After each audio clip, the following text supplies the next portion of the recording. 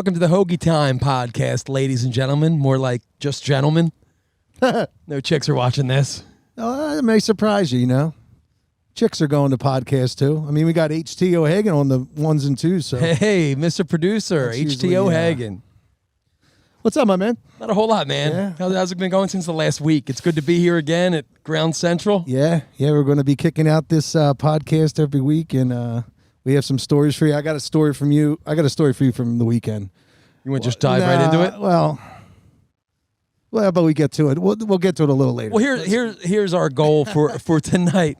We had the pilot episode that was just released, a rough cut. We've got what we're going to try to do tonight is just give you guys some background on who we are if you don't already know us, and we're going to get things moving. We're going to set the table for a lot of great episodes ahead. We're also going to add in, we didn't mention before, we're going to add in a song at the end of each one. We might not do that tonight for our initial introduction, but you can expect that in the future. Hef and I playing a song together, whether it be an original or a cover we really like. That'll be a segment to the pod, so get ready for that. Yeah, buckle up. So it's going to be real sexy. All right, so let's start with you, Hef Dog. Give us a little introduction. Say somebody's not from Delaware County, doesn't know you already. Take us through it, man. Take us through where you're from. How did it all start with you? I'm the fucking American dream is who the fuck I am. Let's just dive right in.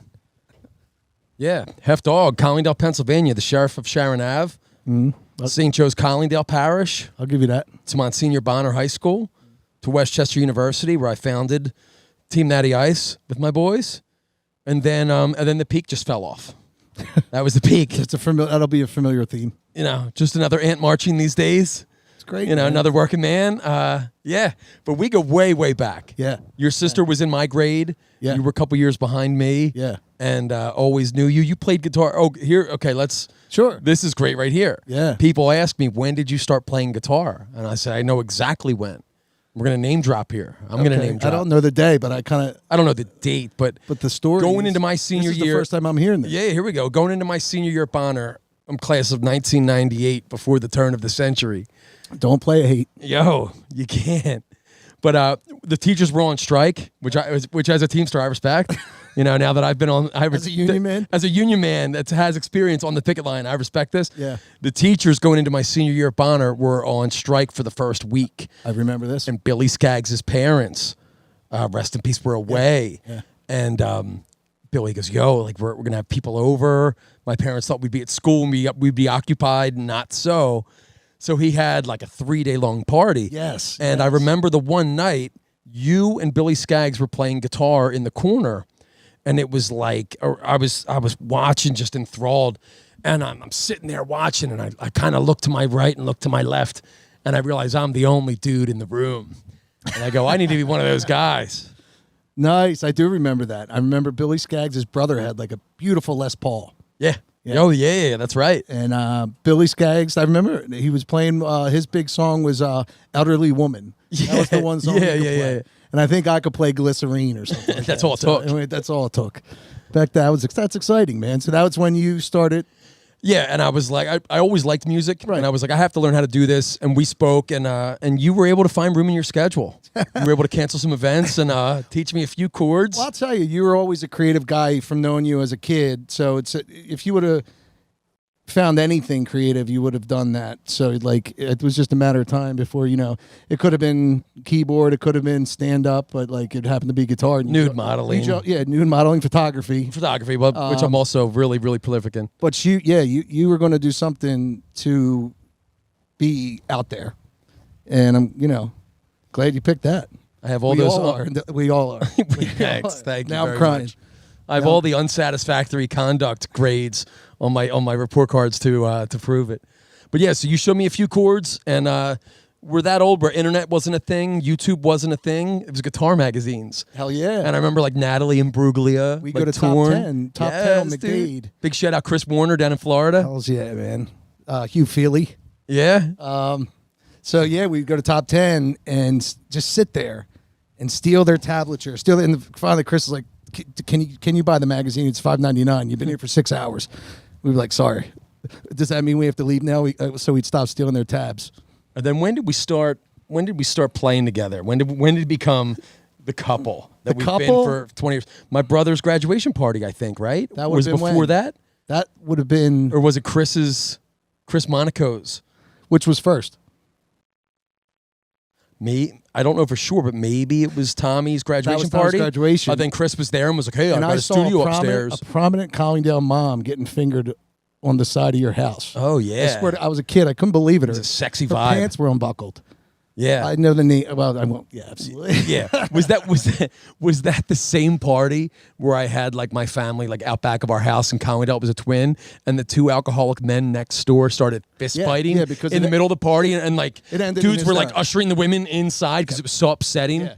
People But were it like, was- "We're already taking a chance coming to this Collingdale But it town." felt so normal, like growing up from my family, that it was just the way Saturdays ended. Yeah, You know, so Yeah. it was like the party. I remember it. It was like, oh God, everyone was scared, kind of ushering the children. I lived a couple blocks away. We grew up 2-3 blocks away. yeah, yeah. So, yeah, that's I'd say we first started playing there. But I started. Well, I guess I started in about 8th grade. So I guess I was about 4 years later. Uh-huh. We kind of hooked up. Yeah. But I started in 8th grade at St. Joe's Collingdale, and there was like 7 or 8 guitar players in my class. Maddie McCann. Maddie's your grade. Yeah. Billy. Oh, okay. Yeah, Billy I was played. just thinking of like that scene. That's more Bonner, right? When That's you guys were in the Bonner. band. Shout out Matt McCann. Yeah, Muskrat Flats. Cool. Shout out Muskrat Flats. Yes. But I started in 8th grade because I was John Lennon. I was obsessed with John Lennon.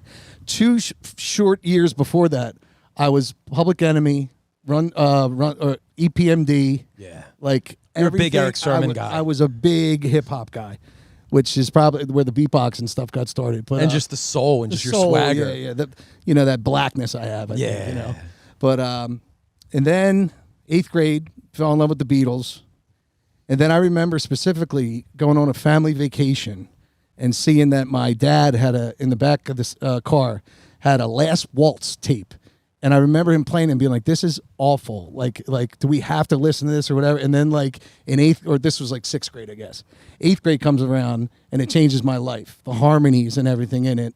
And at that point, I just got into like going to see some theater and shows like that and getting involved in that, getting involved in harmony singing. The band was just it. The band could sing harmony with the 3 most distinct voices I've ever heard. Yeah. So from that point on, I got into that. Got the Bonner, played football, but I grew up playing football. I still think of you as an athlete. As an athlete, yeah. But as soon as I saw Jesus Christ Superstar, which HT you were very involved with my friend Josh O'Hagan, he took me to see Jesus Christ Superstar. And from that point on, I started, football was just something I wasn't interested in. I would play it, to make my dad happy. But it became much more about bisexuality. It became more that I was bi.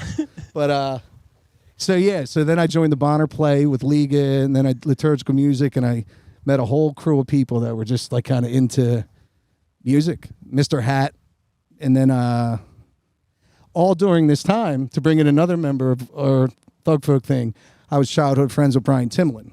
And Brian could play the drums at like 10 years old, 10 years old. Shout out BT. He was a prodigy. He's always been a talented guy. And he was a guy who could play drums. So when I was just learning, he was playing like a madman. So I had to keep up with him. So all the while I'm playing with, Brian and kind of honing my skills, my chops and all that, and doing some side bands in high school. Then we get together right after high school. And then we have the background with Brian. Yeah. Pat Smith played with us in high school. He was another guy I played guitar with at shows. And his connection, you had the earlier connection And with there was him, a secondary connection. But it was my brother Tommy was at Westchester, and he was like this guy down the hall. Pat Smith already is from Drexel Hill, and he's like, the Jay-Z Unplugged album was very big because it was the first time you're listening to all of his hits played by a live band, Right. and that was very eye-opening. Like, whoa, you can do hip-hop type stuff with live instrumentation, and no one was Right. doing that. Right. And we were able to take our street smartness, of course. You know how it is. It was absolutely. From Collingdale. I think it helped mold that band. Thug Folk is what we're talking about, our original band. We started that when I was 19. You were 21, I guess. Yeah. Maybe 18, 20. But I think that you met up with Pat in that dorm room in Westchester that day, and the background from Gilchrist, our band that Pat played in with me and Brian, it was like, yeah, there's already familiarity there. Like, and you run into him. We wouldn't have had him back if you didn't that day. Yeah. So it was like that, and then boom, from that point on, we went on a little run. Yeah. And we're still getting gigs to it from this day. I think we've proven ourselves as solo guys since, but that's what started the solo thing. Yeah. So our band absolutely. Thug Folk, and we had we came out with a record in 2003 called Splendid Mistake. Check it out. No big deal. Check it out anywhere you stream music. I mean, it's out there. Hits like McDade Boulevard, Home. I mean, it's no big deal, but it's out there if you want to check it out. But we had a few great years. We had a really nice run. Yeah. This is pre-social media too, so it wasn't like you could just stalk people on Facebook or whatever and know what everyone's up to. Right. You knew that in order to catch up with people, in order to chase chicks, in order to see your buds, you had to go where the party was on a Friday or Saturday night. Right. And our gigs became that party, so it was kind of like the central meeting point. And it was the precipice of Good like word. that piano rock. It was right when Coldplay and The Fray and Ben Folds 5, and it was when the people, it was right at the beginning of when people were hearing piano and rock music, and we had the baddest piano player in the land. You know, there's other guys that played, but nobody looked like Pat playing. You know what I mean? Same thing with Brian. Nobody looked like him playing. Yeah. Nobody had fucking nervous breakdown freakouts. You know, playing the drums. People loved it. Yeah, and it was dangerous. I would get mad because like sticks would go flying at me, and like me and Brian always had a tumultuous. We loved each other like brothers, but we fought. But he would be throwing shit and all that, and everybody's like, "Yo, dude, that was the best part of the show." And it took me like years later to realize that was the fucking show right there. It took us years later to realize a few things, and I'm sure on one of these episodes we'll have all the guys here. Ah, sure, definitely. We're gonna have. We'll go through everything. Yo, big shout out to John Gallagher too. Johnny Jersey G. John Gallagher on bass. I think when he came, we became a real band. Yeah, Yeah, we became real. We were 4 kids playing instrument and just having our friends. When he came, we became a band that could write originals and do things legit. Yeah. So and we have that video that emerged after years that's on YouTube now, Thug Folk Live at Bootleggers. So check that out if you're so inclined. But that's a really good representation, I think, of how mediocre we became. Right. And you two trolling each other on Facebook over the years when you were doing across the street gigs like down in Sea Isle or something was hilarious. Yeah. Well, we always kept our relationship all the way through. You know, we always played gigs together. Always. And I still get it to this day. I still get it to this day. Oh, Barkley's playing down the street. Oh, like competition. Dude, I talk to him every day. It's my man. Yeah. No competition. We don't even talk about music. Most of it's fashion. Fashion, visual artistry. Religion. Yeah. Finance. Finance, yeah. And how they're going. How awful they're going. I have strategies, and maybe on the Patreon I'll discuss my financial strategies. Yeah. So, yeah, that's where we kind of started. You know, we kind of started as 2 guys in the neighborhood growing up together, 2 years apart, but lived closely, and started our musical journeys differently at a different time, but kind of came together at about 20 years old, I'd say. And then kind of in the shadow of 9/11. I believe it was born in the shadow of 9/11. Yeah. I think it was Thanksgiving break 2001. We were so patriotic back then too. Yeah. Like if anybody would have stepped to President Bush, I would have shot him. Before the internet. Before the internet exposed Yeah, exactly. the puppeteering. Yeah, exactly. Then 5 years later I'm fucking like growing like olives in my backyard and telling people to like piss on the flag. Just kidding. I didn't mean that. No, we don't piss on the flag. No. Yo, shout out to first responders everywhere. Absolutely. But yeah, before I became a flaming liberal. Yo, shout out to first responders everywhere. Don't piss on flags. You piss on flags, you got a problem with Hoagie Time. And that's just the way it is. So how was your weekend, Mike? Ah, my weekend. Jesus Christ. All right. I wasn't going to talk about this, but I had a fucking weekend. Really? Fuck. Does this couch have a seatbelt I could use? So, like, I'm talking to this girl, right? You know, she's fucking a friend. She's totally cool chick, you know. But, like, you know, back and forth flirting a little bit for a couple weeks. I go to Brewski's, right? And a waitress there challenges me to a foot race. And, you know, I'm a big guy, but I'm an ex-athlete. So, What a foolish girl. I said, are you fucking kidding me? Kim. I love Kim. Shout out Kim. But she's like, Shocking. I'll kill you in a race. She's 20. She's a young girl, 25. I'm like, no. I'm like, I'll smoke you. So I'm like, all right, let's go outside. She hasn't seen the tape. Exactly. And I say, let's go outside right now. I'm like, next to the Wawa, there's a 20-yard drag. Let's go. 2 waitresses come out. Chris's on the video. Good. I got 2 videos going, and we, 1, 2, 3, go. Smoker. I start running backwards the last half, you know. So I'm moving like a big guy moves, but a big guy that used to play. You know what I mean? Yeah. You know, Poised. Form. I go back in. The bar's fucking cheering. If they could have held me, they'd put me on their shoulders. Like everybody was proud. So I start drinking shots. And I think obviously it's naturally it's funny. I should have beat this girl in a race anyway. But winning a race does something to a man. I was different. I was really proud of I felt good looking. Like I felt like hot. Like I went into a bathroom. I put like water in my hair. I'm like, dude, I'm back. You know, I'm like, so I have a couple more shots. And I talking to this girl. She's like, yeah, come up to Vola. I'm like, it's happening. This is on. I'm like, I just won a race. I look great. She must love sprinters. I'm like, she smells the fucking, what's the opposite of estrogen? Testosterone. That's how much I don't have. But I'm thinking I got all this testosterone. I'm like, dude, I'm going. It's happening. Is she asking you about me and stuff? How often we talk? I'm not sure. She's trying to okay. But this is where it goes. So I go there. Like I said, great. She's a friend. So I'm kind of bombed at this point. But I'm at Tavola and I'm noticing like the whole bar's like staring. Like I'm like, all right, I'm definitely not the only dude that's here for this chick.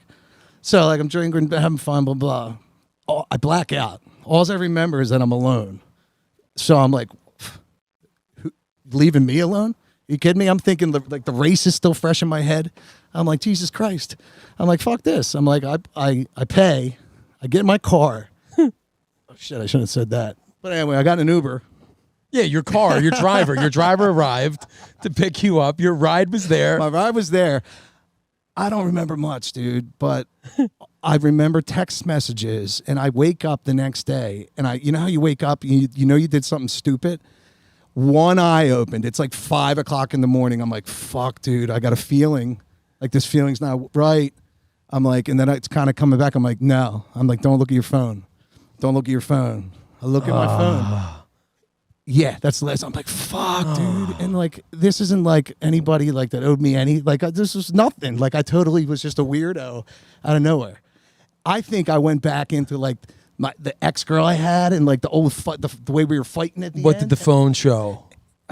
Dude, to this day, the next 2 days, like, anyway, apologize to her. She's cool shit. Great friend. To this day, I haven't looked at the text because I'm so fucking mortified. But I will right now, and I'll read it. But I've had 2 or 3 friends say to me, like, they'll look at me halfway through, like, oh, dude.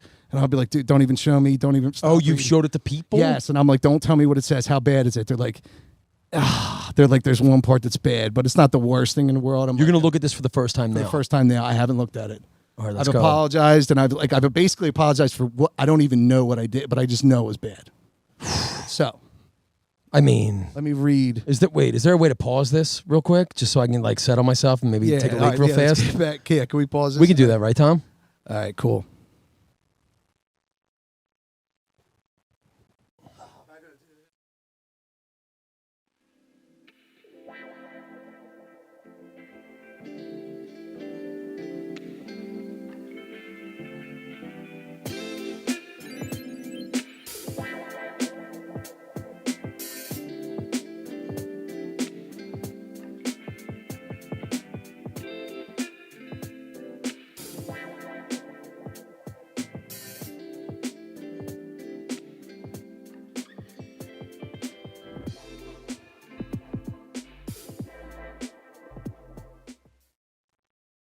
And we're back. Okay, yeah. The magic of pausing. Yo, real quick, shout out to our friends at 2SP Brewing. Sipping on some Pony Boy Light Lager tonight. Good Aston, stuff. Pennsylvania, Delco's own. Really good. And also Sig Hoagie Shop for our hoagies that are... delicious. It's always Hoagie time when the camera goes on here. Absolutely, yeah. All right, Mike, so... oh, shit. All right, so I didn't read it yet. I know it's a disaster. Juicy. But, all right. Jeez. Great girl. Great girl. So I feel really bad about this, but like obviously, like I'm a fucking maniac. This is not us laughing at the girl. No, nothing. no, this no, is just. She's a superstar. Like Yeah, yeah. I was a fucking weirdo, but like it wasn't even her. It wasn't like I had like this was like I just totally fucking went back somewhere or something because like like we're cool and everything, but we don't date or anything like that. There's no like. No, I went obligation. I went 22. I'm fucked up on Soco and Lime, and I'm gonna fucking Wow. I'm gonna let her know who the fuck I am. All right, let's hear it. So, all right, this is a little. Ooh. My heart's beating. My heart's beating fast because this is embarrassing. All right, this is Friday night at Tavola. What's the timestamp? All right. Okay. This is my first time reading it. I glanced at it with one eye at 5 a.m. I just shut it off. All right. Oh, man. Episode 1, kids. Let's go. This is 11:12 p.m. Oh. Seriously, fuck you. Starts out with seriously, fuck you. Seriously, fuck you? Like, wow. Out of From the gate- jump? From jump. No, like, I get a wow, okay. And then I said, name. Oh, this is horrible. I didn't read. Oh, this is cringy. Name. I liked you. I thought about you, but I don't play games. If that's what it was, you should have just told me. Oh. And then She's like, dude, I just wanted to grab a beer. dude, that's all it was. Like, and then I did nothing wrong. You left. I'm not sure what you're mad at. Dude, I'm mad at that. Dude, how much time you got? I excused myself and said I had to go to the bathroom. I came back 3 minutes later. You were gone. But you told me to go fuck myself. So then I give a cool, have fun.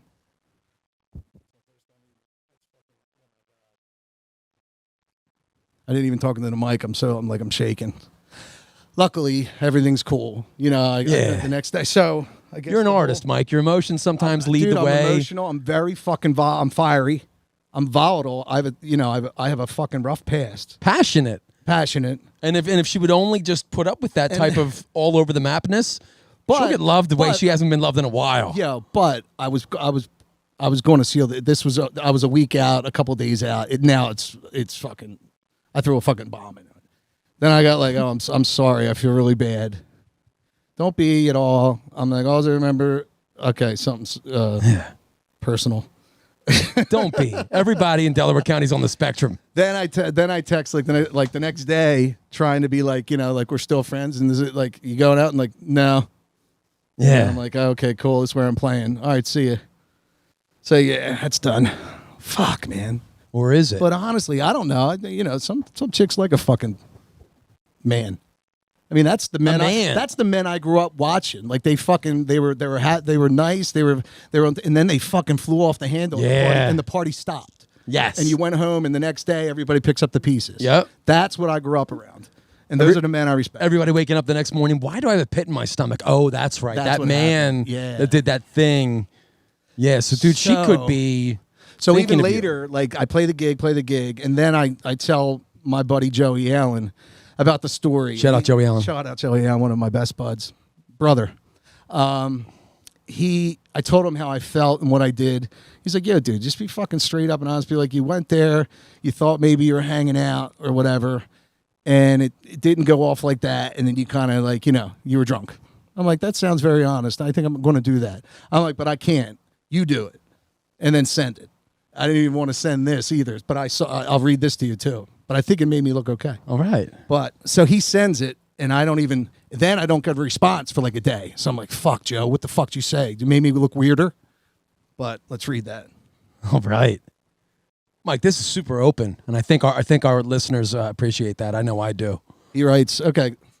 All right. Hey, full disclosure. I am sorry, very weird night. I apologize. I left Brewski's having some shots with my buddy Critter to hang out with you at Tavola's. Didn't know you had friends there as well.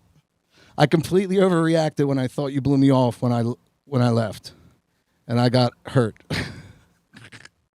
I thought we were going to hang. My bad. Hopefully we can have a do-over and see where it goes.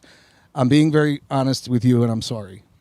And then she gave a very nice, honest answer. Yeah. Never said she wanted to give me do it, but I kind of get that. Yeah, I mean, But that was Friday night. So the rest of the weekend was like, and I had gigs this weekend, so I'm playing at Saxers in Springfield Saturday and Sunday. The whole time I'm like, oh man. I'm like, where'd that come from? But knowing me, like I bottle a lot of things up, and that could have been something like from a year ago with somebody totally different that I just like it. Maybe I felt like something again, like something, a feeling, and it brought me back to a place. But this is where I tie in the race again. I haven't won a race in a while. Yeah. So earlier that day, I'm blazing the video. We'll show the video. I win by a lot, and I'm wearing Sperry's and tight jeans. You're wearing nice, fashionable shoes as well. These aren't. No, they're Sperry's, and I win the race. So honestly, expensive. After that, and I had shots, and I really, really felt like I was something. And I didn't, I wanted everybody to think that, I guess. You know what? Maybe it's on her for not realizing that. Maybe you weren't wrong, Mike. A little bit of me thinks that. Or was it your Will Smith moment of the year?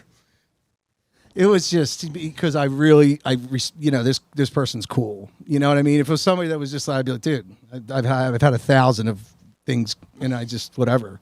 But it's a cool person, a friend. Yeah. So, well, you live and you learn. You look great. It's a learning I experience. look great, so. Exactly. It's a learning experience. Yeah. I don't know what I'm going to learn from it. I'll probably do it again. If I learned from my mistakes, I would be king of the world right now. Oh my God. Keep repeating them. I almost crashed my car twice this week. This going to week? work. Yeah, man, 2 days in a row. Your driving record's not flawless. I've crashed 20 cars. 20? Absolutely, yeah. My old man was, great dad. You know my dad. Yeah. All the kids had their own cars and shit. An ace. Shout out Joe Barkley. Joe Bark, he's a Shout big out. podcast guy too. Yeah, we'll have more. Yeah. I'll sign off on that. All of us had cars. We had cool cars too, Volvos, like old Volvos. Yeah. Cars with a lot of character, classics. European design. Europeans, we had Peugeots, all types of shit. European. Nissans. And I crashed 7 or 8 of them. Whoa. Yeah, dude. Every time it became a thing, the car I had was gone. Every time I drive it, so Disposable automobiles. disposable, man. I just so a lot of accidents, that's for sure. Hey, but you live and you learn. But yeah, I'm driving on City Line Avenue every day, so I'm 2 times this week I'm screech and just stop right before. And I realized I got to calm down. I can't have all this thing. Like I'm glad I got that off my chest, actually, that story, because it was like creeping in my mind and all that stuff. What's wrong with me? It's cleansing, Mike. It's cleansing now, but I got to realize, take it easy, man. Listen to something soft, Just don't freak out and get in a car accident again, because my mind can go 1,000 places. Yeah. Like yours. Yeah. So. That's what keeps things interesting for me. Yeah. So yeah, that was the weekend. Anything going on in your weekend? What was my weekend like? Yeah, I'm at Barnaby's Havertown every Sunday afternoon. Shout out Barnaby's Havertown. I'm on the deck there with my man Rob Carroll on saxophone. Has been coming through pretty steadily, and we've been cranking out the hits. It's been pretty good.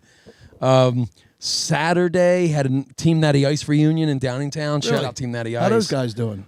Those guys were big. Those guys were very influential. About the time when Thug Folk was around. They were right huge. before at Westchester University. Our boy Jay Barr. Yep, Jay's a great guy. TeamNattyIce.com was a website before YouTube was a thing. There was 5 websites, and we would just Monday morning we would post a bunch of stories about our weekend, and people from all around the world would check in on Monday, Tuesday morning. I remember that. And just read about what we did and whatever, and we'd post pictures and whatever. We sponsored a deck hockey team in Massachusetts. They reached out and were like, hey, we love your website.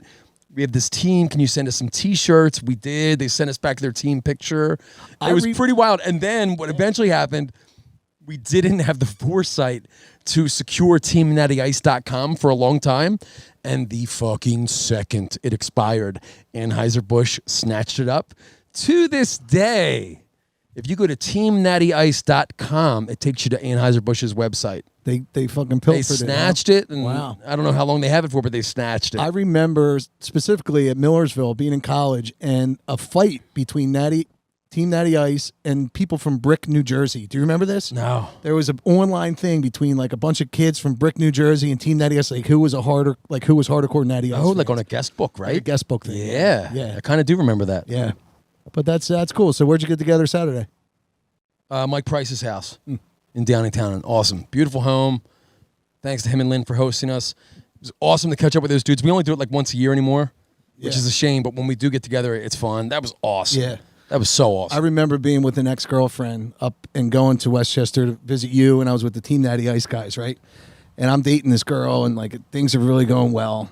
And we have a great night. We hang out there. We go somewhere in Westchester. We're driving home the next day from Westchester, your Team Natty Ice house. We stop and get fries, or like, burger and fries from Chad's Ford Tavern or something like that. The fries come out, right? And I put ketchup all over them. Like I just get the ketchup, one of those old school red bottles that you squeeze. And she looks at me, she's like, I can't believe you just did that. And I'm like, what are you talking about? She's like, that was so inconsiderate. Like, you didn't ask me if I liked ketchup on my fries. I'm like, I'll just get you another order of fries. I'm sorry. She never talked to me again. I dropped her off. Yeah. So when I think of Team Natty Guys, I think of her and that story. Well, yeah. If we're going to frame this in a positive way, Mike. Which, like, I'm glad you do. Team Natty Ice helps you cut through all the bullshit and just let people be people. So rather than be hard on myself, tiptoeing around things for a while, you guys figured it out right then and there. That's probably Team why Natty Ice gave you guys time of your life back. And that's probably why I acted that way on Friday. Probably. Most likely. Oh, that's great.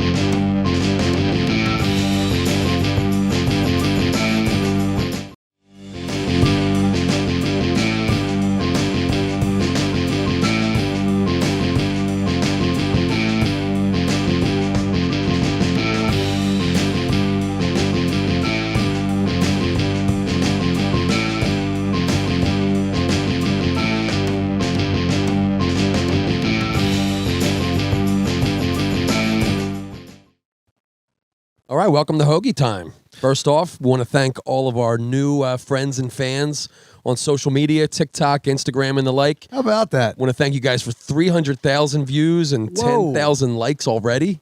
Damn. We're just getting started, kids. I didn't even know that many people existed.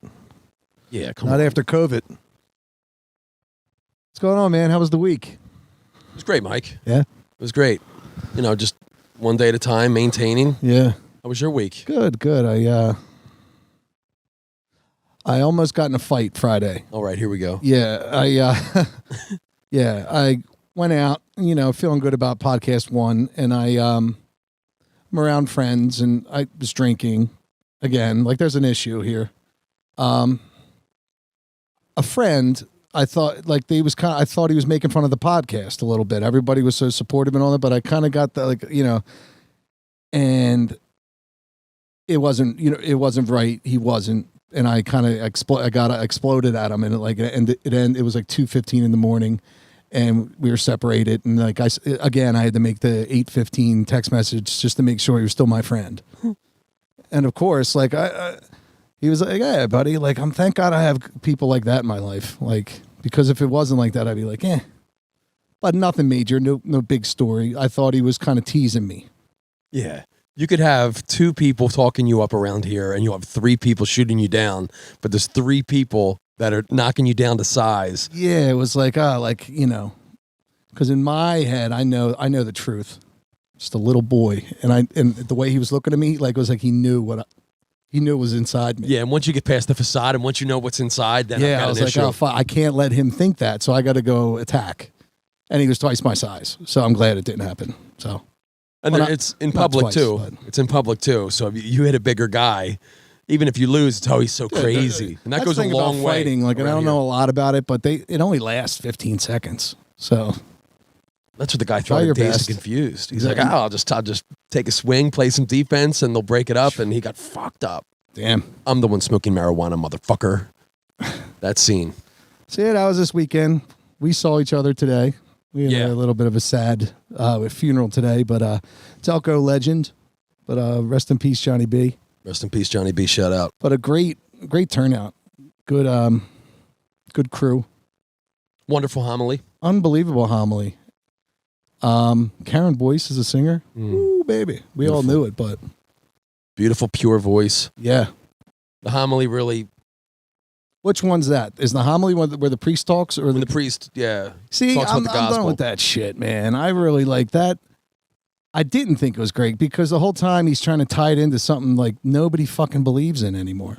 I completely zoned out for the entirety of it. And I feel I'm bad just saying for it's the guy. great just so I seem engaged. No, I was engaged. I tried, I but the zoned whole out. time he's trying to up his numbers for next Sunday, and they don't know the person, so it's like, Maybe he does. yeah, well, But I love how they're like, in that reading, yeah, what I exactly. think, like, come on, it don't dude, tie shut together. up. The book was written 2,000 years ago. Like, if you want to guide your life off of something, like, God bless you. If it makes you a better person, but gearing it to like what was written, like, I don't even understand it. Stop acting like you know what's up when it comes to that stuff and just start everything off with, I'm just bullshitting here, but Yeah. then talk about it. And like I said to you during Mass, because we were talking, they got to knock out that kneeling part. It literally We knocked it out. Yeah, we did. We didn't kneel. Like when they do that kneel thing in the middle, fuck that. So I sit, and that's what really doesn't want. I don't want to be around. When he churches said, anymore. please kneel, in my head, I say, I kneel for no man. And I Even sat Jesus right Christ. back. Yeah. Just the way it was. Yeah. Then you didn't kneel first. You sat, so I was like, great, I've got to pass. I'm not going to be the only one. Well, we were the back row too, so The very back row. it was good. You know where to find us. Yeah, it was good to see everybody there, and rest in peace. Good man. Did a lot for me with the music and the gigs and stuff like that. Speaking of gigs, we're gonna do a little shout out. This weekend, I'm at Saxers in Springfield on Saturday, 7 to 11. So if anybody wants to come out, that's where I'll be playing guitar. No Sperry's this weekend, unless I'm racing, which is always an opportunity, always a chance, right? Especially these days when word's out that you've got the fleet-footed Mike Barkley and you're going to have takers looking to take the crown. Right. You're going to have competition coming up. Probably, yeah. But I got to pick my opponents. I've got a few gigs coming up this weekend. I've got a 3-day run. I'm at Barnaby's in Westchester from 5 to 8 on Friday. Saturday, I'm at the Feigning Goat in Glen Olden from 5 to 8. And then Sunday, back at Barnaby's Havertown from 3 to 6:30-ish. And Rob Carroll coming through again on saxophone this week. So it's been a lot of fun. Oh, yeah. I just had a thought, and it has nothing to do with anything that happened today. But say your buddy dies. How long do you wait if they have a girlfriend? Like, does it depend on how they die? Because I think so. Like, if it's like cancer or like drugs, I think you can right away.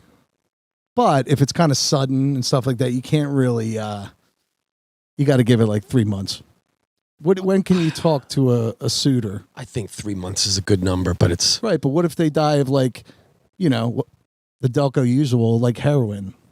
Then I think you could scoop right in and be like, Right, I'm because stable. she's already I'm not been, like that. she's already been mad at him for a while, Yeah. Are you tired of this roller coaster lifestyle? Exactly. You can sneak right in and be like, oh, heroin, huh? I got a job. Yeah, heroin, huh? Yeah. Yeah. Ready to be done with that loser shit? Yeah, the Delco usual. So yeah, working, coming home from work tonight actually before this pod. I was proud of you. Yeah, man. HT got here first. I got here second, and then we heard you coming up the steps. I know. It was like, Daddy's home. Daddy is home. Put the beer on ice and the children to bed. No kids, actually. I don't know how I lasted this long without kids. Well, Mike, we have a special surprise for you. Send in the boy. Michael. Oh, man. Miguel. I remember when I was like 22. This is a crazy story, dude. I was going fast, right? I had a girlfriend. She was my first girlfriend. And I was like, I was quick. So I was like, all right, I want to be a better lover. Fast driver? No, I was fast in the sack. Oh. So I was like, I want to be a better lover. So, Don't we all? yeah, I mean, I thought like my heart was in the right place. But so I'm bookieing at the time, and I have I have more money than a 21 or 22 or 23, whatever I am, should have. So I have like 1,600 or like just extra money laying around. I'm listening to 610 WIP, which is the Philly sports station at the time. and there's a commercial for this Boston Medical Group, and I'm like 22, and I'm Sounds thinking, reputable. Yeah, I mean it's on 610 WIP. So I thought like, oh wow, it said you can solve all your premature ejaculation, all these, I'm like, holy shit, I'm like, this is for me. So I'm like, I got all this money. I'm like, I can't spend it on anything because I don't have a real job. I'm playing in a band. So I make an appointment and I go down to Center City, right? And like, I remember it was right by like City Hall, big giant high rise, going to like the 6th floor. And I got to meet with the doctor, and then I got to go in a room, and he's got to like test it. He's like, you got to give yourself an erection. I'm like, oh my God, like, what am I doing here? Finally, I'm like, just Don't worry about it. I prepared a special dance for you. I go in there, I tell him what's happening. Give me a pill. I'll take it. I'll snort it. I'll do whatever the hell you want. Anything to stop, this. Take this pill. Do you have anything to crush it up with? Yo, here's a glass of water. I would have absolutely done that. But I end up saying, okay, he's like, if you pay $1,000 today and then $600 next week or whatever, we'll get you this stuff and everything will be fine. So he's a doctor and I trust him because I'm young. And I said, fine, here's the check and all that. The next week to my parents' house, I'm still living there. I get a delivery, a box, right? It's 40 syringes and this fucking like canter of like this liquid, right? So I'm like, oh my God. I'm like, this is crazy. I don't want to do this. You had to inject yourself before the act. And you had to know how to do that stuff with a syringe. I had no idea. As if stopping to put a balloon on your dick wasn't weird enough. And let me just swing my legs over and just don't worry about this syringe right now. It was wild. And I was like, okay, if this is what it takes, I'm young, I can get this taken care of.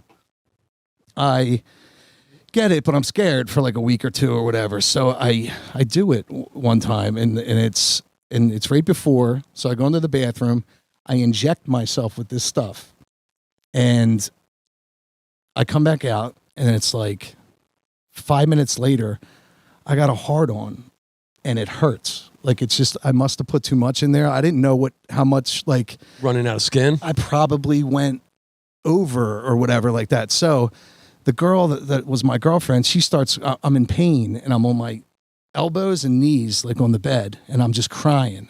And she's like, oh my God, I never wanted you to do that anyway. I never said anything. What? I said, You're crying. I'm crying. It's 3 a.m. The stiffy was so intense. It was so intense. It didn't go away till 6 a.m. From 3 to 6 about, in the morning. Yeah, till 3 or 4 a.m. I'm crying on my bed in a fetal position. Then I go into the shower because it was the only place that I thought could fix it and like get it to go down. I left the water on for 2 hours in there, and then finally at 6 a.m., like luckily, like no one in the house woke up. Like, what are you doing in the shower from 4 to 6? Finally at 6 a.m. it goes down. Fuck this. Never using that shit again. Like, I don't care. Like, I found Jameson later, and that fixed the problem. But like later on, it was like a week later, right? We're playing our old band Thug Folk. Mike and I were in a band together. I think you guys know that. Where were we performing at? We were at the Red Lantern. And it's like midnight. We get done early for some reason, and I get a call from my parent or my dad saying, you need to come home right now. No explanation. Just like you need to get home. That's heavy because that could be. Yeah, I was like, holy shit, like what's going on? Blah blah blah. I get home. I'm with the girlfriend there. She stays. I'm like, something's important. I go home. They're sitting in the living room, and they said, we found your speed downstairs. I'm like, I'm like looking. I'm like, and I'm hearing them talking. They're concerned on their face, and I'm like, Mom, can you go upstairs? This is something I'd like to talk to Dad about. Like, this is something I can explain. My mom was a nurse, so she saw what was down there, got her nurse book to read it up. It was speed. So basically the medicine was injecting speed. So this Boston Medical Group might not have been as reputable. It could be still around. They certainly weren't aware that you could just take a pill. They're like, here, inject your dick with this. Like, yo, there's other ways. It was early medicine. It was like so I hear. It was primitive. So I get there, get her out of there. I'm like, Dad, I'm like, listen, I'm like, this is, I don't know if you ever heard of this, but it was on WIP, and it's something to stop, like, going early. I got a girlfriend now, and, I get a little excited. and he was like it took him like a second or whatever. Then he's like, all right, what, fine, whatever. Like, and then I talked to at first, they're like, no, like there's needles down there. You're injecting yourself like or something with that. I'm like, no, absolutely not. I'm not doing that. I wouldn't do that. I'm like, I didn't even want to take it. I'm like, I took it once and I had a very, very adverse reaction to it. And it fucked me up. And like, finally it was all cool. But, that was the end of it. We threw him out. I remember the next day, like taking him out to the trash. It was like a family affair. Like my needles, there was like 39 needles and this little tube of liquid. And we took him out. We said goodbye to that. And I learned to handle the problem in other ways, I guess, But yeah. Were you able to complete your attempt while on that medicine? I mean, even completion didn't. Absolutely. I didn't forgot bring the about boner it. down? I forgot about it. I just. So it became like this is a medical emergency. The mood is not there anymore. It was. I think I just kind of worked my way out of it. I was so young. I was like 21, 22. It was just that was natural. And then when I got older, it was just it only got a little bit better, but it got a little better. So I didn't really care. But yeah, that reminded me of that. So that's pretty wild. That's awesome. When you just said that you got the phone call, your dad's like, to come home, and like getting phone calls like that's the worst. And he's a stern man. So like, it could have been anything. That gave me a flashback of a story I have. Give it to me, baby. I think it was 2003-ish. I believe it was like 4th of July weekend. We had a gig in Wildwood, New Jersey that night, and I think I was in Sea Isle or one of the other shore towns. And I'm driving from Sea Isle south to Wildwood to meet up with you and the boys to play that night. And I get a phone call, and it's my mother. Rest in peace. Shout out, Mom. Hell yeah. And I pick up the phone, and she is bawling, crying, and she just is screaming, "He's dead. He's dead. He died." Holy shit. Who was it? Immediately. I mean, I've got a father, I've got a brother. I immediately start crying, "Who's dead, Mom? Who's dead?" I pull over, "Who's dead, Jesus? He's dead, he's dead." It's fucking so dramatic, dude. And I'm like, Mom, who is it? Is it Tom? Is it Dad? She goes, "It's Barry." Who the fuck's Barry? I go, "What?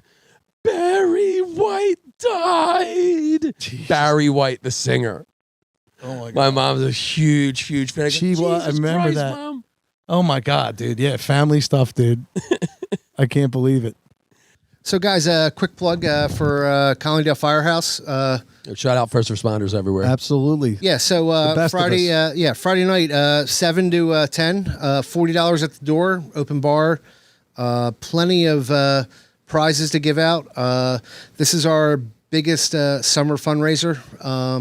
So come on out and enjoy us. Awesome. What, for the fire company? Correct, yeah. Where's this like happening at? It's at Stinger's, Sea Cane, 929 Providence Road. Okay. Not the waterfront in Swarthmore, on Swarthmore Avenue in Ridley Township, but in Sea Cane. Gotcha. So. How is the Cop B team doing? All right. The Cop B team. Jeez. Oh, yeah. I love the Cop B team. Nah, they're always out there. I see them out there, and they got their crew.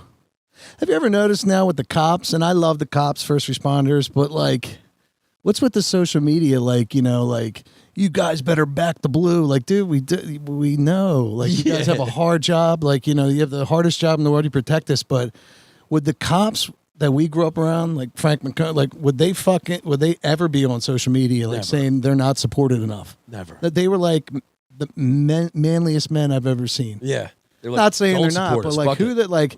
I don't know. When I see these like flags with the blue in the middle, I'm like, you're kind of separating yourself from. You're kind of just dividing. I mean, like the American flag is beautiful the way it is. You don't need a big blue thing in there to show that you're pissed off, right, about not being supported. Yeah. Or like the signs like "We support our police." Yeah, I mean, of course, everyone supports the police. We didn't have to cops back then, like Frank McCone, those guys. Like, even if you're pissed off at them, you support the idea of police. But you could say that these guys over here are being assholes. No one just is wiping away the idea of police. It was a different era. It was back, like the 80s or something, where well, Frank McCone saved my life twice. Shout out Frank McCone. Of course he did. Yeah. He just patrolled saving lives. That's so what they Chris did. Bernard, when I was 5 years old, Shout out Shakes Bernard. yeah, the Bernard family, great family friends. But when I was 5 and he was 5, he said, "Tommy, come on over here." When he's across the street, what do With I a think? cigarette bouncing out of his 5-year-old mouth. What happened was I was like, "Hey, Chris, I'm coming." Boom, run over by a car. Holy I have shit. a exposed femur fracture. I'm 5 years old. I'm run over by a Is car. that why you walk with a limp? Yes. I just thought you owned a Delco bar. No. So you had mad soul. Yeah. So run over by a car. Frank McCone said, "F this. We're not waiting for the fire company I belong to's ambulance." He threw me and my dad was 6'3" and huge. Bear. Threw him in the back of a police car, took me to Fitz. Fitz Amputated back your then- arm. Yeah. But no, they treated me, and then I think I ended up at CHOP.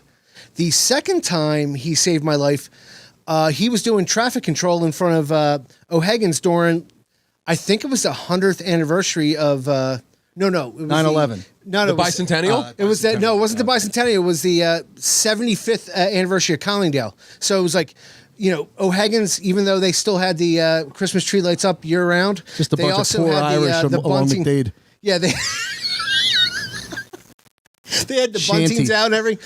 But this car, this guy was basically wrecked, and Frank McCone jumped in front of it and then broke the windshield of the driver's side, put the car in park, and pulled him out of the car. You know Go what to I the love parade. about those guys, like Frank and those guys, back in the day. You're right. There's a party going on, right? Yeah. They might find a little blow, right? Nowadays, they're taking that, they're putting in the evidence, they're flushing out. Back then, those guys called their buddy from high school that knew what to do with it. They love the smell of it. They loved the smell, and they made a little side deal, and they got those drugs back on the street where they belonged. Yeah. You know, the key to the story back then, and the cops don't do it now. And like Napper, you just got to find the friend from high school that knows what to do with it. And let's make a deal. But nowadays that doesn't happen. But back then, like it was all the time. Like they brought it in, or they did it themselves. They were real people. Like it's not going to that. snort itself. Exactly. And if you just leave it in If the that ain't evidence your room, game- then hey, it could be locked away in an evidence room, but a small child could get into that eventually. Get it on the street where it belongs. Get it back into the economy. Let's help this country. Let's get it up the noses of adults. Of adults that want to do what they want to do. Aren't we all libertarians? Right? We don't want to step into anybody's lives.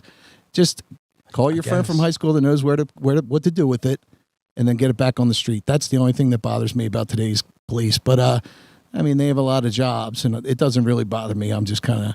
But Shout out first responders. We do support absolutely. our first responders. But stop with the social media stuff. It's unbecoming. Like you're the toughest guys around. Like I don't want to see what you're sad about. You're supposed to be fucking iron. I shouldn't have to go to you for as a tough guy. I should go to the local cop. Yeah, just fishing for likes and hearts on Facebook. Yeah. Stop it. Yeah, It's a whole Get thing to the now. range. Practice your shooting. So like if- do rugged shit. Yeah, so if you're like a chief or whatever and you watch Hoagie Time, that should be the number one rule. Everyone off Facebook, so you can regain your ruggedry. Yeah, that's what I think. Just 80s cops just breaking up teenagers in the cemetery, just tight jeans and It was a different huge ti- It muffs, was a different time. fast dancing to Rick Springfield. But when we were young and they were chasing us around in cemeteries and stuff, that was all fun because it was no harm, no foul. They drop you off at your parents. You'd get grounded for a weekend. I mean, I heard a story today that there's these parties in Collingdale these days where the guy has this house, and maybe it's not just one guy, but people have a house and then they throw it up on social media. Hey, here's my address. Here's the party. And then like 1,000 people show up on a residential street. This Yep. isn't like farmland in central PA. And it happens 2-3 times a month. And it's 2-3 times a month. Yeah, and they can't do anything about it because if they're not breaking a law, they got to wait for the party to happen to wait for a law to be broken. So it's But meanwhile, No there'd be respect for the 4 of neighbor. us in the woods, in the middle of the woods, in the middle of the wilderness, drinking a case of beer in complete silence, complete darkness, and you'd have fucking cops coming out of the woodwork in ghillie suits fucking night vision on. Dogs. Yeah. Meanwhile, you've got a 1,000-person party on Sharon Avenue, Yeah. and they somehow get away with it. They get away with it, man. They found us in John Stauffer's house. Shout out Johnny Stahl. Shout out Johnny Stauffer. But like one You time, guys had legendary parties over there because I remember I Legendary, was dude. 2 years younger, but I remember Jody coming back smelling like fucking blunts and everything. Like, Yeah. it was like 8th grade. I was in 6th or 7th. I'm like, holy shit! What do these we people were do? heavy drinkers at a young age. Yeah. Strictly St. Ides malt liquor. Shout out St. Ides malt Drank liquor. St. If you want to Ides send 2 some or 3 stuff, times. Yeah, like as drunk as I've ever been. dude. I didn't drink a 12. I didn't drink a 12-ounce can of beer or a bottle of beer until I got to high school, which is such a Collingdale thing to say because by the time we get to high school as 14-year-olds, we're a couple years into the scene. Yeah, we're a couple years ahead. But yeah, I mean, we were drinking 240s. It got to the point where drink 140 of St. Ides, and then that became not enough. Like fucking 15-year-old boys, dude. Like we're little kids. Then it came to like, well, I'll do one, but then we'll have a pass around too. For like the 3 or 4 guys that one didn't really scratch the itch anymore. Right. Then we'd pass. Then it came up to 240s. Well, your crew, I learned the Edward 40 hands thing. Yeah. Like you guys are legendary for that. Like, and for whatever reason, you guys are so fucking twisted. You couldn't go to the bathroom either, so you'd have to piss yourselves. Yeah. What was that all about? Just Expression? expression, gamesmanship, competitiveness. Yeah, absolutely. You know, just Yeah, try to so push the envelopes, Mike. Not only could you have that, but yeah, you guys are another level. Well, they wonder why we were drinking so heavy. You couldn't hang out at the playgrounds back then. Like the playgrounds were there for what you couldn't play basketball at night. They'd kick you out of the playground. And you know me, I'm always looking to hoop. Absolutely. And First thing always you're was looking then. to So yeah, hey, we can't play basketball. Let's drink malt liquor in the woods. Yeah, that was a rite of passage where we're from. Drinking in the woods, the cemetery. We would hang out at this place called Westmont Park. Yeah. And we try to I don't know if this is predatory or not. Looking back, it might have been. Try to get girls, trick them, and like tell them like, oh, you know, we lost our keys up in the cemetery. Will you come and find them? Yeah. Today, That was the "May I Have This Dance"? yeah, of that era. of our era, that was let's dance to something after the war. Yeah. That was the 90s version. I dropped my keys in the cemetery. Can you help me find And these them? girls weren't dumb. It was like, they were just. He just asked me to go up into it's the not like- cemetery to find his keys. Yeah, exactly. All 3 of them asked me to come up and find their keys. Exactly. But that was, that was They just, like me. They really like me. yeah, that was then. That was a fun time. It was a fun time, and the parties at Soffers were wild too. Yeah, I but feel like that everybody gets more of a rapped. pass. Everybody had a verse. Everyone had a verse, even Yeah. your sister. My sister had one. Don't be fooled by the pretty face. I'll fuck your dad, kill your mom, and leave without a trace. She said that the Dude, I one heard that, night, I'm like, and we were like, oh, yeah. Shit. Still the hardest line ever. Shout out It Jody is. Barkley. Yeah. Think about that.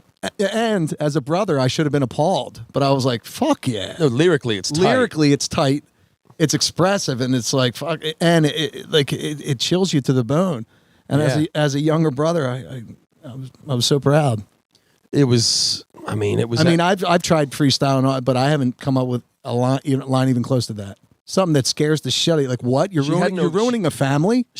yeah, Yeah. There's many layers to that. In 9th grade, she was ready to ruin a family. She's gonna fuck the dad, and I love that. Like she's in the driver's seat. Like she's not getting fucked. She's fucking the dad. Like he's just sitting there. She's the one. Yeah. Fucking him. And then like leave without trace. So there's no close. There's nothing to prove. After the mother was killed. After the mother's Why so she doesn't get just caught. fuck the mother's husband? Why you gotta kill her? No evidence left. And this is a 15-year-old white suburban girl spitting this shit over probably like a Raekwon beat in Stauffer's basement. Wu-Tang. God bless you. God We bless would you, these sister. parties. We would grind. We would just get into grind trains. We called them, and we'd put on like Method Man's. It wasn't even like a mix of music.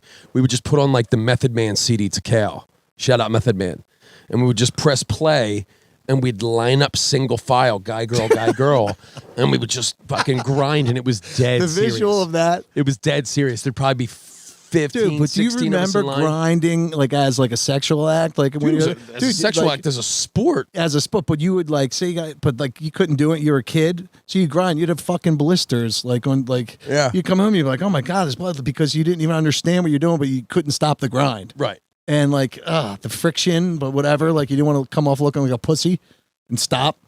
And there's no finish. It's just No, a it's random just you're going grind. until there's blood on both sides. Yeah, but you're kind of enjoying the music, and that was a fire era for Yeah, it hip hop was. too. Yeah, so it was easy to get lost in that shit.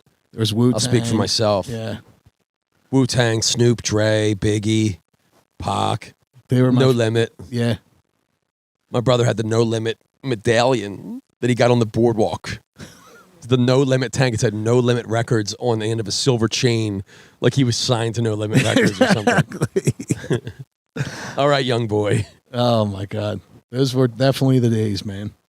The Hoodlums. We had a rap group called the Hoodlums. Best rap verse. Can you please, for our listeners, it's the best rap verse I've ever heard in my life. Do you know it?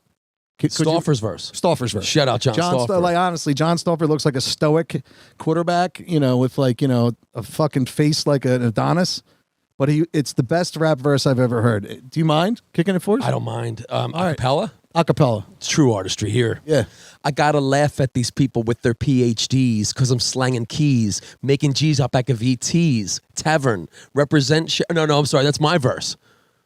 That's fucking hot. Yo, too. dude, yeah, my shit's hot.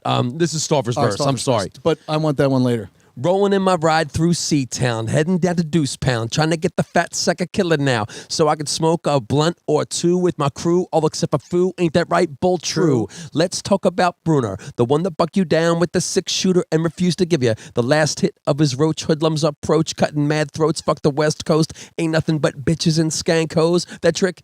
Yeah, she giving blows. Matt C. wearing fat sagging dungarees, slanging making trees on the corner of the pub they call Cookies. Don't let me talk about Heifer, the one that's picking up the hose that left ya. ya. Fuck around, no second thoughts about wetting ya. ya. Never loving ya. Skills at chugging the St. Ides with vodka chaser. Hit me with the taser. I'm gonna blaze a L with bone and dada, cause they gonna run up in any trick that want the dick from the C-Town click or run in the 9 sick for that ass. Quick to dash and flash. We mash any motherfucker in a mask who want to fuck with the composition I'm kicking. Now you wishing you were listening the first time I was dishing the 187 licking, talking to sheep. He's gonna creep and leap and come with a heap of blows, fucking all the foes. It's just how it goes. And when you're in banger clothes, nightmares running through your dome piece, murders on Jackson Ave will never cease. Now Reynolds, Lawton, Spliff, they ain't giving props to the cops. I give props to the Collingdale hoodlums, never breaking a sweat when they shooting them. Now they after me. I don't have a doubt. That's why I gotta pull the trigger. Gotta get out.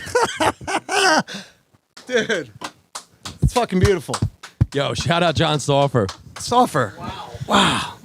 Hey, they thought you could Lyrical only throw mastermind. They thought he could only throw a football 20 yards over the receiver's head. Yeah, former Westchester quarterback, And punter. Bonner quarterback. He was also Eric Doc's ghostwriter. Yeah, man. Yeah. Can you give us your verse real quick? I mean, Which it was one all, was it? the verse that you just started before that. It was fucking hot. I gotta laugh at these people with their PhDs. I'm slanging keys, making G's all back of ETs. Tavern, represent Sharon Sharon Eva. Eva. New fuck your crew, I grab the Philly and spark it. All I know is sandwich you, what is Mike's market? Back in the day, ain't no need to be stressing. 14 buying smokes at any delicatessen. Now so many people want me gone, can't leave my house without armor. Got more pigs working for me than your average farmer. Broad Street and Cherry Street, the best that you had. Bar Shermer Woodland fighting somebody's dad. Down at the trolley stop kicking some rhymes, or at the cop station straight busting Busting lines. Because it's like that. And we were 16. Man, these guys are 16 years old, right? And it's, like that's fucking rap right there, man. It's like lyrically pretty Yeah, good. It's lyrically amazing. St. Ides, yo. Dude, we should have took them and made them Thug Folk originals. Broke them off $20. Shout out real lyricists everywhere. Well, I have a St. Ides story, right? So I drink St. Ides and I'm with another fucking ex-girlfriend. God, I have some fucking relationship problems. So I drink 2 St. Ides 40s, right? And I don't come home. Solid. I don't come home that night, right? So the next day, I go to the house and I know I'm in trouble or whatever. I walk up and she starts having a panic attack, like a nervous breakdown. And she's shaking. I'm like, I'm sorry, like, like nothing, I was just out with my friend, but like she's shaking to a point where it's not, she's upset. She's having a medical incident. Oh, okay. So like, I have trouble with emotion. Like, I don't know if I'm in a fight or somebody loves me or if I should be sad. I get them confused, right? Like a few times. The closest time we ever came to fist fighting, you leaned in to hook up with me at the height of it. Exactly. Like I'll be in a fight, but I think you'll want to kiss or it's sexual. Like I don't know. I don't know the difference. I don't know what the terminology I'm is. animalistic. It's barbaric. I don't know. You're multifaceted, Mike, and it's all fascinating. It's animalistic, but I'm sitting there and I know it's my fault. I did something and she's shaking. Like she can't stop. So I started like rubbing her. Like I'm like, there. Like, what the fuck do you say? Comforting. Yeah. Like there, like that the whole time. And she for a second, I feel like she forgets that she's upset with me, and she's crying so hard on my shoulder that I think like she leans in because she just needs the comfort from somebody. But right away, I think that I'm confusing it. I'm thinking like it's sexually, like I get turned on immediately, right? She's weeping. She's she's fucking shaking and weeping, but I confuse it for like she wants sex. Mm-hmm. So I start like, or maybe you recognize the vulnerability.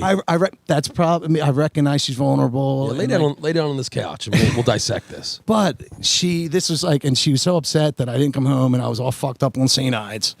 But I'm rubbing her shoulder and all that, and then I kind of like start like rubbing her, and then finally she's like, "What the fuck are you doing?" I'm like, I don't know what the fuck I'm doing. I'm sorry. Like, like I. Where were you going with the? No, I wasn't that, but I was more like, okay, she's, we're gonna handle this the old fashioned way. I fucked up, but we're gonna make love now. Yeah. Like, and we're gonna go on as a family. But I confused my emotions again. She was mad at me still, and I thought, okay, her leaning in to accept my comfort meant that, like, we were both, turned on at the time. So I go to like kind of, and she's like, "What the fuck are you doing?" I'm like, "I have no fucking idea. I'm sorry." And then she runs into the other room, and then I kind of just stayed there petting the dog. Shout out, dogs everywhere. Yeah, man. Maybe in that moment you were like, "There's no words that can." Well, yeah, adequately. But I remember to this day, and it was a while back. But I remember this, like the panic attack being so intense that like I was immediately aroused. Yeah, something about it made me like the fear of it or something. That's why like I get my emotions confused with the fear, the panic, the fight. Like I didn't know if we, like I didn't know what it was, but I just know that I handled it wrong. So like a non-serial killer sees the medical incident happening and responds in a way that's helpful to help that person that's suffering through it. You see the opportunity for a nosedive. Maybe, but like, again, I'm old fashioned. So I thought maybe, we're going to handle my mistake and we're going to go on. We're going to march on and we're going to, we're going to physically fix things. Yeah, we're going to have dinner. We're going to physically fix things and have dinner. But that's not what happened. We're not together anymore.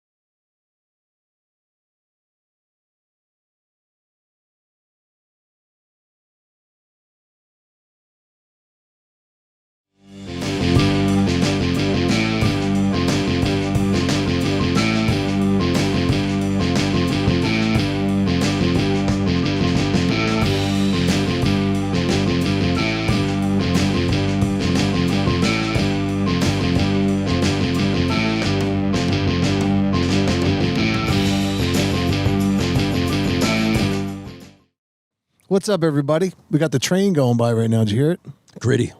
A gritty backdrop. That was the same train. Do you remember, like 20 years ago, that the circus was in town, and they were transporting lions and tigers and shit? And one of the tigers got off and ended up in like Derby. No shit. Yeah, man. It got all the way from where we're at now, and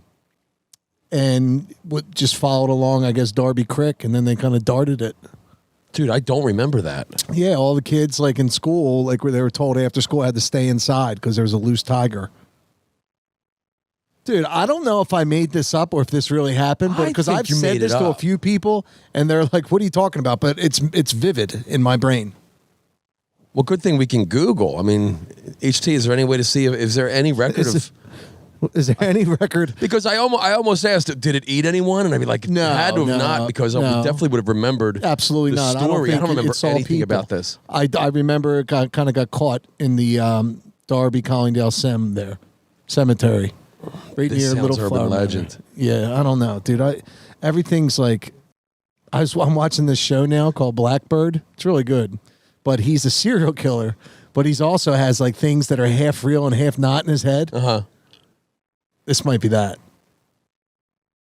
Is it a documentary about that guy that sits on the edge of the bed?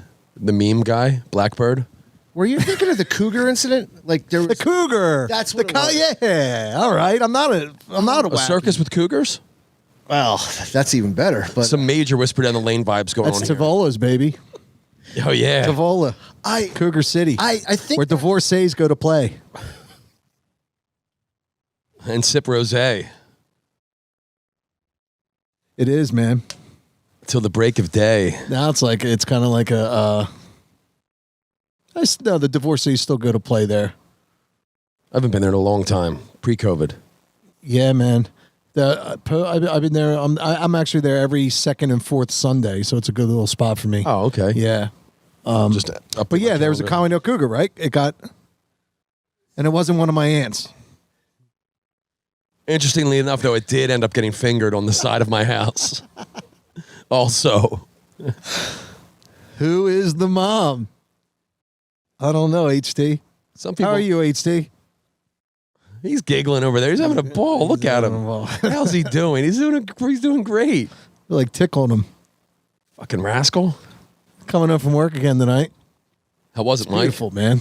Beautiful. Windows down or windows up with AC on? Your windows down. My AC doesn't work. Oh, okay, yeah. So my I windows associate you with especially the last that. couple of weeks, like 99 degrees, it's been horrible.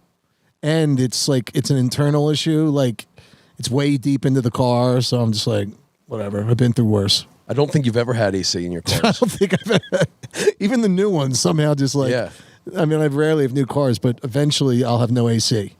Mike, we drive together maybe once a summer. Not this summer, unfortunately, but we normally have had gigs in the past. But are you a shirt off guy? I mean, if this AC doesn't work, and like not when I'm in the car, you keep your shirt on, but when you're alone, I haven't taken my shirt off at all. even in the shower. It's the last thing I take off. Sex, So like it's been on for 20 years now. I don't know if there's ever been a time where I've been comfortable with my shirt off. Couple times when I'm really feeling myself, like a handful of times in the last 20 years, I'll just be like, shirt off. This is it. This is who you got. And then I'll wise up and I'll keep it on. Yeah, I feel like in age, like I just give less of a fuck. Yeah. I clearly haven't had any beach or pool time yet this summer, but I no one hesitates to take my shirt off. Fucking 42-year-old taxpayer father. I've had to act like I don't like the ocean my whole life because of it. I fucking love the ocean. Oh yeah, It's the best I've ever felt in my life. It makes my face feel good. It makes but I have to act like, nah, sorry, I don't want to go. yeah. I'm just gonna If I just wasn't built like a woman, like a big, I'm broad, and I'm also like, side heavy. So I got no, like, I have to act like I don't like the water. I fucking love the water. I would be, in another life, I'd be a surfer or like a guy who rents jet skis. I'm just picturing you splashing around. It's in my the true surf, self. So happy. It's my true self. It's my Dude, true I've never self. seen your true self, and that kind of I haven't saddens me either. a little bit. I haven't either. No, I haven't either, and I know it is. And one of these days, Well, you know what? What a great transition here. We're going to be developing our Patreon real soon, kids. So maybe we'll take money to the beach. Sign up, be a supporter on our Patreon. Coming soon, kids. one will only be audio though. There will be no video. Oh, I beg to differ. All right, fine. Okay, fine. I'll do it. I think that's the draw, pal. All right. Well, then once I'll we have take the my shirt Patreon, off. I'll take my shirt off at the beach on the Patreon. Yeah, we can do all sorts of fun adventures and stuff like that. Fuck yeah. Yeah, man, my shirt's coming right off, and I'm looking at the shot too. This is technologically pretty amazing, but we've got a live shot, a live perspective of the camera angle. So you're right over here. I see that. And I look like I'm melting. I got to get it together. Any personal trainers out there, feel free to reach out to your boys at Hoagie Time or your boy. Hoagie Time Podcast at gmail.com. We're currently accepting any and all free offers, whether it's clothing, whether it's sandwiches. I'm actually about 10 down, and I'm still fat, but that's how out of shape I got. But now that we've started this, I always need something creative to kind of get me going. Once I started with my new, it kicked me out of a little rut, Yeah. I get sad, whenever I get a relationship and then I'm out of it. Like, I'm sad for about 6 to 9 months, and then I'm back. And what you guys seen the race ever since? Like, I've dropped about 8 pounds. And this resurgence has been quite inspirational. Absolutely, yeah. I'm winning stopped foot on the races. streets. There's a major league aura about you. Thanks. Words out. Thanks. You're not taking any bullshit from someone that's not going to someone's going to disrespect the pod. Yeah. Walking around like you got 2 dicks these days, pal. I do. I feel like I have 2 dicks. But it's a great feeling. So I'm just going to go up from here. But really like. So once you go, I mean, I'll speak for myself. Once you lose 10, 15 pounds, that's when it comes back on. I finally figured it out. Now I can let go a little bit. I'm so drastic with it. Like, I'll gain 40, and I know once I start, I got to get down 30 or 40, and then I go back up 40. It's weird. My swings are different. Like, I'll know once I get to 10, I start feeling good, and then if you feel like more attractive, then I'll go down. Like, I know I'll be down 20 or 30 in a couple of months, but it's when I'm at a good spot, and then like I stay for a couple months, then like just one little hiccup, like one little sad thought, boom, I'm eating pizza, I'm eating wings, and I'm comforting. not doing it. It's great, dude. But I mean, my closet, I have sizes I'm from XL to like 3X. Right now I'm 2. I'm 2 now too. Yeah, but some of my 2Xs don't fit that nice. I haven't purchased any 3Xs yet, but oh yeah, I got some big but stuff. I can if it'll make you proud. Yeah. I can beef it up. Yeah. Beefcake. Why don't I go down, you go up? Well, we've talked about this forever, Mike. Yeah, We're always true. at a combined weight of like 250. You and I, and if one goes down a little bit, the other one's blowing up. Yeah. Perfect case scenario, we're both sitting around 275, but then it goes elsewhere. I'm at my best seesaw. around 250, 245. I got down to 225 a couple months ago or a couple years ago, but I look like I had cancer. You were like out at night dressed like Freddie Mercury, feeling yourself on a flamboyant level. Yeah. Now I just wear fucking Phillies jerseys. The fat guy, that's the fat guy wardrobe, jerseys. Someone had a great comment on one of the forums, and they said you should call this podcast Dad Pod, like Dad Bod. I thought that was funny. It was hilarious. I'm just kidding. I don't read Sad, the but comments. hilarious. But I mean, it's not with me and eating and weight gain. It's not beer. It's not alcohol with me. It's always food. Like, I'm not a big, heavy. I drink light beer usually. I mean, I'm a means to an end kind of guy. Like with shots and all that. Like if I want to get to a certain spot, I'll drink heavy. But if not, I won't drink at all. So it's not really, I don't really gain weight through drinking. I just gain through these. Maybe the move this fall, this I'll winter. probably eat both. Maybe the move is just have the glass of whiskey, just sip on it, just work on one or two slowly all night. I do like whiskey. I like Jameson. I don't know if it's a connection with the old country, because More than likely. Because my, where I go back to, but Jameson, it makes me feel a certain way. It gives me a nice Angry? little kick. Yeah, angry. Doesn't Angry, start that strong, way. Strong, angry, fast. unable to take direction, unable to accept authority. I have a major authority problem. What is Big the time. ingredient in whiskey? I mean, it's definitely the alcohol, but like, why whiskey makes everybody fucking Something about brown liquor. I think brown liquor is no good. I don't know what it is. It's just It's such a game of Russian roulette. The right amount of shots is perfect. yeah. What's your drink? You're a craft beer guy, right? I've been, and then you just get to the point where you just get, it's too much. It becomes too much. Like a few years ago, it was all, let's try this beer, let's try that beer. I haven't had this, I haven't had that. I appreciate I appreciate a well-crafted beer. Right. You know, I'll be the first to admit I've got extensive background in the beer sales world and such. Oh yeah, level one yeah, Cicerone. absolutely do. You know, no big deal. You know what I like? I'm a big red wine guy, but Yeah. like my last relationship, we drank it all the time. Like it was very settling and soothing at home. It's sexy. Just to work on a red wine. It's sexy too. You know. Sophisticated. Yeah, you get a little giddy, silly. You know, you start tickling. But I would drink that and I enjoyed it. But some nights I would drink a couple bottles. Yeah. It goes down. I have a scar on my nose. Right. From I don't know what happened, but I had like 4 bottles of wine or something, and I ended up going out in the backyard where the dog was because it was cold. It was winter, and the dog didn't come in or something.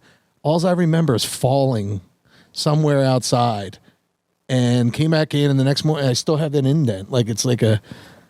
I don't remember what happened, but there's a big scar on my nose. Did it bruise? Did it bleed? It scabbed. It just scabbed immediately. Immediate It wasn't scab. like blood. Yeah, it was And just a permanent indent. permanent indent. And it reminds me, like, I don't black out often, but that was scary. I'm no doctor, but that's AIDS, Mike. That's AIDS.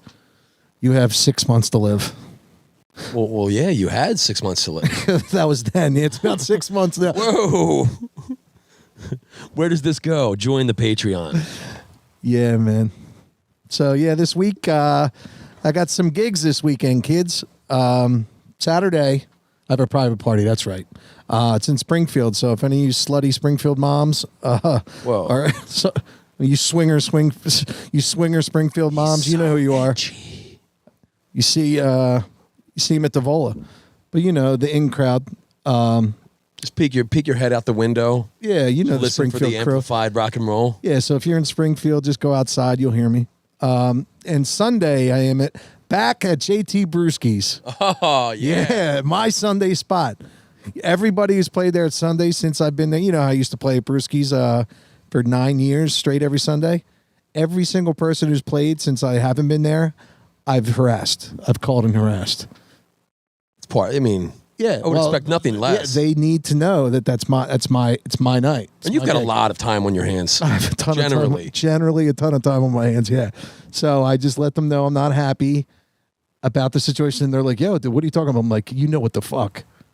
So, but I'm back because, you know, all wounds heal. Yeah. So I'm back there every first Sunday of the month. So I'll be at JT Brewski's from 4 to 7, but I might stay a little longer. How about you, Mike? I mean, Hef? Yeah, please save my Christian name for the office. I have one gig this weekend. This past weekend of gigs was awesome. It was like Do you need money? No, I don't need money, All right, Mike. But all right. thank you. You're welcome. And you know that when I do need it, I'll ask off Yeah. camera, of course. Absolutely. You've always been like a father to me, Mike.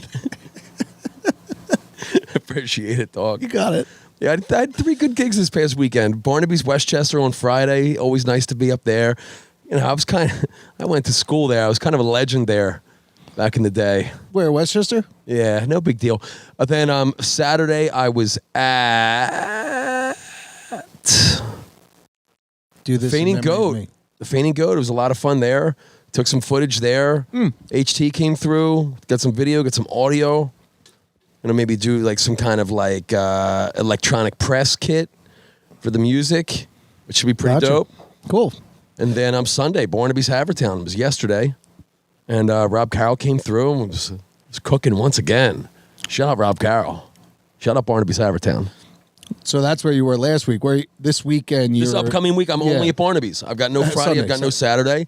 Gotcha. You know, but money talks. I mean, hit a boy up if you have an event or something where you're any looking for private party. something. Any private party. You know, I do have a price. Just get at me. We'll figure it out. Well, that is cool. That is cool. Yeah, that's where I'll be. I'll be at Brewski Sunday. You'll be at Barnaby's. Hell, maybe we'll meet up later. Probably. Most likely. But then Sunday morning, I'm doing some inner city work like that I like to do.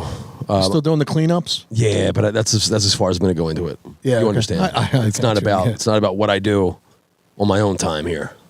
Although the shit I do It's is about the children. it's about the children and it's pretty enriching. for everyone's lives. So, yeah, did you hear this story about Deshaun Watson? I heard a little bit about it. I don't know what the background at all, but the dude's like 25, like he was a creep.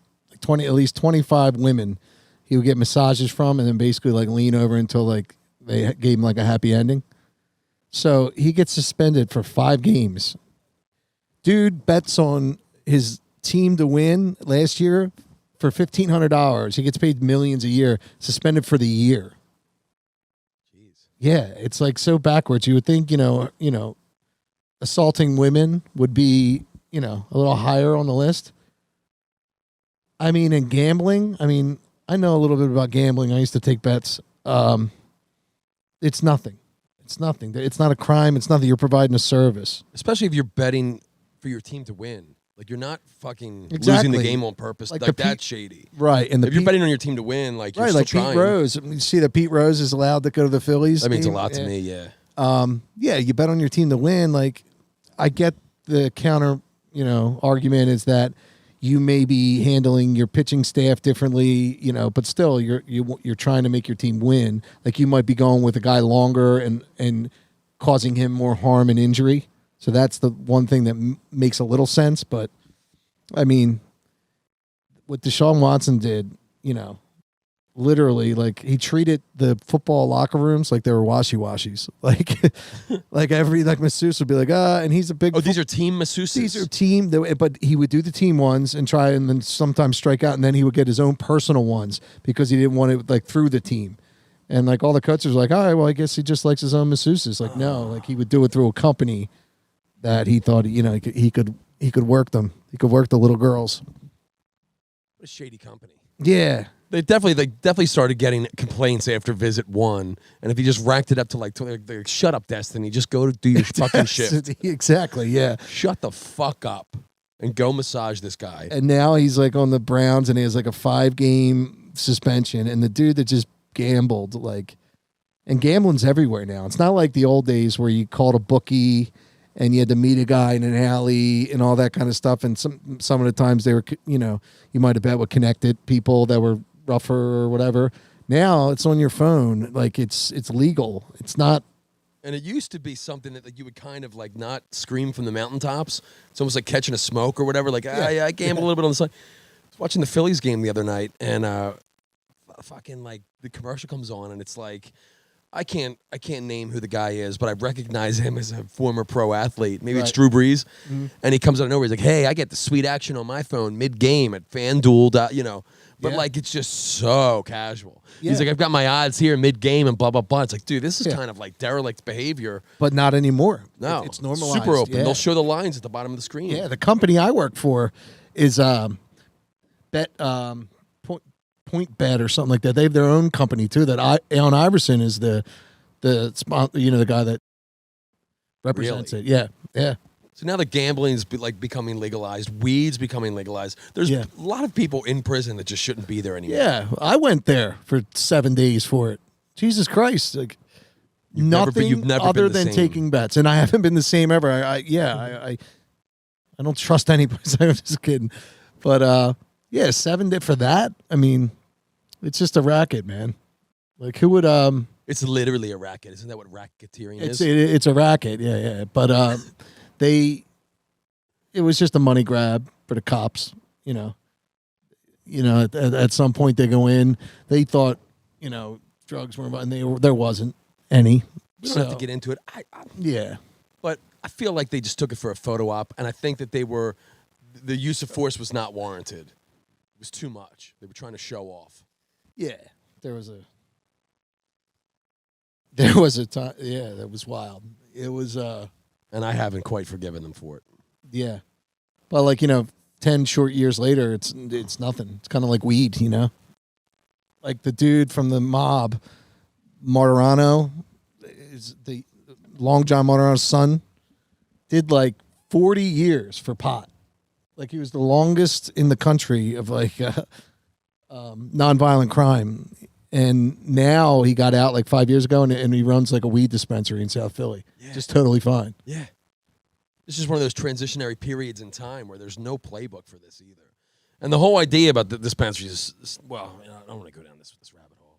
But I love how it's medicine. It's medicine, and it is medicine. Yo, it's medicine. Absolutely. But I love how they're like, oh, your strawberry crush number 69 is ready for pickup, sir. And it doesn't come with like intake instructions. Like you get a prescription filled and it's take this milligram once or twice a day. It's just the air. Whatever you want to do with it, let's go. It's so much better than like the prescriptions, like the opiates and the Xanax and all this stuff and the Valium that they're prescribing people. Yeah. And like, dude, just give them weed. And like everybody's fine. Everyone's fine. But no for one's so fighting. long, it was criminalized, and it's wild. That's why like the gambling, the marijuana, they're not hurting anybody. Yeah, they're like vice. They're more like services. They're not vices. Right. And as they become legalized or decriminalized on some, it's not like there's an uptick in crime either. None. Before the dispensaries on Baltimore Pike opened up, everyone's like, oh, it's going to turn everything to crime. It's going to be ridiculous. It's the same exact thing. I've never met an aggressive pothead. I think the Popeyes next to the dispensary is more of a magnet for unsavories. Absolutely. Than the dispensary. Yeah, man. Like the dispensary is great, and they got like their security guard up front. And I have lots of questions about these security guards. I see them. They Lots of questions. It must be a company that sources them. Right. Sometimes they're not armed, and sometimes it looks like the guy just parachuted in from like fucking Ukraine. And he's like just armed to the teeth and guns on the side of him. And you're like, shout out Ukraine, shit, dude! Shout out Ukraine. Viva Ukraine. Yeah. Fuck yeah, dude. No, I feel about that. Yeah. Yeah, man, that's a little wild. That pot store. I have a theory on why you see the armed guards and the non-armed guards. Love to hear it. Money drop. Because remember, there's no credit cards. It's all cash. Mhm. So, Monday you have, the short guy there. It's like, hey, go park there and whatever. Yeah. Wednesday, you got your AKs and you got everything else. And it's like, oh, here comes the money drop. Because, Interesting. They're probably dropping 1,000 an hour. And they're easy. Yeah. I have dreams about fucking not robbing a bank, but like making a score, like kind of like a truck or something, and I come by and I take up the bags, like it's recurring, like I make it, like I get it, I make it, like and I spend cash the rest of my life. Like it's so real to me. Like I think about it all the time. Because of that story years ago about the dude from South Philly who found the $1 million off the truck, and then he went to the mob to try to wash it. They're like he was a druggie and all that, so they're like, dude, we're robbing you now. Like you got to keep that money and just spend cash for the rest of your life. Like you don't go, trying to trust people you don't know. I could do it, man. I could take vacations. I mean, all I eat is Imperial Pizza anyway, so I'll just pay cash. I'll get 7 of them a week instead of 5. Tony's Bar is still cash only, so that'll work out really well. Just make that the shout out Tony's Bar. Best pork in the city, right? Yeah. Best service. I mean, this is the guy where the owner is actually the cook and actually the server. Yeah. I mean, he's putting his stamp on everything. Yeah, it's not like he's not on site and there's like a GM that's unrelated. It's Tony's bar. It's Tony's living room. And you go in there and it's his atmosphere. We had some great times. That was always like some of the more serious coke users growing up in Colonial. That was a beautiful. I mean, there was no lock on the door, so if you went in as a kid and they were doing something, you just kind of had to look down, wait for them to be done. Quick around here. Yeah. That's the North Street Posse. Remember that was their headquarters? Yeah. Yeah. Yeah, right across from the trolley tracks. I was there not too long ago. Got hammered. Had a great time. It was meatball day, I believe. Tony had meatballs and sausage going on a long roll. Beautiful. Yeah, I miss playing those kind of places. Doing gigs at Tony's. That's a real throwback bar. Yeah. A lot of history there. Philadelphia Magazine named it one of the greatest dive bars, and Tony was upset. We just didn't get it. He was upset about it. Why? What's it mean? I'm a dive bar. Like, we do things right here. We do our best, and we're not. And I was like, no, like that's a term of endearment these days. It is, yeah. I was like, with so many corporate bars out there, I was like, a dive bar means a mom and pop operation that does things the way that they used to be done. I go, it's actually a really great compliment. And he, well, hey, if you're smoking still, I mean, come on, you're still, it's you're kind gonna of be divey. there. Yeah, I prefer real. It is real, yeah, but I mean, it's still smoking, realness. and it's a good time around 7 a.m. Yeah. If you can freely smoke cigarettes somewhere and you're rocking at 7 a.m. Yeah, I went once after like a party till like 6 a.m. and I was so paranoid and out of place because those people are fresh out of the shower, Yeah. drinking, and so they're bright eyed, and I was like at the end of the run, so like right away I'm like, all right, I got to get out of here. I don't want to see like an uncle. It's very possible. Last time I was there, Biden came on the TV, and they all, Holy, no. a lot of guys start screaming unsavory things towards the television, implying that the president was more on the feminine spectrum as far as demeanor, whatever. You can fill in the blanks yourself. You can imagine what they were saying. Yeah. So they said, let's turn this off. Let's get this off TV. And then I'm not kidding. After getting that blank off the TV, they went into a Village People set on the jukebox, and no one even sniffed the irony of it, and they were jamming. I'm not making this up. YMCA came on, and they're all dancing. Then In the Navy comes on. They're dancing and singing, and they're trying to like compete against each other, like who knows the words better. And then Tiny Tim, Tiptoe Through the Tulips, came on, and I wasn't even familiar with that song. It sounds so weird that I had to Shazam it. But Shout out Biden was the Shazam. queen. Biden was the queen, and then they went into this whole like, it was like a musical play mega mix, Jesus Christ. and they just went into this crazy synchronized dance, and guys were hooking up. I'm no Biden fan, believe me, but I kind of feel bad for him. He's just so old.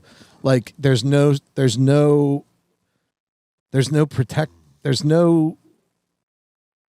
sticking up for him or protect. Like the dude's fucking dying, like mentally You dying. get like, two choices. It's just not enough.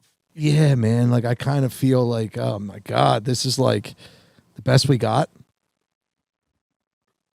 But like, there's so many. Like, there's so many younger people that are sharp and can speak. Like McConaughey gave a speech like a few months ago, and people were losing their shit. Oh, he should run for president just because he got through a couple paragraphs without like going off topic and looked handsome. Yeah. Jon Stewart just had made some comments, and like he's eloquent. Like he speaks, and the emotion like shines through. Like, where are these guys? Like, why are our best guys like just pieces of shit? Well, there's always people that are better. It's like with True. a lot of jobs. It's not like there's some kind of, and maybe in the future this is how it'll work, but it's not like there's some kind of artificial intelligence that maps out every possible candidate for a job and then selects the best person for that job. I thought I got my job because of that, but go ahead. No, Mike. The future is not yet. Applied? No, but like, of course there's better people to be president. Of course there can be better people to be like, whatever, man. Like, I don't know, like some of the police, they're not the greatest people to ever be police, but they showed up and they applied. They were just there. So of course there's better people that could be president, but who can just take off their job for 2 years and campaign, and who's got the money to just go around the country and campaign and not work for 2 years? You have to put yourself in that arena to so even be considered. Basically the pool is Congress, the House, those people. That's the pool, the governors. If there was some, and they're already flakes to begin with. dude, if there was some incredible like AI program out there that, I thought you meant AI like Allen Iverson. oh, yo, shout out AI, shout out 40 Jewels. Jewels, yeah. Rob Boogie. But like, let's say there's some program that just analyzes everyone and it says, okay, the best candidate for president of the United States is the guy, Jim, that lives 3 doors down here. But Jim's not running. Jim goes to work every day. Jim works hard. Yeah, well, that's the problem, right? Maybe he's the best guy, but like he's not campaigning. There's no campaign trail for I just don't understand why people can't just be honest. Like, why can't you like like take Bernie Sanders a few years ago. Like, sure, maybe that was a little too close to social or democratic socialism, or like, but at least he fucking told like what he believed, and he never went off that. Like, even when like all these like new media kind of new topics came up that took over the news cycle, every tweet from him during all that stuff was just like, the top 1% is like, he never he believes in one thing, he believes it to be true, and that's what he says, and that's what he does. Like, you know, like there's so many, like with Ted Cruz, for example, like Donald Trump is like, you know, and then he's like, I support, you know, it's like he's one of the worst people in the world. So bitch, dude. That's all time like bitchy. Yeah. And now like he's a total like weasel. I don't know. He's my least favorite. And not a weasel in the cool respect like Pauly Shore. Like that's cool. No, that's weasel. cool, yeah. This is suck weasel. And then there's the, there's it's happening all over. Everything's a photo op. Everything's a story. But like when you can get honest people, like it's so hard. Like that's why I guess there's so many problems. And like honesty isn't valued as much anymore as flash is. Like what's Right. flashy. I mean, we're also wired to just respond to like whatever cool thing is flashing on our phones. Exactly. That people don't care like what's honest and what's true. It's what's entertaining. Yeah. And what like that's like the whole thing. There's two truths now. That's not what I heard. Like no, there's the truth and there's not the truth. There's two things. Yeah. True or false. Not your true and my true. Like when did that happen? Alternative facts. Yeah, what is that? Yeah. Like even like Things are warped, a couple dude. years ago, before Trump, the Republican candidate, John Kasich, he told the truth. He was honorable. He told the truth. He wasn't perfect, but like you could have a conversation with him and he'd listen. Like that became so unsexy that like everybody was like, nah, pussy. Like even the Republican, nobody would get behind him. Yeah. Like, dude, I guess I got to go with the Dems now because these guys are so fucking radical that they don't like that they think I'm a pussy for trying to talk to people and find common ground. And there's like no such thing as a scandal anymore. Everyone's just so beat down with whatever. Remember Dan Quayle? His political career ended when he misspelled potato. Dude, that's He misspelled potato. Now it'd be like that's my guy there. Yeah, that's my means- guy. You're damn right he can't spell. Fuck that pussy shit. You're damn right he can't spell. Loves his country though.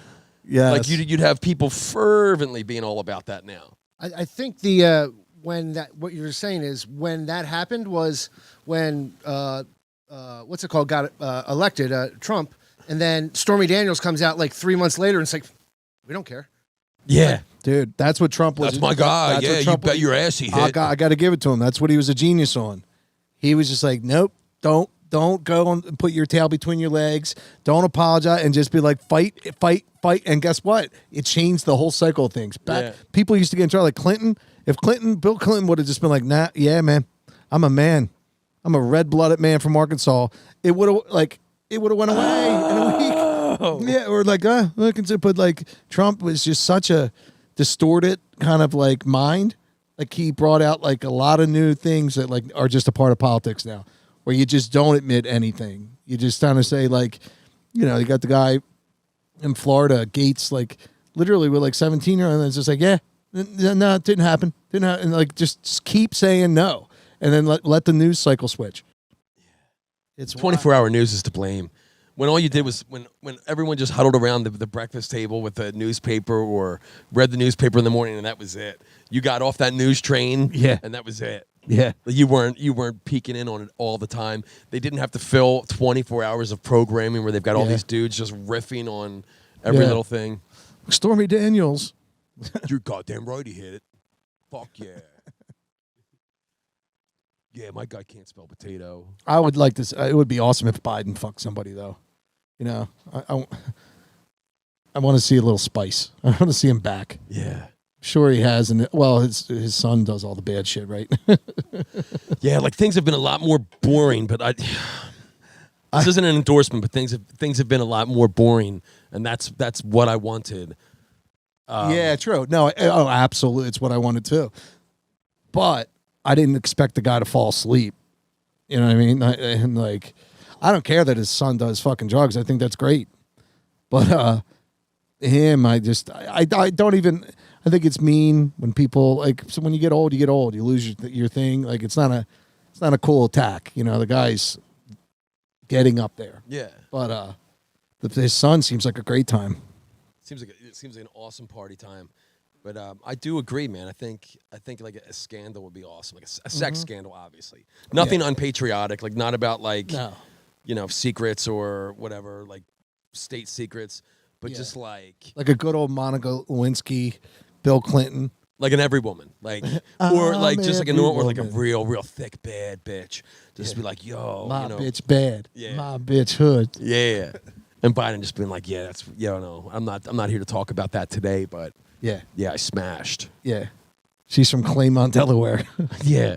Look, that's not what we're here to talk about today. I did smash, and that's a private matter between me and my family. But, dog's going to do what a dog's going to do. Next question. USA, and just keep it going. And be like, oh. Oh. Yeah, man. But, yeah, shout out to patriots everywhere. First responders, Americans, whether home or abroad. Thank you for supporting Hoagie Time. Only the Christian ones. Okay. Shout out Hoagie Time. Thank you guys all for listening. We can expect we're gonna start having guests. Yeah. We're gonna start having guests here for the future Hoagie Time segment. We're not ready to reveal who yet, but just rest assured, it's gonna be a lot of fun. The fun's gonna continue. Even more so when we get some of our buds through. It's going to be awesome. All right, so thanks for the support. Peace out.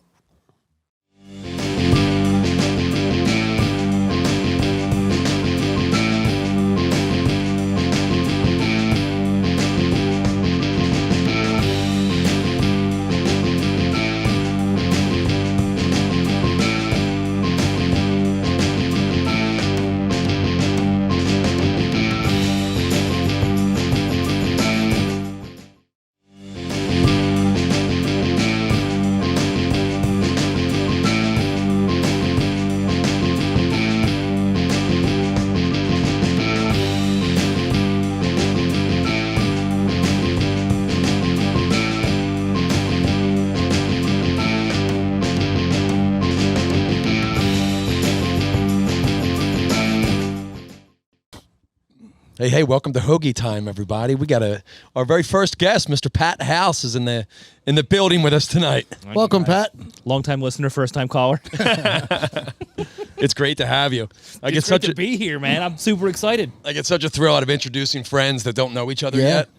Like we you and Mike. for sure met forever ago, Absolutely, though, but I'm talking like 10 years or more. Yeah, I remember. I remember meeting It could you, have and been then Maggie's, it could have been anywhere, but I know for certain. But I always checked you out, and I saw you all the kind of success you've had as a comedian, as a nationally touring comedian. Very, very cool. So I checked you out from afar, but I just couldn't get backstage to meet. So you got to know people. I'm happy to be here, guys. The other day I listened to every episode in the car on the road to a gig. And I swear to God, for 20 minutes, I was behind a Wawa truck, and I was like, this is the most fitting thing ever. And on one episode, I texted you this the other day. You guys mentioned something that I laughed my balls off at. You guys talked about going to Top 10 and stealing guitar tabs and writing them down. I did the same shit at George's Music for years. I remember getting yelled at for I thought it was being discreet, but I'm like 12 and probably wasn't. I had the songbook open and I was like writing shit in my notebook, and the guy goes, "Can you not do that? Yeah. Can you buy it?" And I will never forget, it was Sunday, Bloody Sunday. I was writing down. That riff. 4-3-2-0-2-3-2-0. I looked at it for so long. And I'm like, okay, it's this, and then it's like a D chord, and then you just move your fingers. My brain could not remember that. I needed to see the numbers. Yeah. But you guys mentioned lifting tabs essentially, and I was like, oh my God, I did that too. Every musician I feel did that, and that you're also a musician. Mm-hmm. You did comedy but you've been playing guitar for how long? 30 years. Oh wow, I'm okay. 37. I got my first guitar when I was probably 7 or 8. And where'd you grow up? Where are you from? Springfield. Springfield? Right by the Springfield Mall, St. Kevin's, O'Hara, Temple. Gotcha. St. Kevin's, O'Hara, Temple, Paxton Hollow. Then the Paxton Hollow. The Delco Mafia. Yeah, that's perfect. Pat, you've sat in with me a few times over the years. Plenty of times. Yeah. My gigs at Barnaby's, we'll do some Beatles songs or whatever. Always a lot of fun. Oh, it's a blast, dude, because Yeah. you pretty much have only been my musical outlet. I mean, we don't play together often, but we have 5 or 6 songs you and I always go to. Yeah. But like, I don't really jam with friends too often, but you know, I know when I see you and pop at one of your gigs, I'll get 2 or 3 songs in, and I love it because I don't get the chance to do that often. So That's awesome. Are you a Beatles guy? Oh, huge. Yeah. So Absolutely. am I. Like that, it started there and then it just stemmed elsewhere. But yeah, like From your parents, or did you discover on your own? No, I discovered the Beatles in 7th grade, and it was just like boom, something about the just the songwriting, the harmonies, and then I just studied them. I read every book I possibly read, learned And there's every a song. ton out there for Yeah. them too, like an obscene amount of Beatles. Yeah. In 8th grade, I wore like the circle glasses, and everyone's like that. In the 8th grade yearbook, I was the 5th Beatle. That was what I was going to be when I grew up. I still think of you as that. The 5th Beatle. to Little this day. Lennon.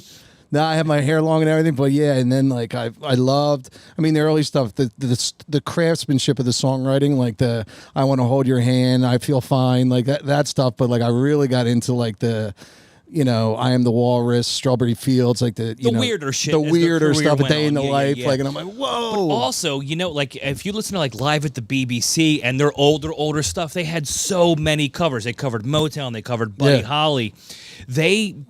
Oh man, that old shit before when they were figuring shit out is really cool too. Yeah. Because they were essentially kind of a cover band way back when. Right. And they Like the had Hamburg days. in Yep. Germany, and they had so many awesome covers.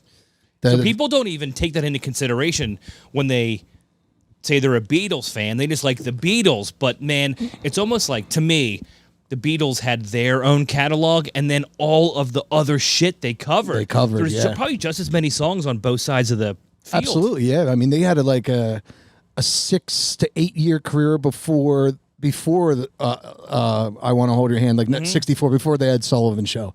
So they were like they were playing like Quarrymen. the Quarrymen. They were doing like the Cavern Club and all that stuff, and all the Hamburg stuff. But like they really kind of they honed their chops. They didn't just show up and they weren't they just didn't become the Beatles. They were doing like 4 sets a day in Germany too, which you're really, I mean, as a comic, the more you do your set, and you guys know as musicians, you just get tighter and tighter and better. So I mean, Right. if I do 5 shows in a weekend, I can structure a bit and get it better and tighter. But if you're doing 4 sets a day, playing the same songs, you're just going to be so tight. Yeah. That's funny. You said that. Even around here, not until like the late 90s, sometime in the 90s, bands, like when you play down the shore, like on Pacific Avenue in Wildwood, like the bands from the 70s and even the 80s, they would hire them for a week. And that was their residency for a week. Like the whole, like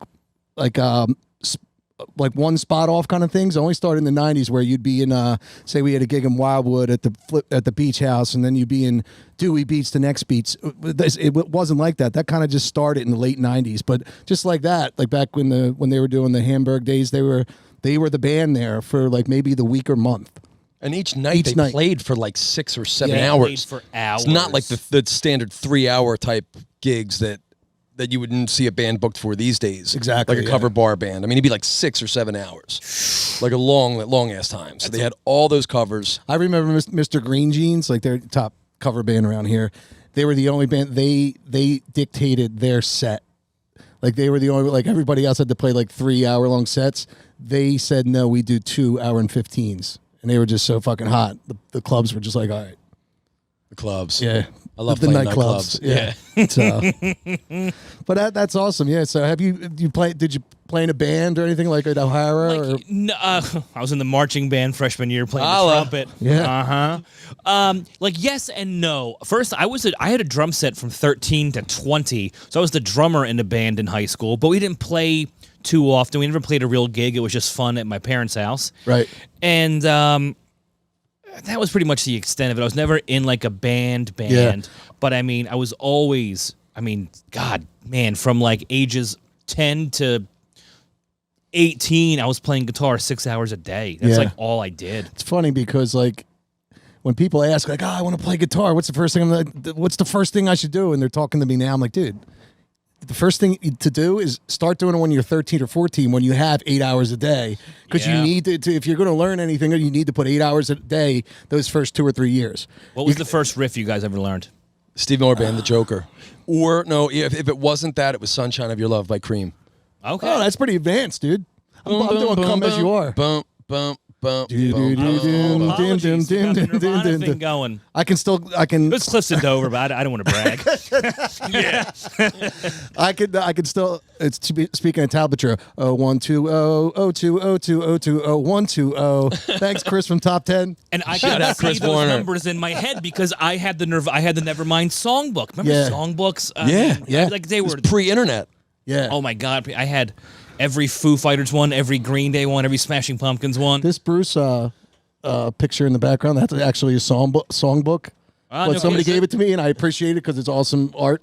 But I don't need the tablet, the music anymore. You have such an earnest love for photography and art. Well, I'm a photographer first. Yeah. And a dancer second, musician third, and a comic fourth. But so would you consider yourself, comic musician, or do you think? I think both tie together pretty well because They do tie together because we all have friendships. I mean, there is comedians and musicians have been friends for like decades. You know what I mean? But I mean, I consider myself a musician, but that's just for fun for me, right? And also when I see him and we dick around on a couple songs. Yeah, but I mean, like, mental illness really brings people together. Yeah, it does, seriously.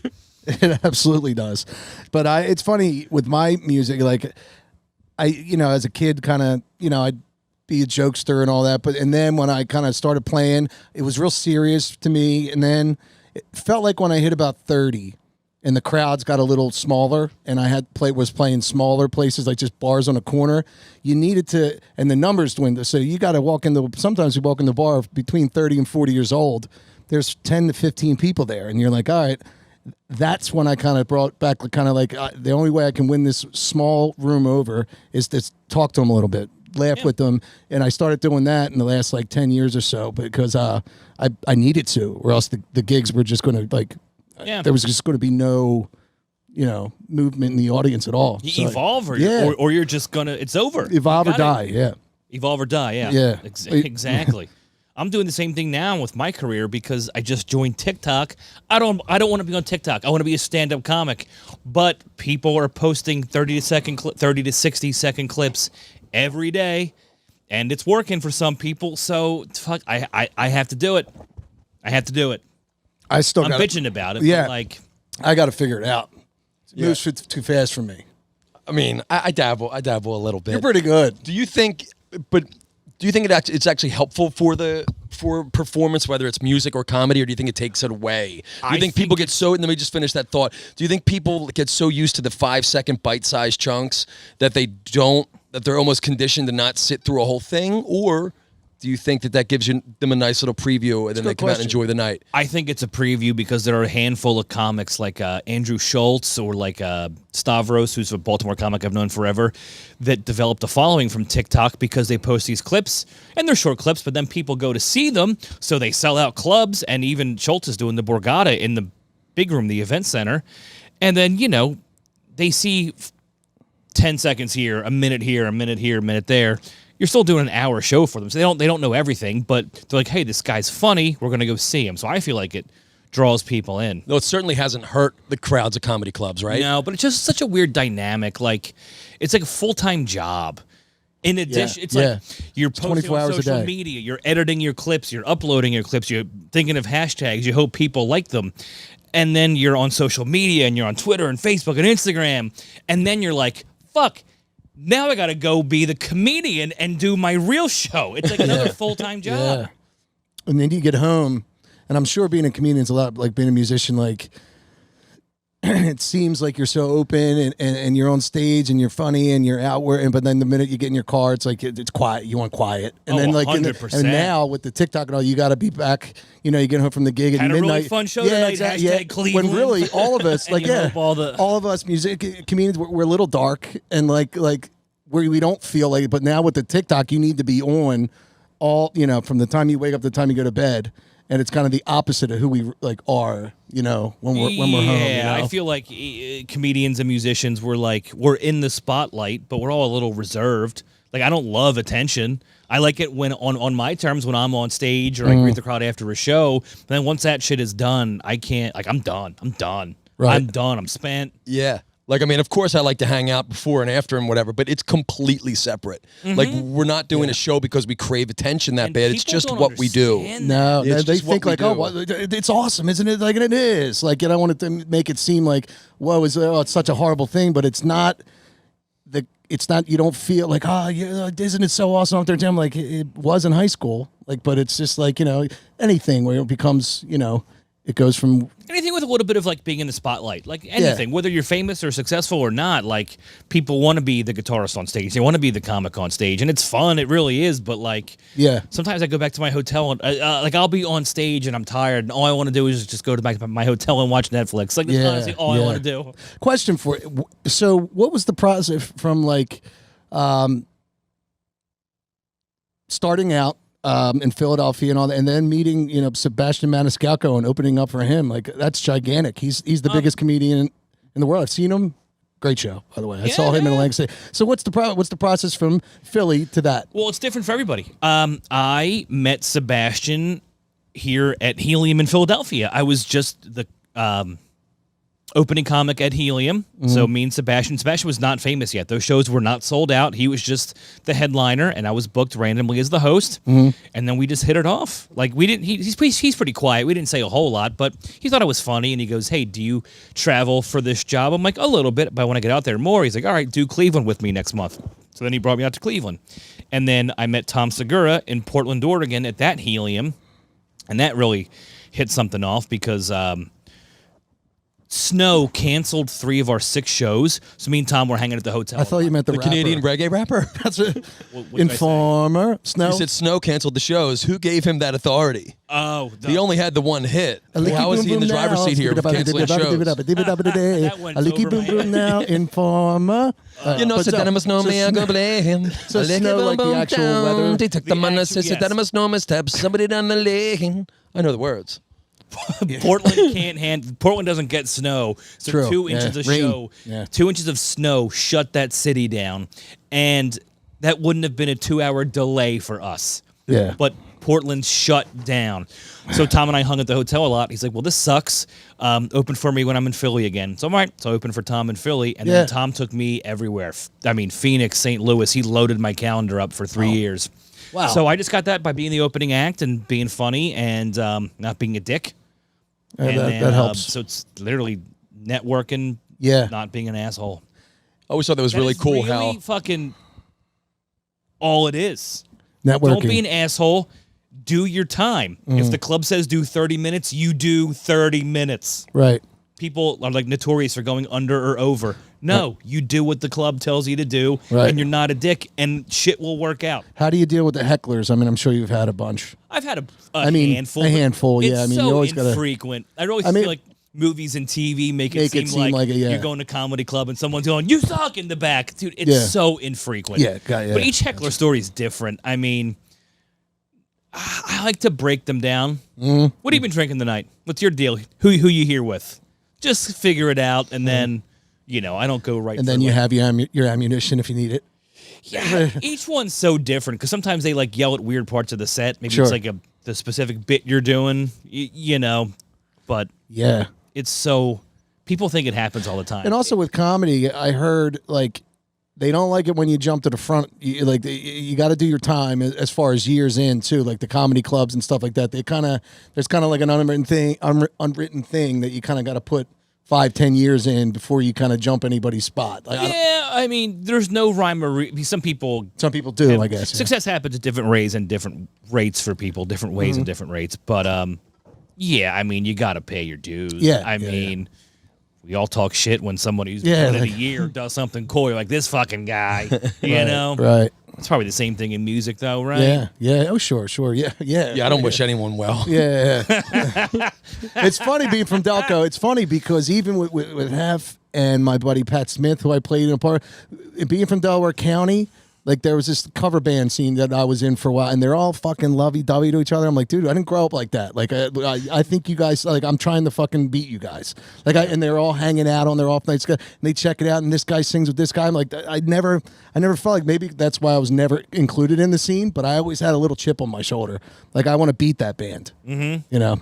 But that's just. I feel like that's kind of the same thing in stand-up too. I feel like it's inevitable. Yeah. I mean, jealousy, a little bit of competition. Sure, competition's but at the good. same time, like, there's also like different kinds of bands, different kind of comics. So if I see a comic who's killing it, I'm like, good for them. I can't do that. I'm not going to be that. I'm not going to match that. I don't want that. Right, so right. there's all different kinds of And especially shit like that factors in. one of the big differences from what you do and like say what we do is we have some original music, but like majority of my gigs is I'm playing someone else's music. Yes. And I'm trying to do the best version or a cool enough version and just kind of create a cool atmosphere. You're up there. There's no covers when it comes to. Don't tell Mencia that, but there's no. Do you know what I? Okay, I'm sure there's plenty, but like you're doing all. The idea is you are presenting yourself. Yeah. It's not who does this bit the best. It's who wrote this bit, who developed this bit.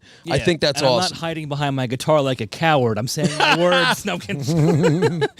Yeah, it's. I mean, yeah, and you know what? I've been doing this. Tommy. Thanks, pal. I've been doing this for essentially coming up on 20. I'm almost at 18 years, but Wow. 20's are around the corner.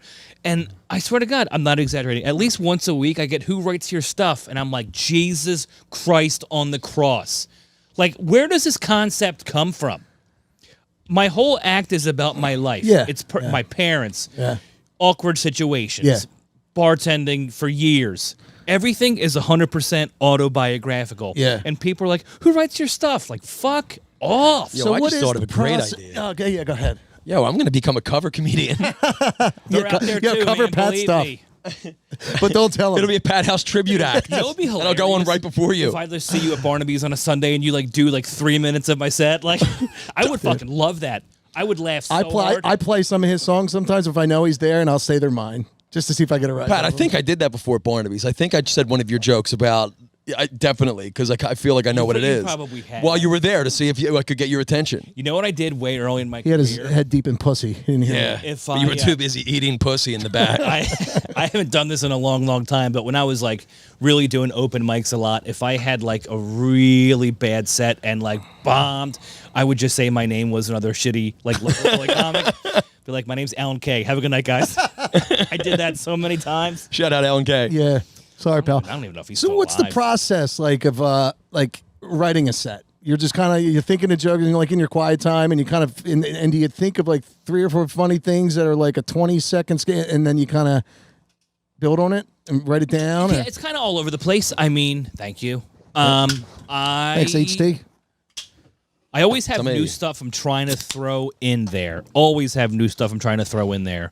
And I'm trying to tell longer chunks too. So like if my stepdad was really sick in the hospital for a month, I could think of 5 funny things that happened that month when he was in the hospital, and I try to combine them all into one. Gotcha. So yeah. I'm pretty big on organization as of lately because I want like a cohesive, smooth set, like the way like jokes about my parents will flow into jokes about me, and the jokes about me are personal, but then I'll take it into my day job. Like I love segues and I love smooth. I hate when a comedian is like talking about hoagies 1 minute and then, you know, Pepsi the next minute and then is talking Right. about Florida the next minute. You're like, this, there's no cohesiveness to this. Yeah. Unless you're I having love- lunch in Florida. I love smooth. Yeah, yeah. A lot of I've read a lot. Some people will the arc is important too, kind of like, you know, the arc of a story, and then a lot of other comedians and even writing music. Tense release, tension release. And I've heard that also with comedians. They'll work a crowd that way to kind of make something, then let them relax. I've let heard them that breathe. before. Yeah. What's funny is what's unexpected. Like that's kind of the mi- root of the joke. Misdirection is a huge. That's why. I Yeah, love, okay. I love David Tell. Misdirection, David yeah. Tell is the king of misdirection. Yeah. So many. He sets you up. He's like da ba ba, and then bam, the punchline has nothing to do with anything you heard in the setup, and I fucking love that stuff. I'm not really too hot at that, but like, Yeah. I'm a huge fan of it. So in your career, like, so it kind of, what would you say? Locally, like open mics, that was the first 5 years, and then how long did the national and into now? I was open mic for probably open mics hard. I was out 6 nights a week, and in Philly, when I first started out, I could get on stage 8 to 10 times a week in Philadelphia. So I would say the first 7 or 8 years were very open mic heavy. And then at about year 9 or 10, I started hitting the road more and more. And for the past 6 or so years, the road's been 85% of my work. That's awesome. Yeah. That's really and when you're on the road, you're hotels and are you kind of solo? Are you by yourself? Are you with other comics on the bill? Over the years, I've toured with a lot of comics like Sebastian and Tom Segura, Dan Cummins, Brad Williams. So I'm traveling by myself, but sure, yeah. I will see a lot of the same people in these various. That's great. That's awesome. And I would imagine you can kind of be funny, but the 10 years of work that it tends to put in to go from okay to really good, I would imagine a lot of that 10 years is really fleshing things out on stage and learning about the subtleties of the pause. Yeah, and yes. It's just a very, very dynamics. touch. Dynamics are huge. I'm not going to say I have my doubts and insecurities. I'm not going to say I'm a good comic because I can't give myself that credit. Neither will we, Pat. But the road makes you good. I mean, I was in Philly for 10 years hard, got up a million times, but doing the road makes you good. People in Portland, Oregon are different from people here. People in Florida are different from people in Des Moines, Iowa. So when you hit these markets and be like, okay, this city does not like anything edgy or potentially offensive. You're like, okay, I don't want to bomb, so I'll figure out how to work this crowd. Right. Or you see cities that are just animals and you can't be dirty enough. So but you really learned how to make your act universal, and that's was really fun. Oh, was really fun. So it's developing more tools, a variety of tools in your toolbox and your toolkit. Set, and then also let's say you're in, I don't know, Omaha, the Funny Bone, and you're somewhere in the middle of America. Yeah, get right to the heart of the matter. The heart that matters more. So, which places if you can name a few are your favorite that you wouldn't think here we're growing up in Delaware County, you think that everything is the Atlantic City, Philly, Actually, New York, whatever. Which is some of your favorite? Des Moines Funny Bone. I love that club. I've done that club 3 times. I love it there. I love Tacoma Comedy Club. I love the Seattle area, but that club is great too. Mm-hmm. There's a whole bunch of heliums like St. Louis, Indianapolis, Portland, Buffalo. They're all good rooms. They're all good clubs. Okay. Most cities are good, but historically, Virginia and I have a beef. I've done Williamsburg, Virginia Beach. They're not over the war.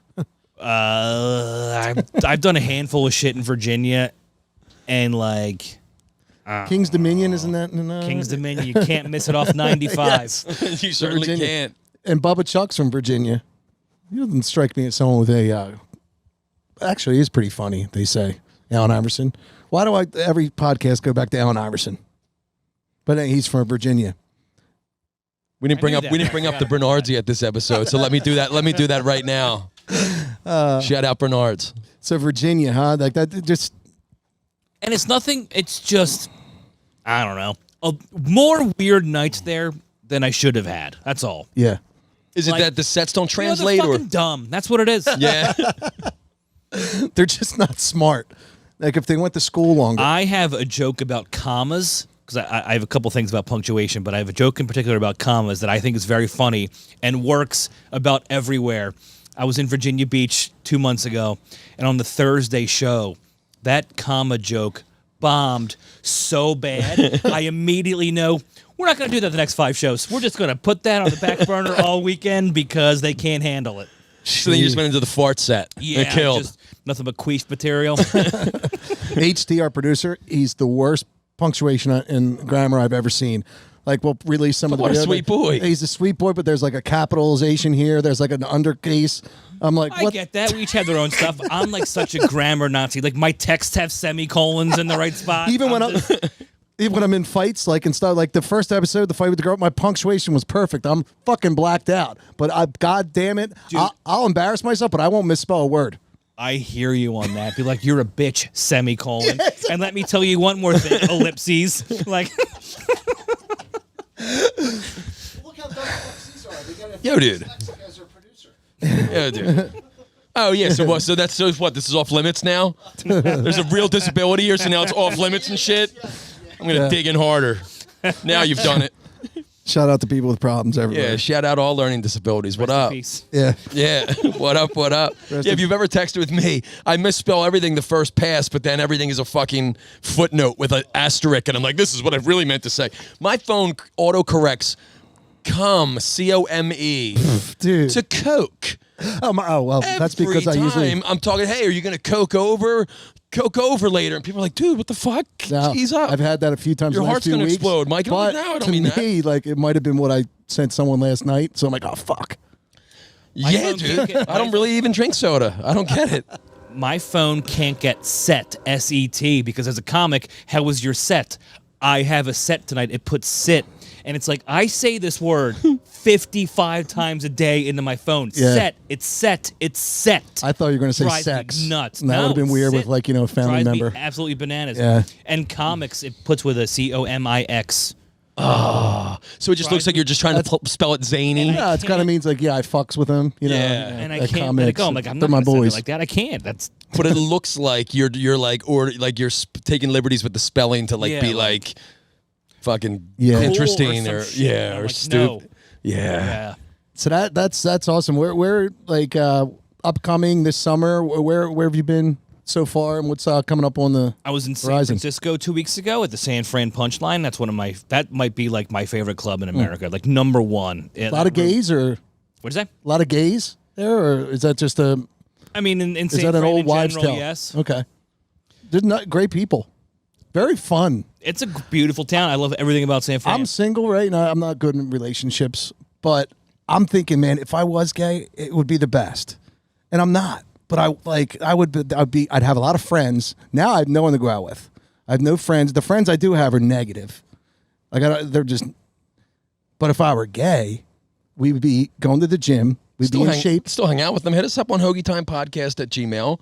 Okay, guys out there, hit us up. We'll hang out.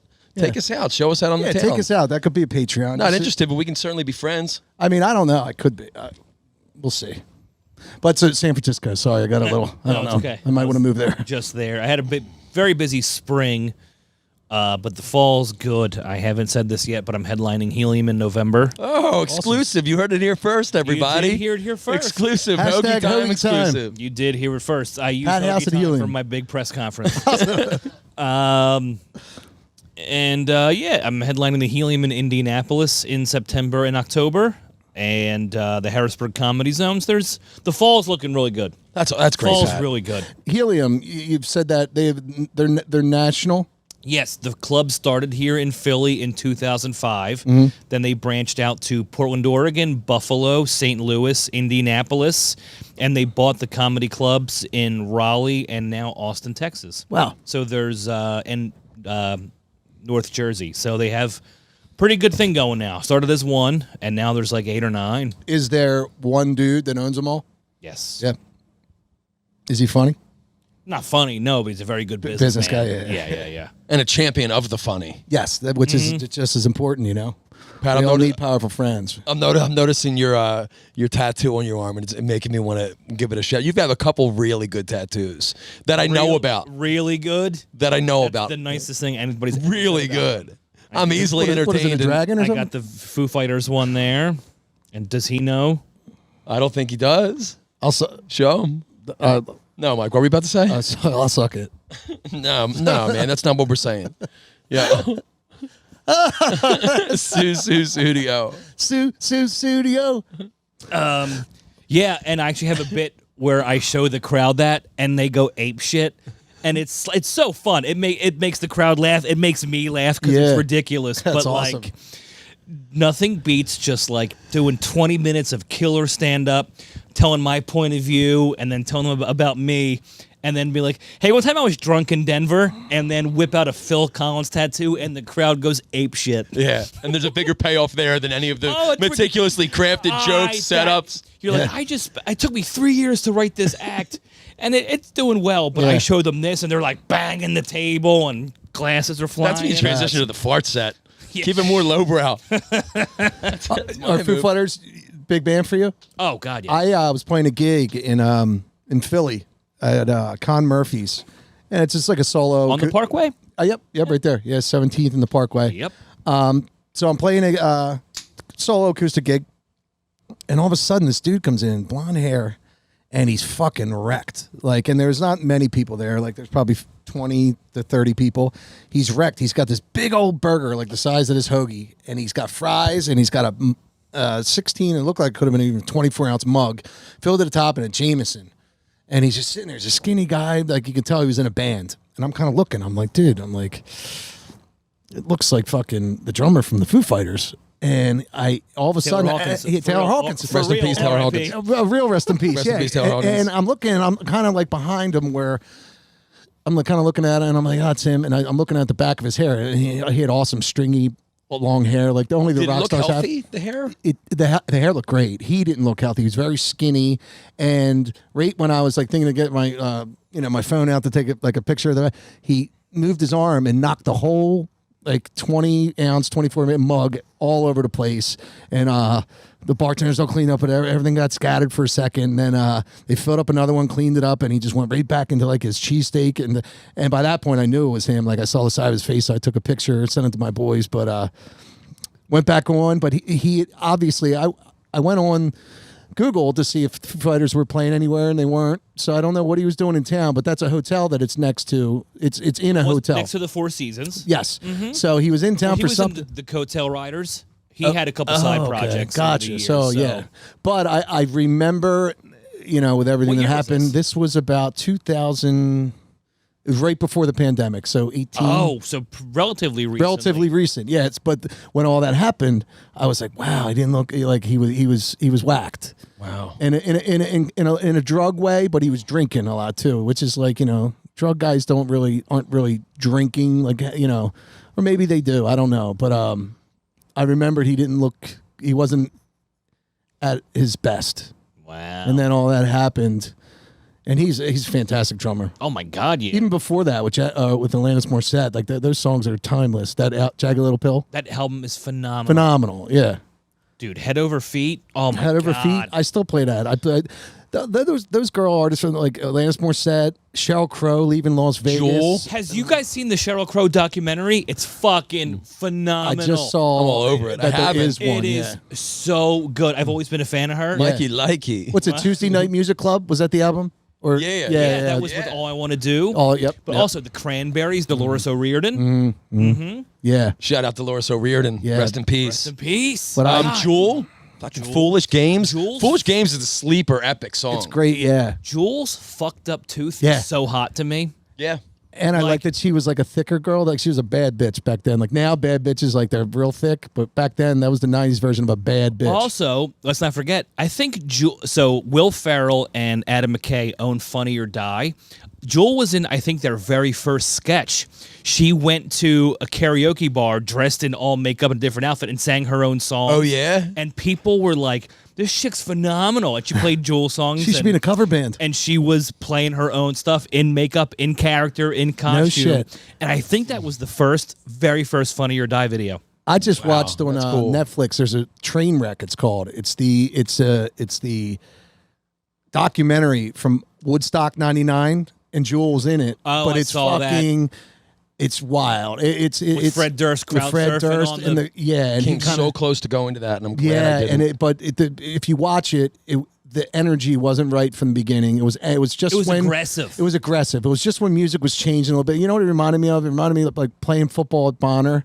And I graduated in 2000, so like the guys that were listening to Korn, they were it was kind of steroidish, like lifting and stuff like that. That stuff was important to guys, starting to get important to men, and it had that vibe. Like, and then Korn goes on, right?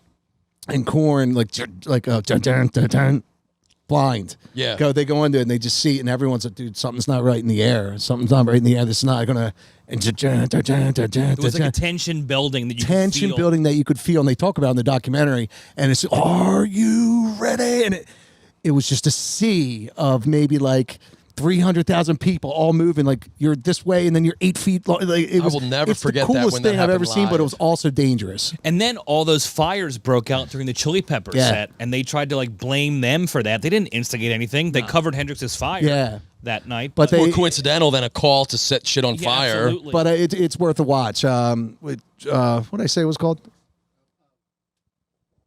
Trainwreck. Yeah, Trainwreck. But Jewel's in there, and right away, to get back to Jewel, they're like, oh my God, we booked the wrong person for this. Like, she goes out there, who will save your soul? She played for like 20 minutes. The crowd just like, show your beaver. Yeah. Fuck this. I remember, like, so I came super close to going. Shout out Mitch Stewart. He had an extra ticket. And this is 1999. No cell phones. So he's like, dude, we're leaving now. You might not have had a cell phone. We're leaving now. I didn't, Mike. Oh, you did. Well, yeah. And he's like, yo, we're leaving now. Like, you're in or you're out. And I'm like, I'm out. And then 2 minutes later, I'm like, nah, I'm in. And I called him. He left his house. Watching this, you made a good decision. Made a great decision, dude. But I was at Ludaferio's house. Shout out Ludaferio. He had the a jailbroken. Speaking of one of the cable boxes that got all the pay-per-views that came in, and he had the pay-per-view of Woodstock '99 that weekend. And I remember we were watching Korn, and that pum pum pum pum, and when it started, that sea of people was insane. I'll never forget that. So that's like 99. So you graduated high school when? 03. 03. Probably Okay. 3 or 4 years so old. when does coming up, you learn to play guitar like late grade school and through high school, but it's not like, you kind of know you can start a band and play a gig. Like comedy kind of comes a little later, right? Because I always watched it. My dad watched it when I was a kid, and I was like intrigued by it. Like even a young kid, my dad would watch the comic relief specials that were like Whoopi Goldberg, Billy Crystal, Robin Williams, and he loved Letterman and Leno. So I was watching these people, and I'm young. I'm like 5 or 6, watching these comedians, and my dad's laughing, and the crowd's laughing. And something stood out to me, man. I was super young, but that stand-up stood out to me. But then, like, in high school, I watched so much Comedy Central. Right. And I just watched. But when does it come into your head as something, I'm going to do that? So, because we're at that Probably age. in high school. High school? In high school, I had a notebook, which I still have, that I wrote funny, silly, goofy ideas and thoughts down. Right. And then when I was 19, I was going to Temple. I started seeing comedy live for the first time, and I was like, oh, I'm trying this. I saw Comedy Central live at the Tower with Dave Attell and Louis Black co-headlined. Mitch Hedberg was the middle act, rest in peace, and Mike Birbiglia was the MC. And I was in the front row of the balcony at the Tower, and I was like, I got to try it. I heard 3,000 people were fucking laughing. All the comics were murdering, and I was like, I have to try this. And then almost 10 years to the day after that show, I got to perform at the Tower, opening for Sebastian. Hell yeah. That's amazing. And so you got started at Temple. You would say that's kind of when you started gigging out. Right at the beginning of my sophomore year, I did my first open mic, yeah. Wow. The Laugh House on South Street. And you were in the city at Temple, so it was easy to kind of dip in and out of the open mics that were happening around town. Yeah, for the first few months, I just did the Laugh House on Wednesdays because I didn't know anybody or anything. But then once I started to make a few friends, they're like, oh, this is on Mondays. Go to this bar on Thursdays. And then I started to bounce around. Now, is there still a local scene that you're involved with, or is it more kind of the national guys, or is there yeah, there's a lot of funny comics in Philly and a lot of stage time. I don't get up in Philly as often as I would like to. Right. But I'm lucky enough to have the road in my back pocket. But I mean, there's a really good scene here right now and a lot of funny people. So we did that event together at Paxton Hollow a few months ago. February. Right? Yeah, February, where I played music, and then one of my favorite. It's my favorite and least favorite weekend of the year because the things that are the most stressful are the most rewarding. Yes, that show I spent 2 months putting together, and my heart is beating out of my chest, and I have diarrhea, and I dread it. But then, it's also the fucking best. We had a great. Dude, it's couple nights there, and you brought some amazing. Thanks, bro. You had some amazing comedians with you too. Thank you, man. I switch it up every year, so it's really fun. That's awesome. Buddy Harris, and Andy Nolan. Yeah. And you played like an opener set. Yeah. I had awesome. Mike playing as the crowd came in and were just being sat. Yeah. And that Saturday show, man, people were like fucking hooting and hollering, and like they were getting into it, and I could tell, you could feel the energy in the room. Yeah. That's awesome. It was great. I was playing as people were coming in, getting settled at their tables, and there was so many seats. And you knew a lot of people there too. So Yeah, it I was mean, fun what for was it, you like for 200, 300?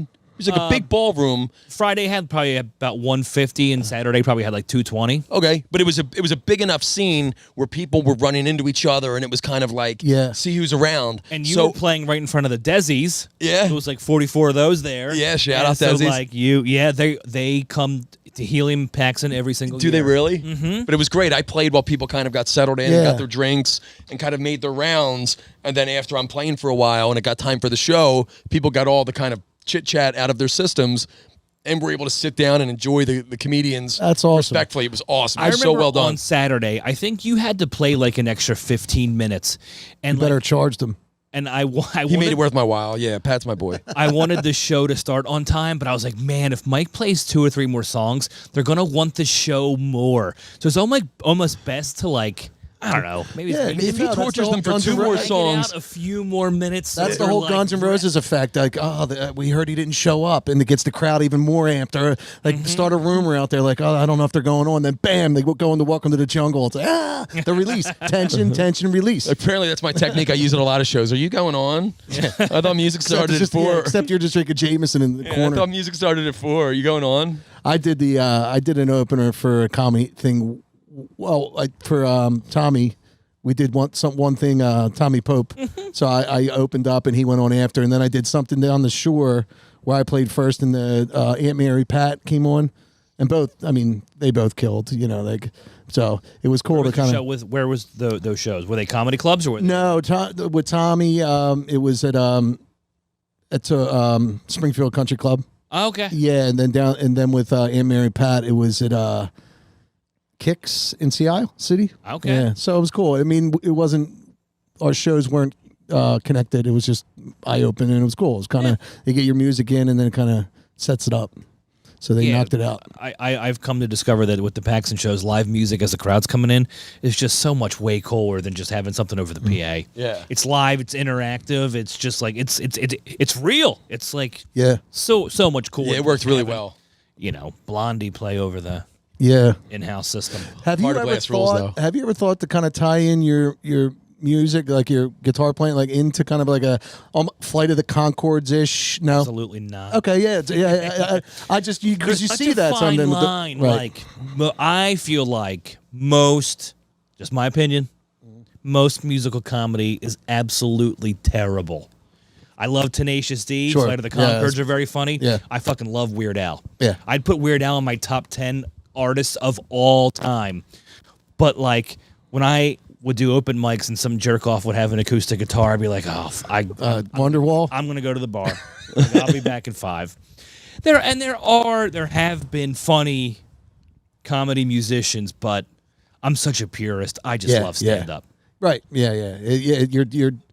You're dancing a fine line into like being the dude with the guitar, like which you don't want to be in comedy. Also, like now I'm gonna play Wonderwall. Like no.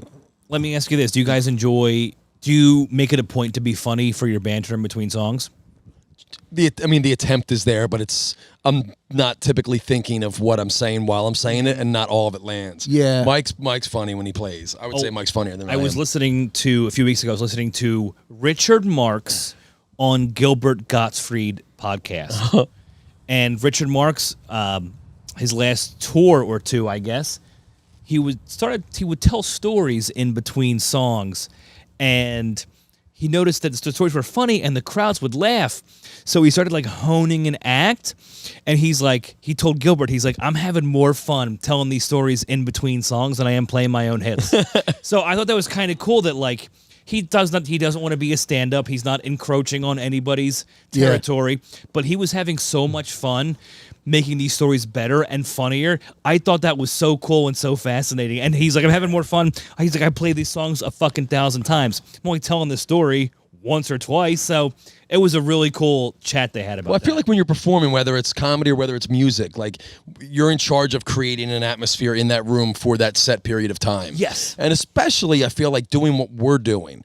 Like, there's no reason for you to incorporate music into what you're doing. But like when we're doing our gigs, it's like I've heard people play American Girl 100 times. Like, it's not like when I'm there for this gig or when I'm playing a show, it's like I'm going to be the best version of this you've ever had. But cumulatively over the course of the gig, it's the song selection and it's the banter and it's just those are my few hours Establishing just to kind of connection. establish. And it's 3.5 hours too. Like, so it's a little bit there. Like you better throw in some something that, you know, a joke or some conversation or kind of bring them in because it's just a long day. It's But getting older, I mean, I remember like not everything hits, and because not much thought goes into it. I was playing to a room one time and it was a younger crowd, and I dropped that line from the movie Dumb and Dumber, like just totally disconnected, no transition into it. I said, I'm like looking for the next song I'm going to play, and I go, I desperately want to make love to a schoolboy. And it was just crickets. And I kind of look up and I realize everyone out there is a little bit too young for that Dumb and Dumber reference. For the reference, It was yeah. like a 22-year-old crowd, and it just like for no reason I just blurted out that I wanted to you also bang gotta, a child. Yeah. You also got to commit, like, if you're paging through something and you throw a joke as you're kind of like they're not going to. So if you kind of look and you start a conversation, you get their attention and bring them in and kind of in between tell a joke or whatever, or even if it's not a joke, just kind of banter back and forth. It's just you got to commit to it, I think. Yeah, you you know, have if to you commit. commit to it, you know, you're in it, and you know, it might not land, but you commit it, and you can at least, you know, you're staring at them in the eye and can steer the conversation however you want it to, you know. But yeah, as I gotten older, I found that like I brought comedy into my not trying to, just kind of like Yeah, you just riff in the moment, riff. or Yeah. Everything's ad lib. I had a reference bomb recently, just in conversation, similar to what you were talking about. Are you guys familiar with Big Top Pee Wee? Yes. I had a coworker eating egg salad. So I go, egg salad-y. I had that locked and loaded for 25 years up here. I haven't had anybody eat egg salad around me. This girl's like 22. She looked at me like, what the fuck did you just say to me? And immediately I hated myself for the whole rest of the day. That's like the Wonderwall line I do. Remember? It's you know, the end of it. It's and after all, she was only 16, but she was tall. And like people that's a our age will be like, consolation. but a couple of the like I did it recently, and it was like, whoa, dude. I'm like, dude, oh man, I gotta know my audience. But because- she was tall. Oh, okay. Yeah, dude. She was tall. Do you cater your sets based off who's in the crowd? Yeah. Do you gauge the room? Absolutely. Okay, I do the same 100%. thing, too. I do 100. the Borgata a lot. They tend to be older, so I do cleaner material. And my stepdad is older. He's in his 80s, so I do jokes about him. And I find that it's just more, not palatable, but it's safer for all of us. Right. Yeah. It's going to get laughs. It's cleaner, and I can get by without, Is he funny? Your stepdad? inadvertently. Yeah, that's great. They're the He best does. kind. He the does best say kind. funny things, but Yeah. the older he gets, like the goofier shit he does. Right. Like he'll just some of my funniest stuff comes from him. And he doesn't even know. Yeah. It's the absolute best. He knows all the jokes because he comes to shows still. Yeah. So he hears it all, but like the best. Like just for example, he wasn't wearing his hearing aids one day, and I'm like repeating everything. I'm like, John, hearing aids. He goes, heard enough yesterday. I was like, that's fucking amazing. Yeah. Yo, that's a T-shirt if I ever. yeah. When I'm doing my It stuff, was my second album, which I have plenty of T-shirts of. I Heard Enough Yesterday was my second album. Oh yeah, I knew I heard that somewhere before. I celebrate your catalog pretty vigorously, where can Pat. we I had- where can we hear all that and then get it Spotify, all iTunes? iTunes, Okay. Amazon. The first two albums are on Spotify. Number 3 is not. 'Cause Okay. There's a whole legal stipulation going on with that nonsense. So Pat House Comedy, iTunes, boom, Absolutely, just Pat House, yeah. awesome. Yeah. And also, I mean, you're a big music guy. You love the band Queen. We talked about that earlier. Favorite band of all time. So your Instagram handle. Bohemian Pat City. Yes. And that was my AOL AIM screen name when I was 13. That's how far back that goes. I've had that for probably 20 years now. Mine might have been More Half than. Dog 69. Half Dog 69. We made a Queen so. reference last show. Remember when I lost a little bit of weight? I was about 240 and feeling myself, dressed Oh, like yeah. Freddie Mercury. Yeah, in a singlet, Yeah. a deep V singlet. But I My lost dad like saw 20 Queen of pounds. the Tower in that era. I know. Yeah. You know, rest in peace, Tower Theater too. Jeez. Well, no, didn't they just take the They just thing off? removed They just removed the John tower. off the So it's not. They're not coming back, right? Who? The Tower Theater's finished. Am I right or wrong? No, they just you're took the. wrong. They Okay, They good. just took the tower off of Thank goodness. As soon as that left my mouth, I was like, well, I kind of heard something a year ago, but nothing since. Why was I very confident with that? But the tower's a great spot. I'm happy to hear that's coming back. A lot of like, I saw Smashing Pumpkins there. I saw the Pumpkins there. That was 2007. Yep, and I saw Ray LaMontagne, and he was by himself, and he's like really chill, but it was so chill. Like it was kind of like too chill. Yeah, Like, it was zero edge to it. Where it was kind of, it was just like he knew how sexy his voice was, and and that's what it became. it became like just him showing, like, just real slowing everything down just to feel his vocals. So and I was just trying to feel man, some tits. A lot of good shows there. Comedy and music, man. Saw Radiohead there, and I was first row of the balcony for Radiohead in 2006. First row of the balcony is the fucking best. It's Oh the my best. God. You sit down. I mean, whatever. I love You to can give put your energy foot up. back You- to the stage. You can like Yes. lean on the railing and Yeah. be comfy leaning forward. Look, I'm all about giving energy back to the stage as well. But like, if you can very sit, important. if you can sit down unobstructed. But a lot of times when you're standing up at like something like that, it's because I have to. But if you're first row of the balcony, you can sit, Yeah. and it's like you're the king, and they're in your court, and they're just performing for you. I remember my dad took Foot me, up, awesome. Oh, my dad took me to a lot of concerts when I was in my like teens and everything. And my dad would be like, "Are there seats, or is it standing room only?" And I'm like, "I don't know. We're just gonna stand." And now that I'm like getting older, I'm like, "I hope there's seats." Yeah, exactly. I get it. fuck I already that, turned dude. that corner. So Queen's number one, and then what? Anything? Queen, Beatles, Foo Fighters are definitely top three. But I mean, like you guys as well. I can name a million people I absolutely Right, love. exactly, yeah. And Weird Al, and they're like diverse. Weird Al, Social D, Yeah. Billy Joel, Talking Heads, REM. Night Swimming is one of my Night Swimming all time. Like is- alone in the car if I want to cry. Oh Yeah, man, and I'll cry. I'm very If I was an MMA fighter, that would be the worst song to come out to. Night Swimming. I'd lose my shit. Night Swimming. Kind of like when deserves a quiet night. McGregor comes out to fucking then down the Glens one Easter morn. Foggy Dew. Yeah, dude, I lose my shit. I go back to the troubles like I'm in the IRA about to fucking bomb a fucking post office. Have you heard the Sinead O'Connor? Does he come out to that one? Yes, he comes Fight out the to real that. anime. Then he goes into Notorious B.I.G. So it's cool. He kind of cuts him in half, but that Foggy Dew, man, with the Chieftains, yeah. Mike, if Yep. you're an MMA fighter, what's your walk down music? I thought of this. I like that Saban down in Mississippi when it's going to so and it's got to give it up and they give it up and then give it up and they never ask why. Saul Red? Daddy was a rolling stone. Oh, No, I forget the name of that song. I forget what it's I know. called. Saul Reds with Gwen. With Gwen Stefani. Yes. Yeah, I don't know what that's called. Yeah, I forget what it's called. It's like something like I never knew the name of it. Just ate me, cooked a Kentucky Fried Chicken inside on me. Yeah. It's a hellified way to Yeah, start your yeah. day. I'm going in there and fucking dudes up after that. Only see what you I can want hear to the see. whole song too. All three of us are blanking on it. It has a weird name that like I don't even think they say the lyrics in the song.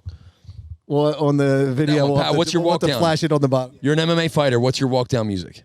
Oh man. All right, so you get a second to think about that. So, Mike, so that song, if you're an MMA fighter and it comes out, the Bennett's like the fast Yeah, ska, yep. are you still walking to the octagon? or No, is this a full I sprint? full sprint. I slide under the Nice. middle, and I'm fucking up the ref and everybody. Like there's a Ooh. fight before. Rough start, but I mean, yeah, I'm I going like where there. your head's at. So you're disqualified before the fight even starts. No. Everything's This broken is- up, and then they're like, "Oh, dude!" Like I go in there. It's kind of like starting to fight with the big guy before he starts it with you. You create such hysteria that everyone's scared, and they think like, "All right, there's Talk something to us wrong with about this person." jail survival.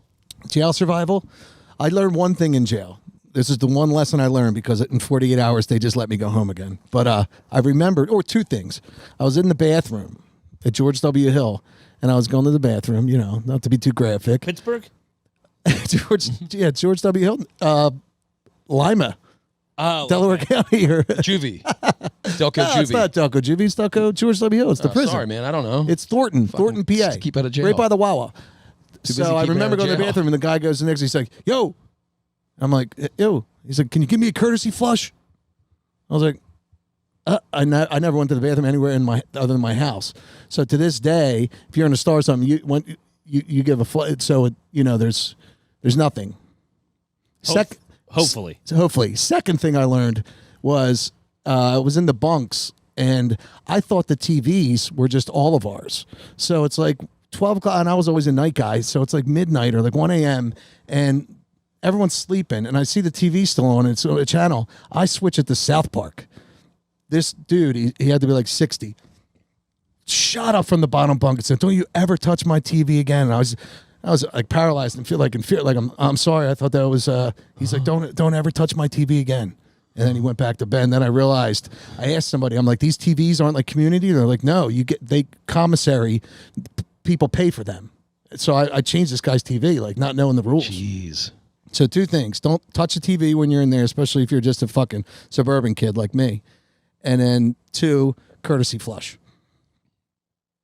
And you got to kind of know your times. You like, if you're in there using it, you got to, and then you go away when your cellmate has to do his stuff. You're not on top of each other. It's respect. No, maybe not voluntarily. Yeah. So do you know your song? What about if I just stick with my normal stage song, which is The Ocean? Zap? Oh, man. What's your walkout like? A focused walk with intent? A jog? A sprint? It's a medium paced walk, and then I look at the front row and say, "Oh, they're gonna hate me," and then I refuse to make eye contact with anybody until I feel comfortable. Perfect. Almost 20 years in, I still refuse to look at people until I feel I'm in a safe spot. How about you, Hef? What are you going into? Victory by Biggie. Victory by Biggie. The way I let it build, and I don't emerge from the back until the beat, the drums actually starts. Like it's just like the strings, and it's super epic because people know that that's my song. Yeah, like the Undertaker music. Like they hear that, and they're they know it's me. And then on the screen, it's just a montage of me training in the fucking forest, and it's just this whole thing. I wish I had said Goodman Brown. It's a whole thing, and yeah, and like when the boom from the commission, boom, pyro goes off, I do a whole full sprint down to the stage. You go under the bottom like rope.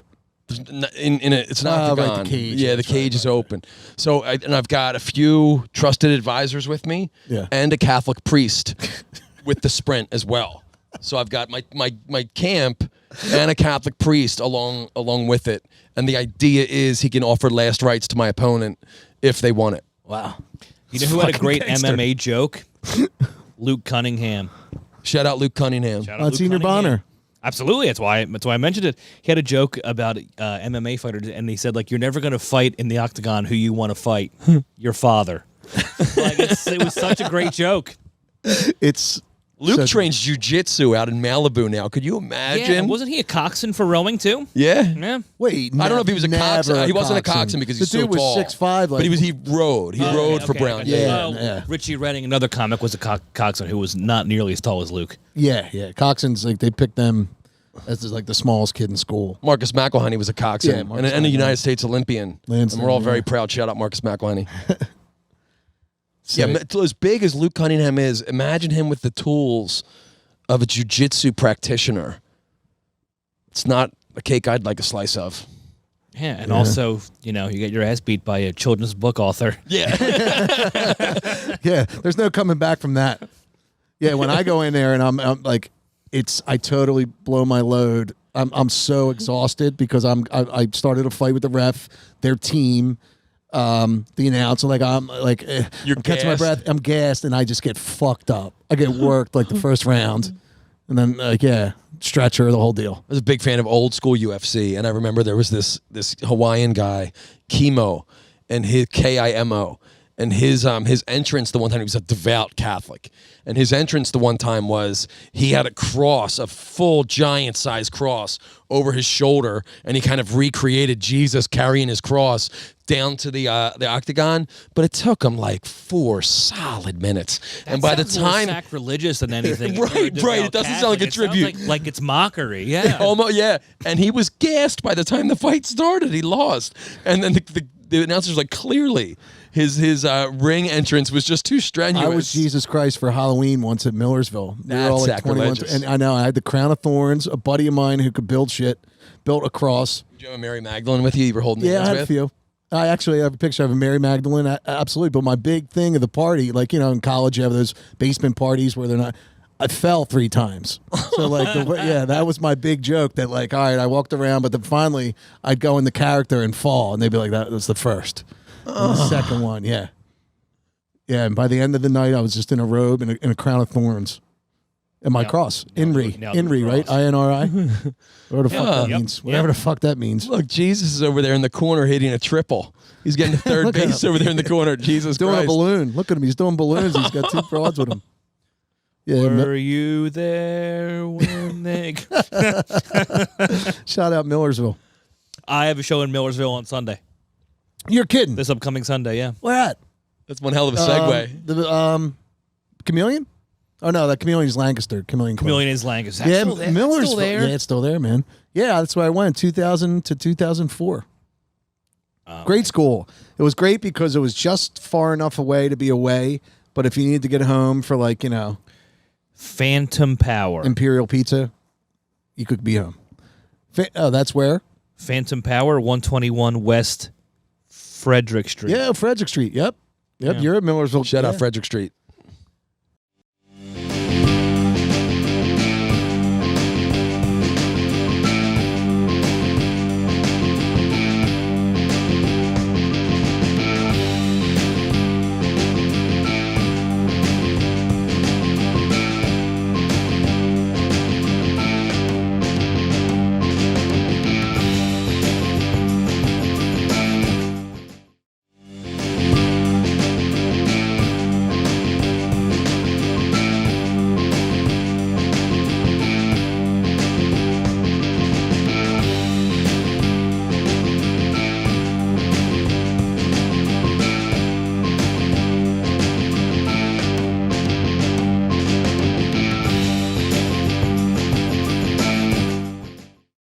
Welcome to Hoagie Time, everybody. All right. How are Mike, yeah, get in there. F-Dog, what's happening? Dude. Feeling great, man. And it's good to be here with you and the fucking lovable teddy bear over there, Mr. H.T. O'Hagan. Does look Mr. like Producer. He does look like a teddy bear. Just coming from the Red Lantern. I Really? left the house a little bit early tonight. You got a wicked bruise. Do that again. Oh, yeah. Fucking A, dude. Yeah, Fight. check it out. Fist fight this weekend? Look. There it is. Oh, it's visible there, too. Yeah, dude. That's a fist fight. It's not a fist fight. Okay. What happened was I was walking down the stairs from the kitchen to the basement. Our house was built in the 40s, all original construction. And one of the steps kind of broke. I didn't put my foot through it, but the end cap of it kind of fell off. And I slipped and went down. But you're okay. The bruise isn't... It didn't even register, Mike. Yeah, I know. I'm a strong dude. Yeah, you've been on the football field. I'm a strong dude. Yeah, I've experienced on the football field. Yeah. And pain truly don't hurt. Nah. Pain don't hurt. You know, Didn't you have like an old Facebook quote or something that pain don't matter or pain you don't Pain feel don't hurt. Pain don't hurt. That's It's a homage to Patrick Swayze and Roadhouse. That's right. I knew you had And something. real ones everywhere know that. So Red Lantern, huh? Just tonight? Yeah. Yeah, how was that? So let me just so what happened was I fell and it didn't hurt, of course. You know, whatever, no big deal. But the first thing I thought was better me than the wife or one of my children. I'll take it all day long. Wow. And it'll just beat off me like water. that's off a waxed car. That's a father right there. Yo, Father, you already know what it is. Yeah. But yeah, Red Lantern tonight. Stop by. I left the house a little bit early tonight. I had a few minutes to kill. And I figured let's pop in. I haven't, just to go in there without being a paid performer. Right. It's been a while, but stopped right in. Big shout out to Mike Stauffer, Dan Kubler. Yeah, I ran into some friends. There's always a familiar face in the bars around here. It really is. That's awesome. You anywhere this weekend, F-Dog? Can we expect you anywhere? Ooh, I should have done my homework. I'm still at Barnaby's on Sundays. I may or may not have a Friday or Saturday this week. Okay. I'm not sure. I only have one, so I can do mine right now. I am at Barnaby's in Westchester on Sunday, 4 to 8. So if anybody's around, I'll be there for an afternoon set, which is, a rare little set at Barnaby's Westchester, but it's a great one, outdoor. I like that a lot. That's a good gig. Yeah. You threw me a couple. I've got one coming up at the end of the month, I believe. Right. Friday, right? Dude, it could be Friday. I'm really not sure. Or I just meant like a Friday. They're usually on Fridays from 5 to 8. And my phone's still in my car. I just was in such a rush to get up here and just kick science with you guys. Yeah, so that's where I'll be this week. So check it out. Barnaby's, Westchester 48. For Saturday, I got a private, but that just means you guys can't come. But if you can find a way to get in, I support that as well. So. Yeah, whatever it takes. Hey, you know me, big sports guy, right? First and foremost. Took my boy to the Eagles' first preseason game on Friday. I saw that. How was it? Did you find anything to do? Dude, it was amazing. Yeah? It was amazing. And let me just, for those that don't know me, let me just give a little bit of background. So, haven't been to any Eagles games before, and super casual fan. Ever? Once. Oh, okay. Shout out Steve Kozak. Okay. I went to one of the games when the link was brand new as a novelty. Wow, but we're talking 2005 or 6. Absolutely. And we pre-gamed. Sure. So you haven't been down there a lot for Eagles? Not at all, dude. So Did one game before, barely remember it. Right. Except I know the Bear Steve Kozak brought me, so shout out Steve Kozak. Yeah, haven't been in a while. Right. And now, just trying to be the cool dad, the good dad for my boy. And had the opportunity to take him down, met up with some friends in the parking lot ahead of time. Nice. Shout out Mike McKnight, Laura McKnight, Justin Call, So, Chewy Ryan. how is it down there? Like, is it like Phenomenal, dude. The full like a regular, obviously not regular season game, but it's a full house, packed house. No, No, not at all. Okay. If you're out there and you've got kids and you want to take them to an Eagles game and not worry about getting like purposely thrown up on or that's like the time. getting in the middle of a And you're not fight by spending dudes that are taking it hundreds of too dollars. seriously. The tickets are reasonable for preseason, right? Like, I mean, you could probably find them free. However, where they gay is parking. Oh, right. Would you believe it was $45 to park? Jesus Christ. Yeah, dude. So like, even if you're getting free tickets, even $45 to park, that's predatory. I'm not down with that at all. It's horrible. Like Horrible, dude. $45, man. But we had the best time. Our actual tickets were for the upper level, but like, it's so great because it's a preseason game. And it's the first preseason game at that. Yeah. So there's plenty of open seats. And we were maybe like 10 rows from the field. Yeah. And like, if someone comes down, hey, these are our seats, cool, we'll move. And we had to move once, but no big deal. We just moved to the 50-yard line. That's awesome. Yeah. If you're looking for an Eagles experience, without all the baggage that Philadelphia is known for. Yeah. And the first preseason game is it. The boy loved it. Loved it. And I loved it too. Yeah. And let me say this now on the podcast. This is in the past, exclusive. Yo, dude. In the past, I've kind of been like, like, you guys are way too into this. Right. Who cares? And of course, the Delco in me is like, yeah, they're not paying my bills. I don't give a fuck. Yeah. But I get it. That was exciting. And if that was the first preseason game, I can only imagine a regular season game. Oh my God, yeah. The seats are good enough where you're on top of the action. Oh yeah. And I can see how you form a bond with the team. Yeah, it's so cool. I went. I'm up for it. 2 or 3 years. I'm ago. in. 2 or 3 years ago, I went, and it was my girlfriend and her son and me. $1,000. It was $1,000 for the whole day. Not even before the food and like sodas and all that stuff. The tickets and the parking.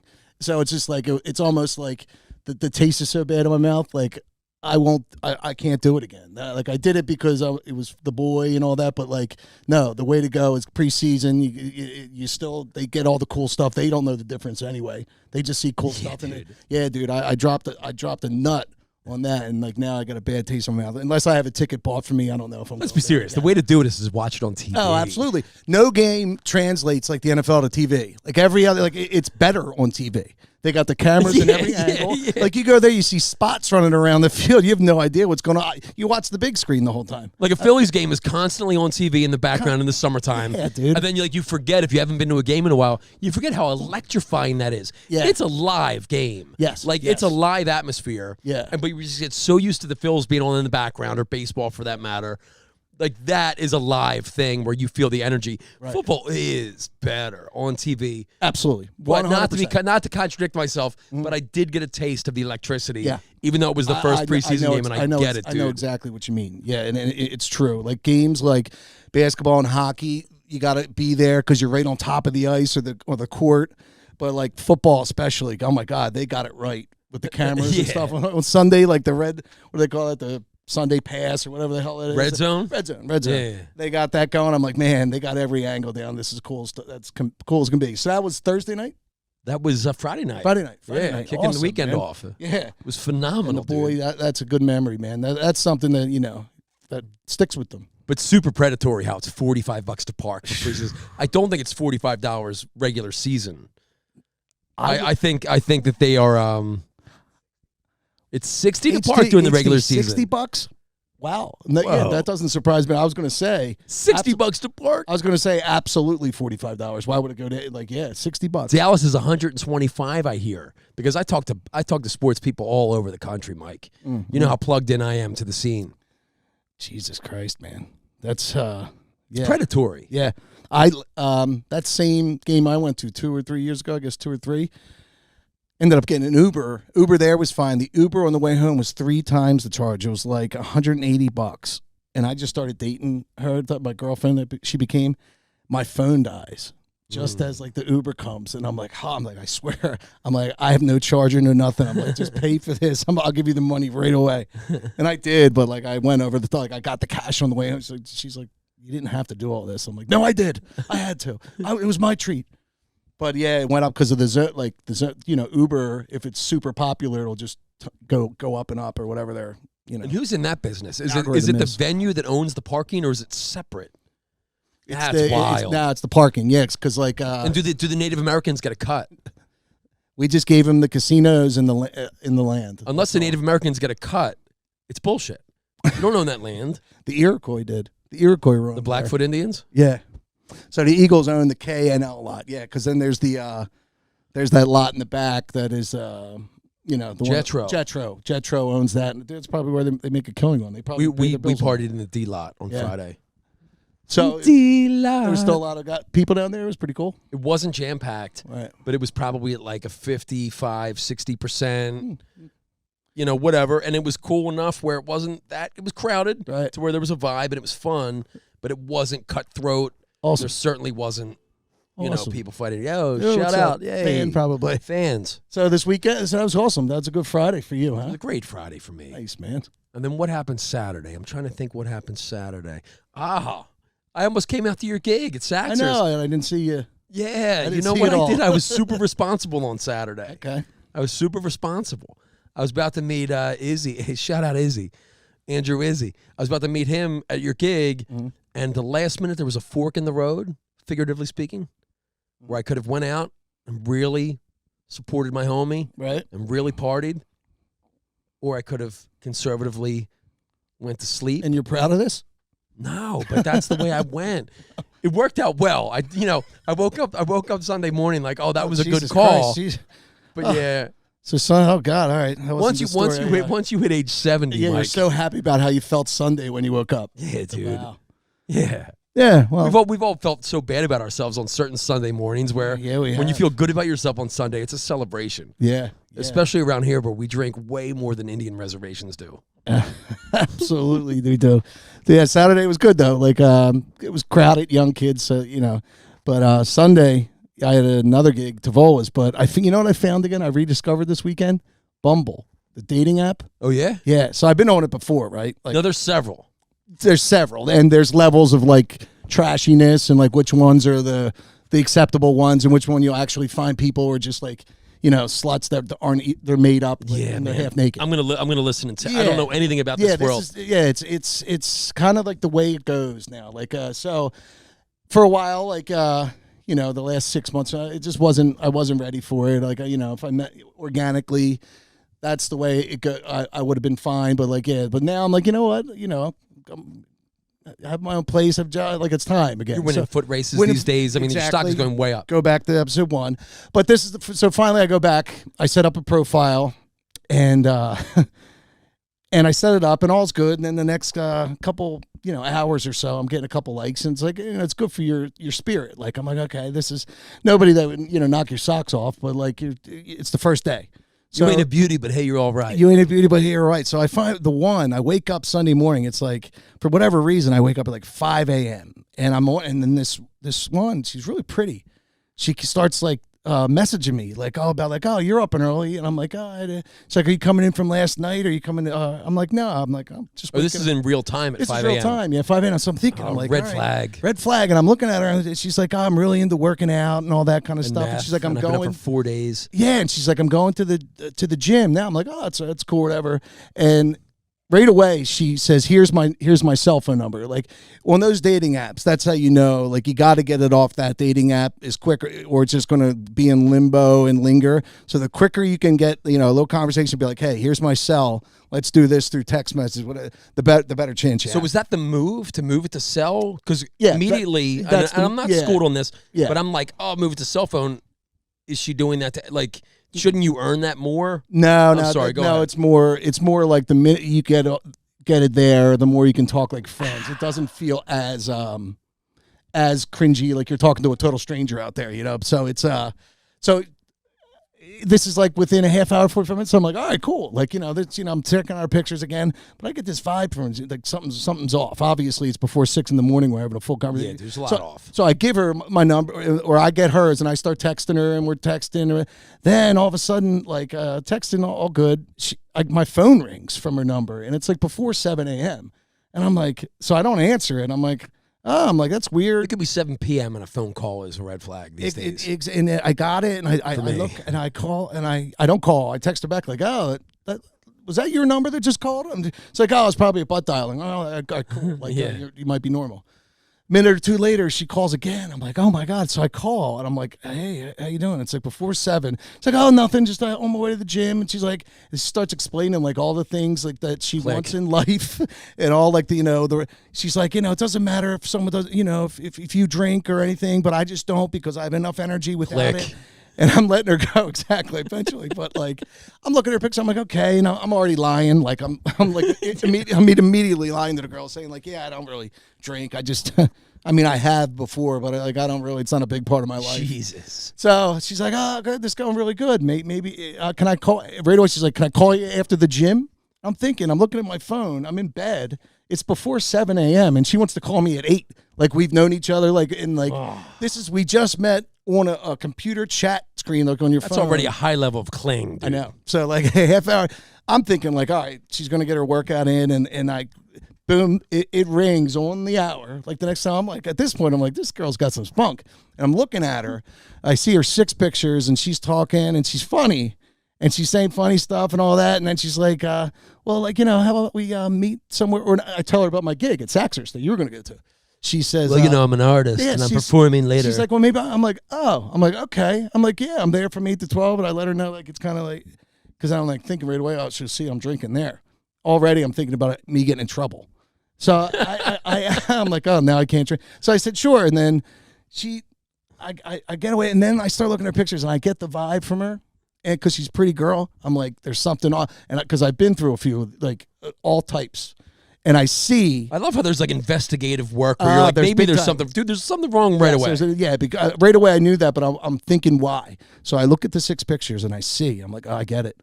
I get it now. She had gastric bypass. Yeah, because I can tell her face is super tight and in shape, and explained everything, right? And I'm looking, I'm like, see the one? And I'm like, where's the bottom half photo? They don't exist. Everything's top, and how tight in her arm. I'm like, okay, something's off here. Then finally, I squirrel out of her last name, and then I get on social media, and I see it. I'm like, oh, I get it. Then she calls me back. So I have this in the back of my head. I'm like, I'm pretty sure. Then she gets into it, how like she used to be a heavy girl and all that. And I'm like, oh, man. Shout out heavy girls everywhere. Shout out heavy girls everywhere. But I'm like, okay. I'm like, I knew it was, there's a reason why you go to the gym every day and you're not drinking. You were probably funner like before. So it got to the point where she's like, all right, well, how about we take a walk tomorrow? I'll come, but tomorrow, let's plan tomorrow morning. Like, 7, 8 a.m. We'll take a walk. That way we're at some place, and if we don't like each other, we can just leave. It sounds cool. I'm like, yeah, there's this John Hines around where Is she a Delco girl? Because that's a super foreign No, approach. Of course she's not. Washington Township. Let's go for a walk tomorrow morning. Yes. It's completely foreign to Delco. Foreign, but I was all, and then finally I said, yeah, sure, absolutely. And then I said, John Hines. Then she starts texting a little more and more, and I'm not answering. And then when I'm at my gig at Saxers, she's like, so we on tomorrow? I'm like, I'm like, my sound guy didn't show up for the gig. Things are going a little bit late. And she's like, you have a production staff. Exactly. And then she's like, thanks for letting me know. And then right away she knew. And like the next morning I went back to her page, and she's a whole new like bio. And in it is how like, she's, you know, this is what I'm interested in, but hey, no rush. If no rush, I'm not going to rush any, you know. So she's obviously fixing her mistakes and saw how it went. Like she jumped all over me, and my insecurities like jumped back. Like, sure, absolutely. Like, yeah, we're dating now. And then right away, like when I realized, and she realized, like, haven't talked to her since. But that was that. And then by Sunday, my relationship's over. So I had like a 20-hour relationship. Yeah, I felt like I was in a relationship where like I had to like lie and like cover up shit up. So that's done. And then like today. But shout out to everyone everywhere learning from their mistakes in real time. She did. And recorrecting course. Yeah, that's the next day. She that's had a whole new high-five bio worthy. saying, listen, you know, let's take our time with this. The exact opposite of what she did to me. But then today she's course correcting in real time. And that's today comes around and I'm on there again. And this girl says, hey, how you doing? Like, and she's pretty. And I'm like, oh, she's from Ridley Park. And I'm like, I recognize this girl. I call one of my buddies, one of my dudes from Collingdale that I grew up with. I'm like, yo, is your side piece's name blank? He's like, yeah, why? I'm like, dude, she just matched me on Bumble and sent me a message like seeing what I was up to and all that stuff. He's like, what? He's like, I was just with her all weekend long. And I'm like, dude, I thought I was just going to say that. You're going to say, how dare my side piece look for a side piece. Exactly. Well, yeah, he's totally like that. He's got like 2 or 3. And right away I said, I wasn't going to say his name, but. Oh, dude, I was just going to say, you're definitely going to say his name in the next few minutes. I said, dude, I'm like, I knew it was your side piece, but I didn't know. I thought you were going to say, yeah, and talk to her for a couple months. And I wasn't going to message her back or anything. He's like, dude, we had the best weekend of a relationship this past weekend. Like, I was really thinking about, like, you know, like calling her and saying, let's do this for real and all that. And she knows exact. I'm like, I don't know, dude. I don't think she knows. She's like, she knows who you are. She's like, he's like, I'm so mad right now. I'm like, dude, that is not why I said this. I'm like, I thought you'd laugh it off and you'd be like, yeah, she's probably. They had like a great weekend with each other down the shore. They got in like a little minor dust up on Sunday. The great weekend down the shore still included a dust up. Yeah, a small dust up. He stayed down. She went home and she messaged me that We got matching Eagles floating calf tattoos. I showed her Went to a Back the Blue parade. It was fucking awesome, hands down. I showed her the message she wrote, and I sent a screenshot to him. And right now he's like fired up. By this point, he's probably talked to her and all that. But that's 2 days into getting this app again, so I think I might just get rid of it. Like, but here's what I said earlier about how Let's transition. Yeah, it's not about. Obviously, I don't want to meet somebody on a site that I don't know. That's not the goal. But what it is, and this is like a few times in my life where I've had this, used the dating app, it's gotten me sharper. It's got like the sport of it, got me talking to girls again, got me into like, you know, having like little week-long, day-long things. And in doing that, it got my mind on like what it's like to be in that situation. And every time within a month or two, I found something organic. Like somebody I knew, like how you'd meet somebody in the past. Yeah. And it always helped. Having 1 or 2 there and got myself off the snide a little bit. And it made me always find something and kind of transition into something real with having that, like, that practice.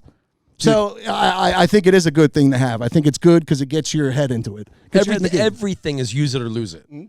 Mental, physical. It's all use it or lose it. Yep. And whether you need to, and I mean, there was, what's the movie? And I'm drawing a blank here, but it's White Men Can't Jump.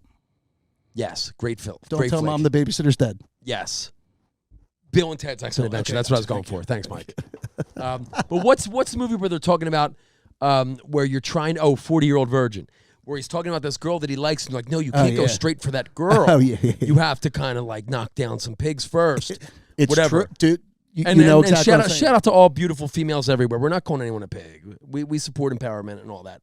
But yeah, like you just have to get your mentality working in a certain way. Yes. To dust the cobwebs off. It's exactly Before we started this podcast, Mike, it had been a year or so since I've had a conversation with a friend. And I think maybe 5-6 weeks in, it finally feels normal again. Yeah, kind of talking. That wasn't a text chain. No, exactly. Yeah, it's important for men, women, ever to get out and be human again. That's another thing. It's people think with dating apps and all that's so weird. Like, oh my, like, no, yes. In theory, it's new. It's new and it's it's not weird. But what it does is it dusts off the old cobweb. It shakes the cobwebs off to be a real person. So when you're out there and you run into Nicole that you've known from high school or whatever, you're sharper. You're not too into yourself to where you're not talking because you're quicker to give out. Hey, why don't you give me shoot me a text or whatever because you've been doing it with strangers for the last 2 months, and who knows? You might meet. Like I dated a girl off Bumble years ago that went for like 2-3 months, and it was good because it was sport. She lived in Jersey. We'd go out. We go to restaurants over there. We'd hang out in her apartment. It made me kind of in the game again, and that's why. Like I was putting off doing it. I didn't feel like I was in that space, but like it's all just practice for when the one comes around. You know, the girl from the hometown that got a divorce and she's looking for somebody to help out around exercise. The house. For somebody exercise. So yeah, that was this weekend, and so it all gets wrapped up with my buddies, and I met her before, and my buddy's side piece, and I said, "Yeah, dude, is this her?" And he's like, "Absolutely. Why?" And then I told him he's protective over his side piece. Oh, absolutely. What an alpha. Well, I mean, he just watches over his flock. You should True have shepherd. 2 or 3 can be yours. After that, it's like, yo, dude, like He is a stable. Yeah, I mean, he doesn't have a serious relationship, so he's not doing anything wrong. He doesn't have a wife or a girlfriend, so he's like 2 or 3. Yeah, so he's fine, but he just happens to juggle. I'm not judging either way, but I had the impression that he had a No. He just has a 2 main or 3. squeeze. No, he has 2 or 3 that he likes to juggle time with, and they all Nice. know each other and call each other up, and yeah. He must have a hog. When I seen it, he wasn't happy about it, that was something I wasn't expecting. I was gonna him say like, "I'll salute," go do your thing, but no, he was just like, "What?" He's like, "We were just down the shore this weekend." A true shepherd's protective over every last you in the flock. Yeah. So whoever you do to the least of my people, yes, exactly. that you do unto me. So yeah, it's all like you said. It's use it or lose it, and it goes into every aspect. Yeah, I'm pretty wise. Yeah, every aspect of life. So yeah, we use it or lose it. Speaking of which, I'm not. I joined Planet Fitness today. Shut up. I did. Yeah. So why don't you just give me $100? If nothing else, we're gonna take you guys through a journey of self-growth on this podcast as well as bullshitting. And I'm just gonna leave it at that. I'm not a huge fan of people that talk about it. Yeah. I'm gonna be about it. I'm not gonna talk about it. But that's on my mind. The worst. I went black card, of course. The worst thing you can do is like not be a workout guy and post like something like that you worked out. Or cringe. It's like, come on, dude. I've been there too, but you got to do this like month 4 or 5, like sometime, or take the private picture of day 1, then come out like month 4. And believe me, I'd be the first one to like and say, "Hey, pal, look how good you look." But if you do it like the first day, like if you're like day 3 still grinding, I'm like, fuck, this is gonna drop off like a cliff in a week. Yeah, you're searching for like. But did you really Planet Fitness, huh? I did, yeah. I didn't even have to go to the location. I mean, yeah. Well, you want the highest one, dude. I was horizontal on the couch doing this. So like let's wait. And again, I'm gonna be about it. I'm not gonna talk about it. I'll just be about it. But I joined today. Yeah. And I was fucking horizontal while I did it. So what? You did it. But I did, and I went black card too. What? Yeah, we're tough on ourselves, but like it's it's one step closer to $120 out of your pocket every year. But no, I meant like just going someplace to go for. I have a gym at my work, which has been my thing for a month, and I'm going to go. Haven't yet, but first things first. We got to get matching tattoos on the small of our backs. Oh my God. I don't have any. Do you have any tattoos? No. No. My thing with tattoos has always been, and of course, you don't put a bumper sticker on a Bentley. But aside from that, any design or anything that I've liked enough to get a tattoo of, just get it on a T-shirt. Because when I was like 16, 17, and the Hoodlums was in full motherfucking effect, I considered an upside-down Wu-Tang tattoo, so the W looked like an M for McGuire. And fucking thank God I didn't. I own a few Wu-Tang shirts. Right. But but I can take them off and throw them in the hamper. Yeah, I think it's more the person, I think tattoos look great on some people. And me, I think it wouldn't translate. It would be like, not really. But like some people, I couldn't imagine them without them. Like that skinny kind of scrawny thing. I think well said. Tattoos look great on those people. Big, strong, or that certain body type and the certain kind of person. Tattoo's great, but I couldn't really believe it. Me, I couldn't believe it. Dude, well said. I don't think I could. I mean, you probably have. I don't dislike tattoos, and I've got plenty of friends with them that look awesome. Yeah.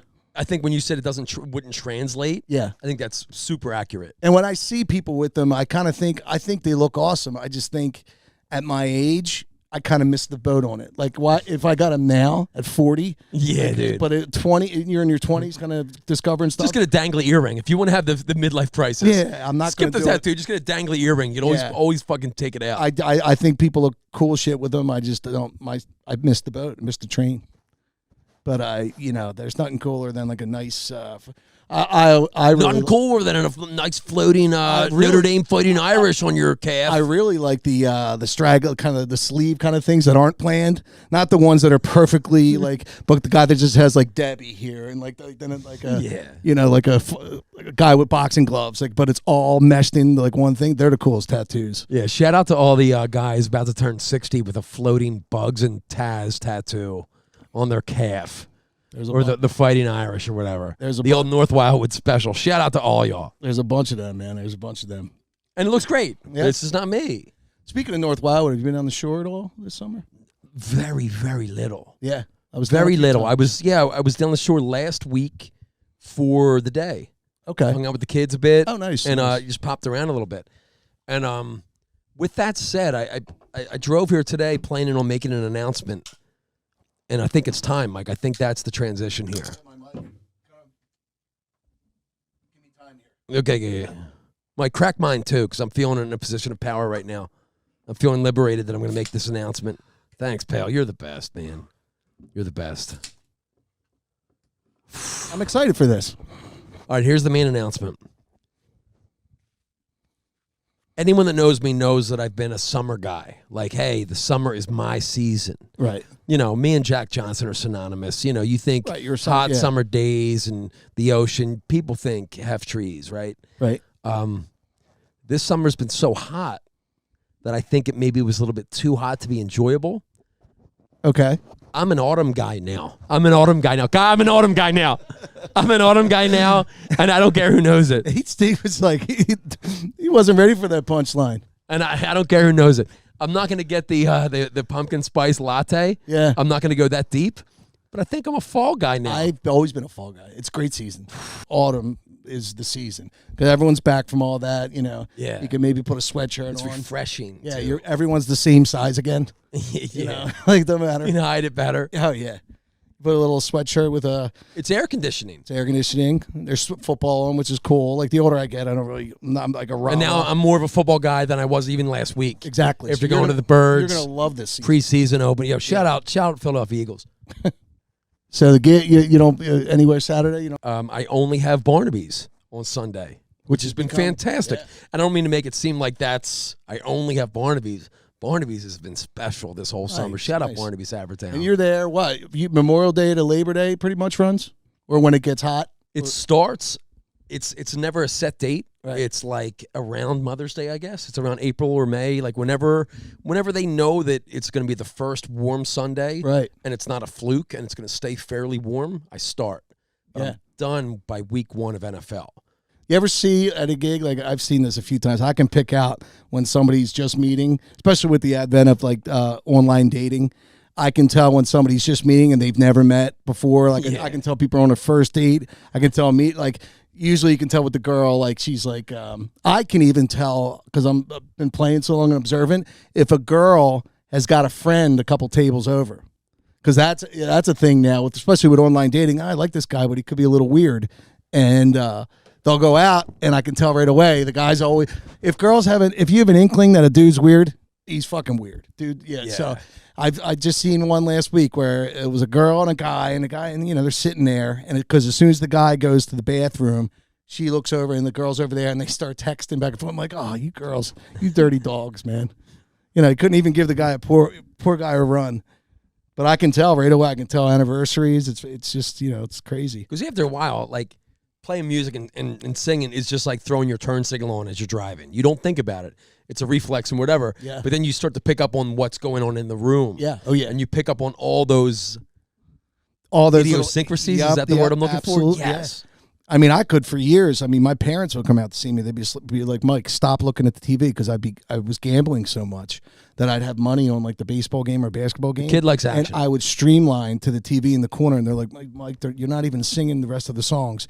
You're stopping halfway through. Like the songs end fast because you're watching the TV. They're like, stop it. I'm getting yelled at by my parents going to the gigs because I'm gambling in the middle. Mikey likes the action. Oh He yeah. does. Fuck yeah, dude. I can't wait for action this Eagles season. I'm way in now. Yeah. I get it. I'm not gonna line my family up for a family portrait where we're all wearing Eagles jerseys. Yeah, please don't. I'm do not that. there yet. That's the. I'll never be there. Yeah. I pledge to you right now, I will never be there. Yeah. But I'm I like excited. that you're into it. I'm not really like the once I kind of get out of the, like, it's just kind of the Eagles. Yeah, kind of watch them. I always wondered with my dad growing up. He barely watched. And he would come in and watch and then go mow the lawn or something. I'm like, it's the Eagles on Sunday. Like, and every other like white trash dad would be like, but my dad was always more, you know, he wasn't like them. Like, he didn't need the Eagles and stuff. I feel like the older I got, I'm kind of the same way. I'm like, it's on. I don't I'll take a need nap. them. You know, but some people still get in the jersey, like you said, the jerseys and stuff. Yeah, and come like, you know, on. with the kids, I'm like, oh my god, Come like on. you're giving this kid no chance. Like you could have played for the Eagles. Like any Me? Eagles, Oh, I know, thanks. Eagles alumni Yeah. aren't posing with their family No. in Eagles jerseys for their Christmas card. So stop. Just because you love it and just because you get too fucked up on a Sunday and Yeah. you shove your wife in front of the kids by the time the sun goes But down. they're not pussies because they never online dated. They found their wife Ooh. the right way. Wow. Yeah. That's very insightful, Mike. You're so wise. Thank you. You can always tie it together. I always tied it together. Yep. But But yeah, the Delco Emmy's always gonna be like, yeah, they're not paying my bills. I don't give that much of a fuck. right. But I will say that the preseason game on Friday was electrifying, That's awesome. and I get it. Like I get the Well, the in the season ticket future, people. if I can give you any advice today, don't Please. ever take your family or anybody but you and maybe one other person, your son, to a game, to a regular season game. real- because it's way I'm too much out. money. I'm out. Yeah, it's way too much I'm money. out. I'm not Yeah. not even gonna entertain You it. just get like Dairy Queen or something. Yeah, But- dude. That's what I've learned. You can sit on your own couch. You can drink your own cold beers that Yeah. aren't $11,000 a piece. Right. You don't have to like navigate through everyone looking to fight in the line of urinals. And you can be laying down on your couch and sign up for Planet Fitness. Exactly. Ladies and gentlemen, Money Mike Barkley. Thank you for joining us, kids. Peace.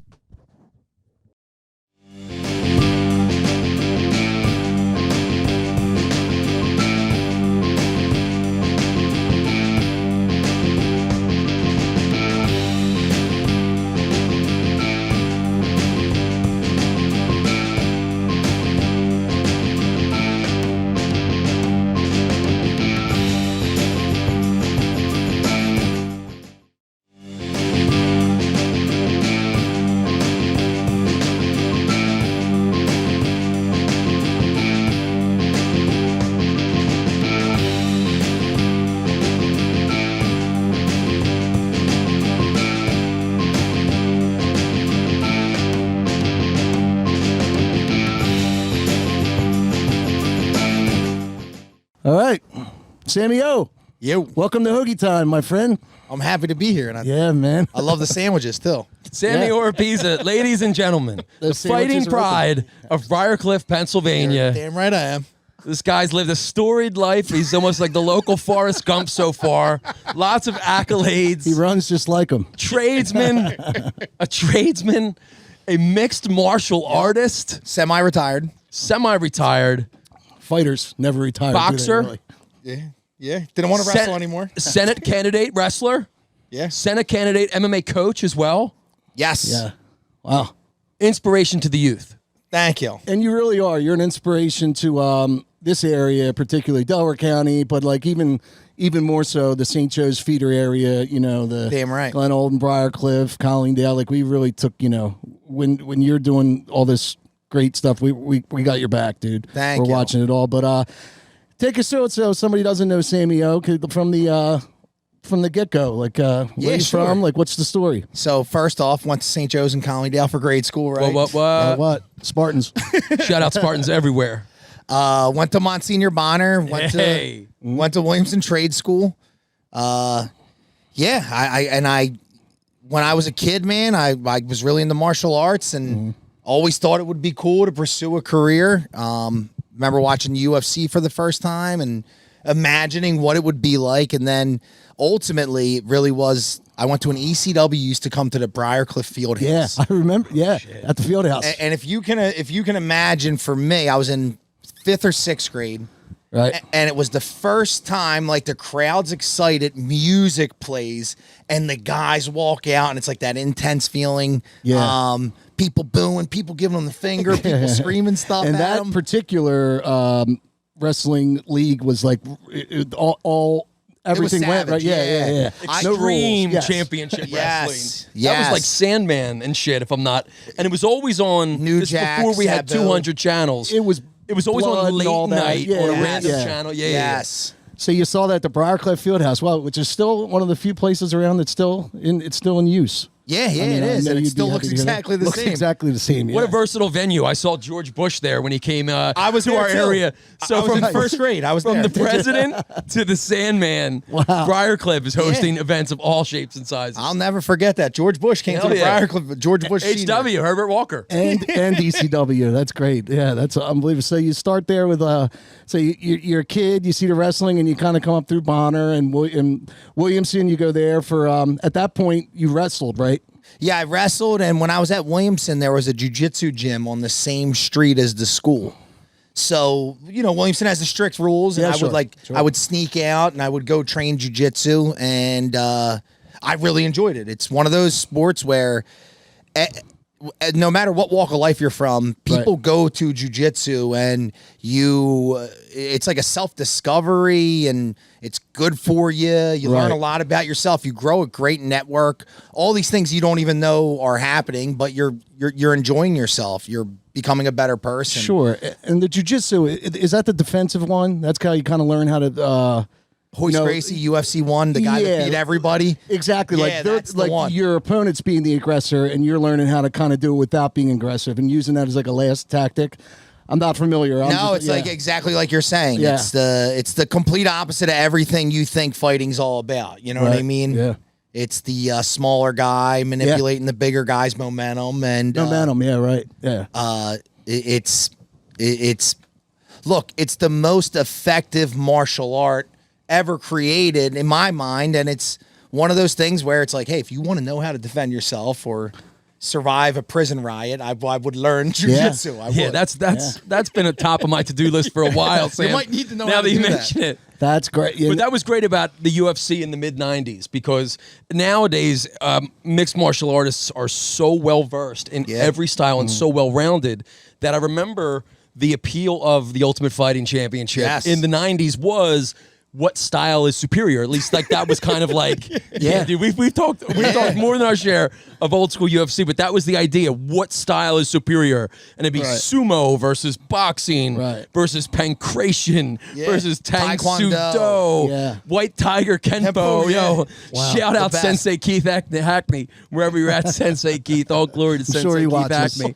I'm sure you're watching, Keith. You're out there. So Williamson, so for 3 years you wrestled there. Not really. I mean, I wasn't really like a standout wrestler. It wasn't something that I really pursued there. But it was something I did while I was there. Yeah. But you know what it was at Williamson? The winter break. You had to go to wrestling practice over the winter break too, where it was like you never got home.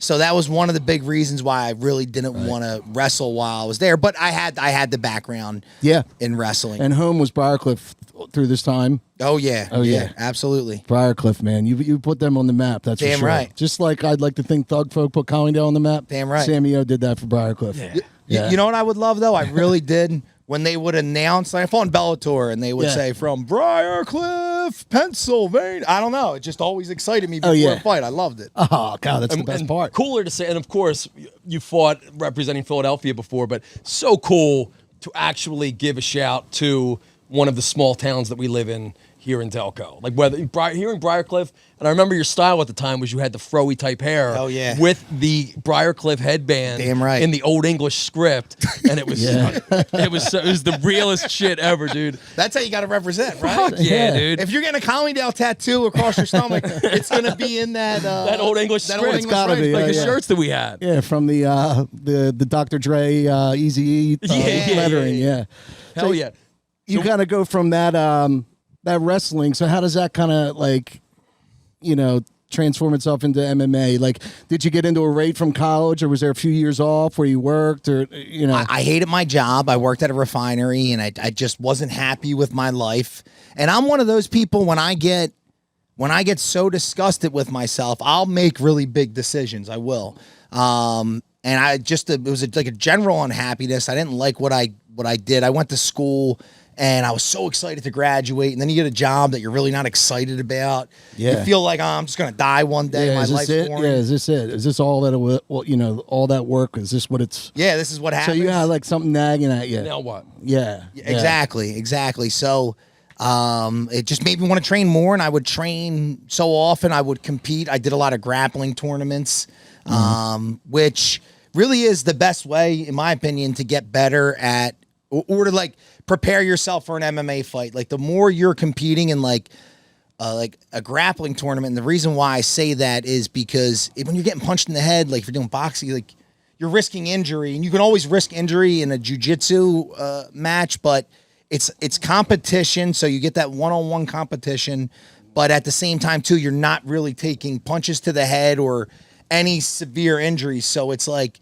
it would be like being in a band and playing like once a week. You know what I mean? It's like, if you can just keep playing. You keep yourself into it. You're in shape, so you're doing all that stuff, and it kind of, I mean, what clicks is there first? Kind of like, with the grappling, was somebody there that was into MMA kind of promoting, or like what made you kind of switch? Because I would assume that not everyone that gets into this has the tools or the skill set to take it to the level you took it to. Someone's kind of got to be like, oh, this guy.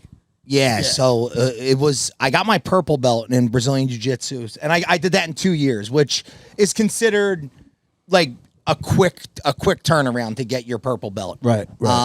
And I remember just thinking in my head, like, if you can do this in 2 years, you should push yourself to do a fight. So then I started training at the Fight Factory in Fishtown, and that's where I met Eddie Alvarez. Sure. And a bunch of other great guys like Zach Makovsky, another great guy. It's where I met Joey Pfeiffer at. Okay. Steve McCabe, Will Martinez, Jesus Martinez. All these guys were guys I would train with. And when you were training with Eddie Alvarez, you got better fast, and then you got to skip certain parts because you're learning from like one of the best guys in the world, Yeah. And Eddie's a great guy. He's a mentor of mine, so I got lucky. One of my best friends from high school, his claim to fame is that he got smoked by Eddie Alvarez in wrestling. They were both like 135, and Eddie just smoked him. Oh, at wrestling? Yeah, Neil Gilligan. Yeah. Oh, I know. I remember that match. Yeah, Neil's a great wrestler too. Yeah. Great wrestler. Yeah. Eddie was just he was quick. He was very strong, and he was intense when he would wrestle. It was fun to watch, and he would beat. I remember he would go up in weight classes to like the kids that were like undefeated, and Eddie would move up in weight just to beat them. You know what I mean? Really? Oh, yeah. Eddie was like that. Yeah, it was cool to watch. Yeah. I mean, he'd go up 20, 30 pounds. So I think he was a 45-pounder, and the one kid, he was from LaSalle, he had a Superman tattoo on his arm. But I was like, looking back on it, was like super small. Half show him your shoulder. Yeah. He was a 160-pounder, so that would be 2 weight classes up. And Eddie, I remember the kid was crying because he had never lost. Yeah. And he got smoked by Eddie Alvarez. And I remember the kid's parents were there, and they were upset too. Like, Eddie smoked him. So at that point, like on that level with the wrestling, is it for Eddie to go up weight classes? Is it power or leverage? Where I know that jiu-jitsu can be more of a leverage game, or is it both? I guess. Yeah, I think with Eddie and like wrestling, it's a lot of like how quickly can you cover distance and get in on the right spot. You know what I mean? Like Eddie was super fast, and I remember he could change levels very quickly.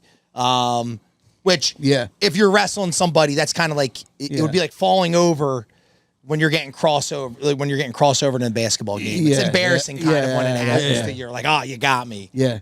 So no, Eddie was and again, I mean, he was a UFC world champ. He was a Bodog world champ. He was a Bellator world champ. And you meet him and you get with him while he's at the height of this, or is this before his?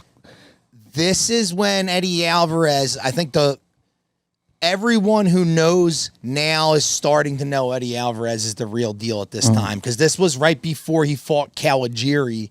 And if you ever watch Eddie Alvarez versus Kawajiri, that is still to this day. I mean, the only fight that I enjoy watching just as much is Fedor versus Krokop. Yeah, Pride, right? Yeah. Oh, yeah. I Like love that. Yeah. and Eddie fought this guy in Pride. Or Dream. It was called Dream, which was Pride, where you can kick to the guy. Soccer kicks are legal, yeah, right? The real Yeah. deal. Yeah. Is it a tournament style, or is that just when they do the Grand Prix event? No, they would do tournament styles, but it wasn't the same fight in the night like it used to be, though.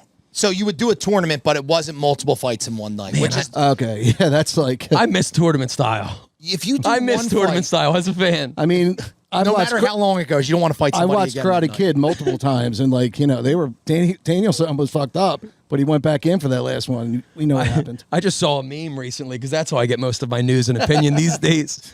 I saw a meme the other day where the crane kick is actually illegal because in the karate tournament it was not full power strikes were not allowed, and the crane kick is full power. No, there's no restraint there. Yeah, you're shooting the kill with that one. Yeah, man. I love the crane kick because you know me. I love martial works. arts. I love martial arts styles that are exotic and beautiful and deadly. Yeah. You know, in equal parts. That's always been my trademark. It has. I can vouch for that. But so you meet and you're doing that, and when do you become? When's your? I mean, you had a few amateur bouts before you turned pro. Yeah, I had 2 amateur fights. And what year are we? 2008, right when the Phillies won the World Series. Great time to be. Yeah, that was my in first this amateur region. a lot fight. of us had a lot of amateur fights around those times. I had one of McFadden's that weekend. Yeah, that parade was awesome. That was a cool awesome, parade. dude. Yeah.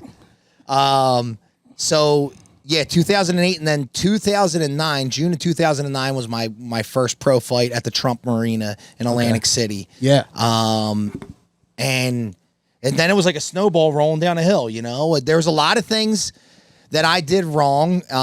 There was a lot of things that I didn't know I was doing wrong as it was happening. Right. And you know, hindsight's always 20/20. You know, when you're looking back, it always Yeah. you know, coulda, woulda, shoulda. Right. Technically, you got in young, right? Older.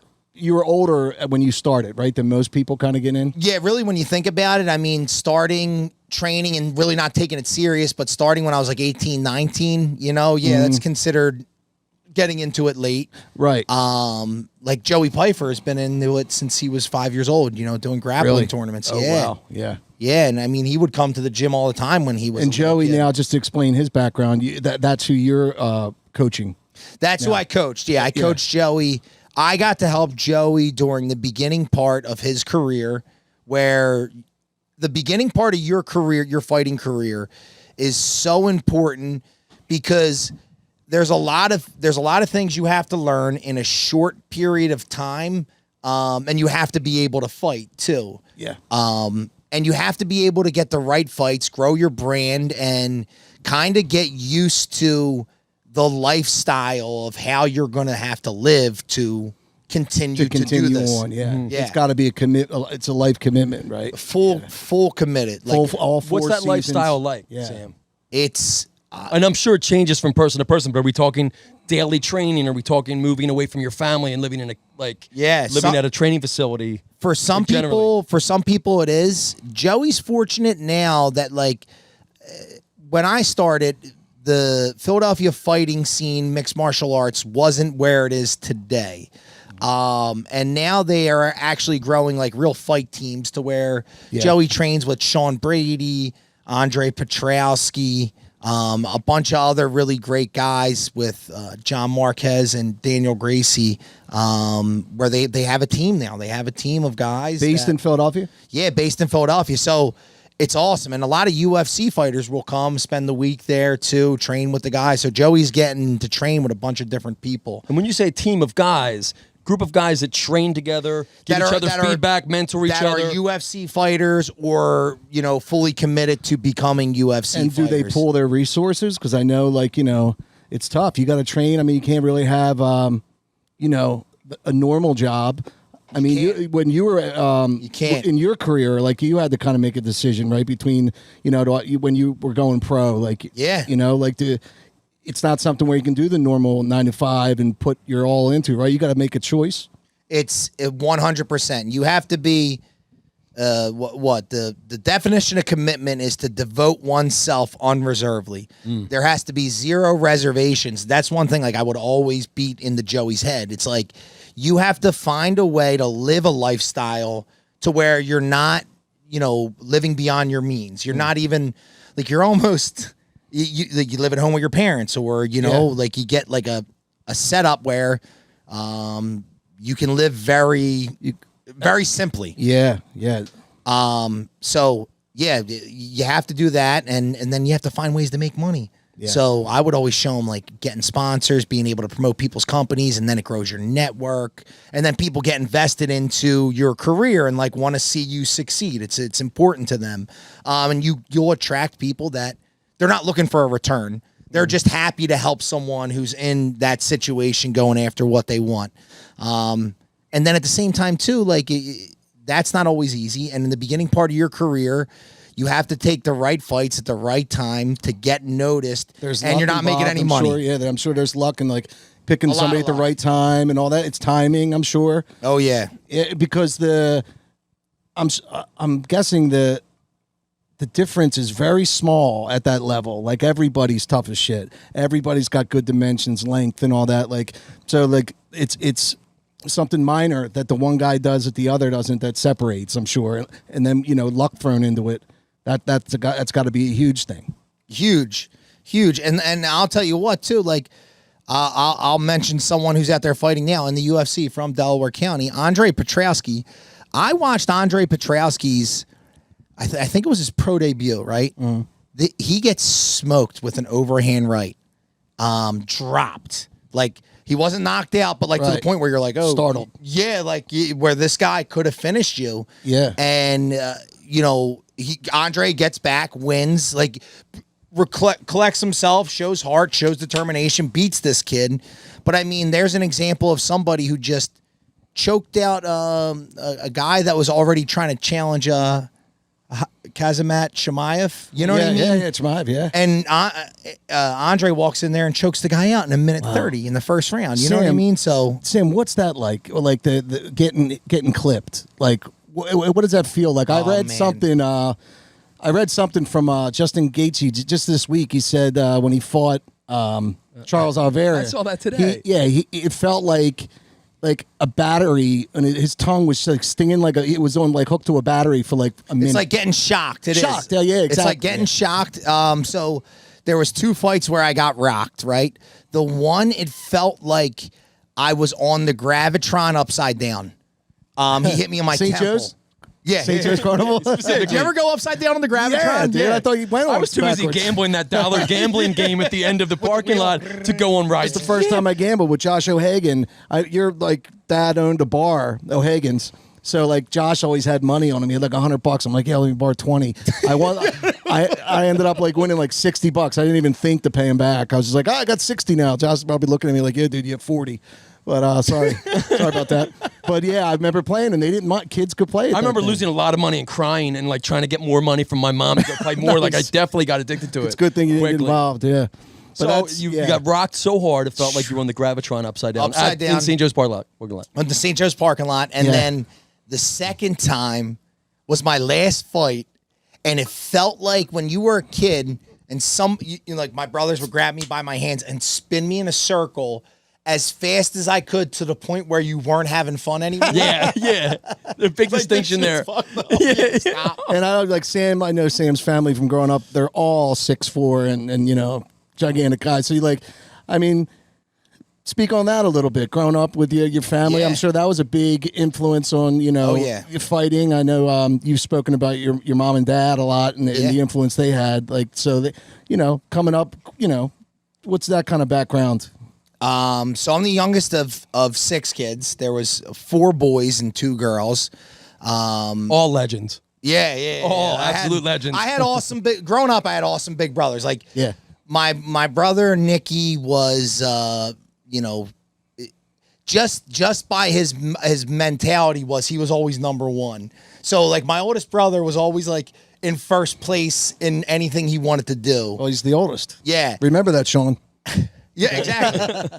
And then, so my brother Tommy would like I think it made him such a better brother because like Nicky would always like Nicky was first at everything, you know what I mean? So he Shout out kinda Tommy had- O. Yeah, Tommy's the best. Tommy's the best big brother you could ever ask for, man. He really is. It's like having Tommy as a brother is awesome. Yeah. And then Benny was always like super dangerous. So it was because he never Accurate. really had a shot, so he had to be more dangerous than the other two. So it was a nice collection of attitudes. I know exactly what you mean. Shout out yeah. Mr. Wildcard, Benny O. I know exactly what you mean. Yeah, like you Semper Fi, Ben. learn other ways, you know.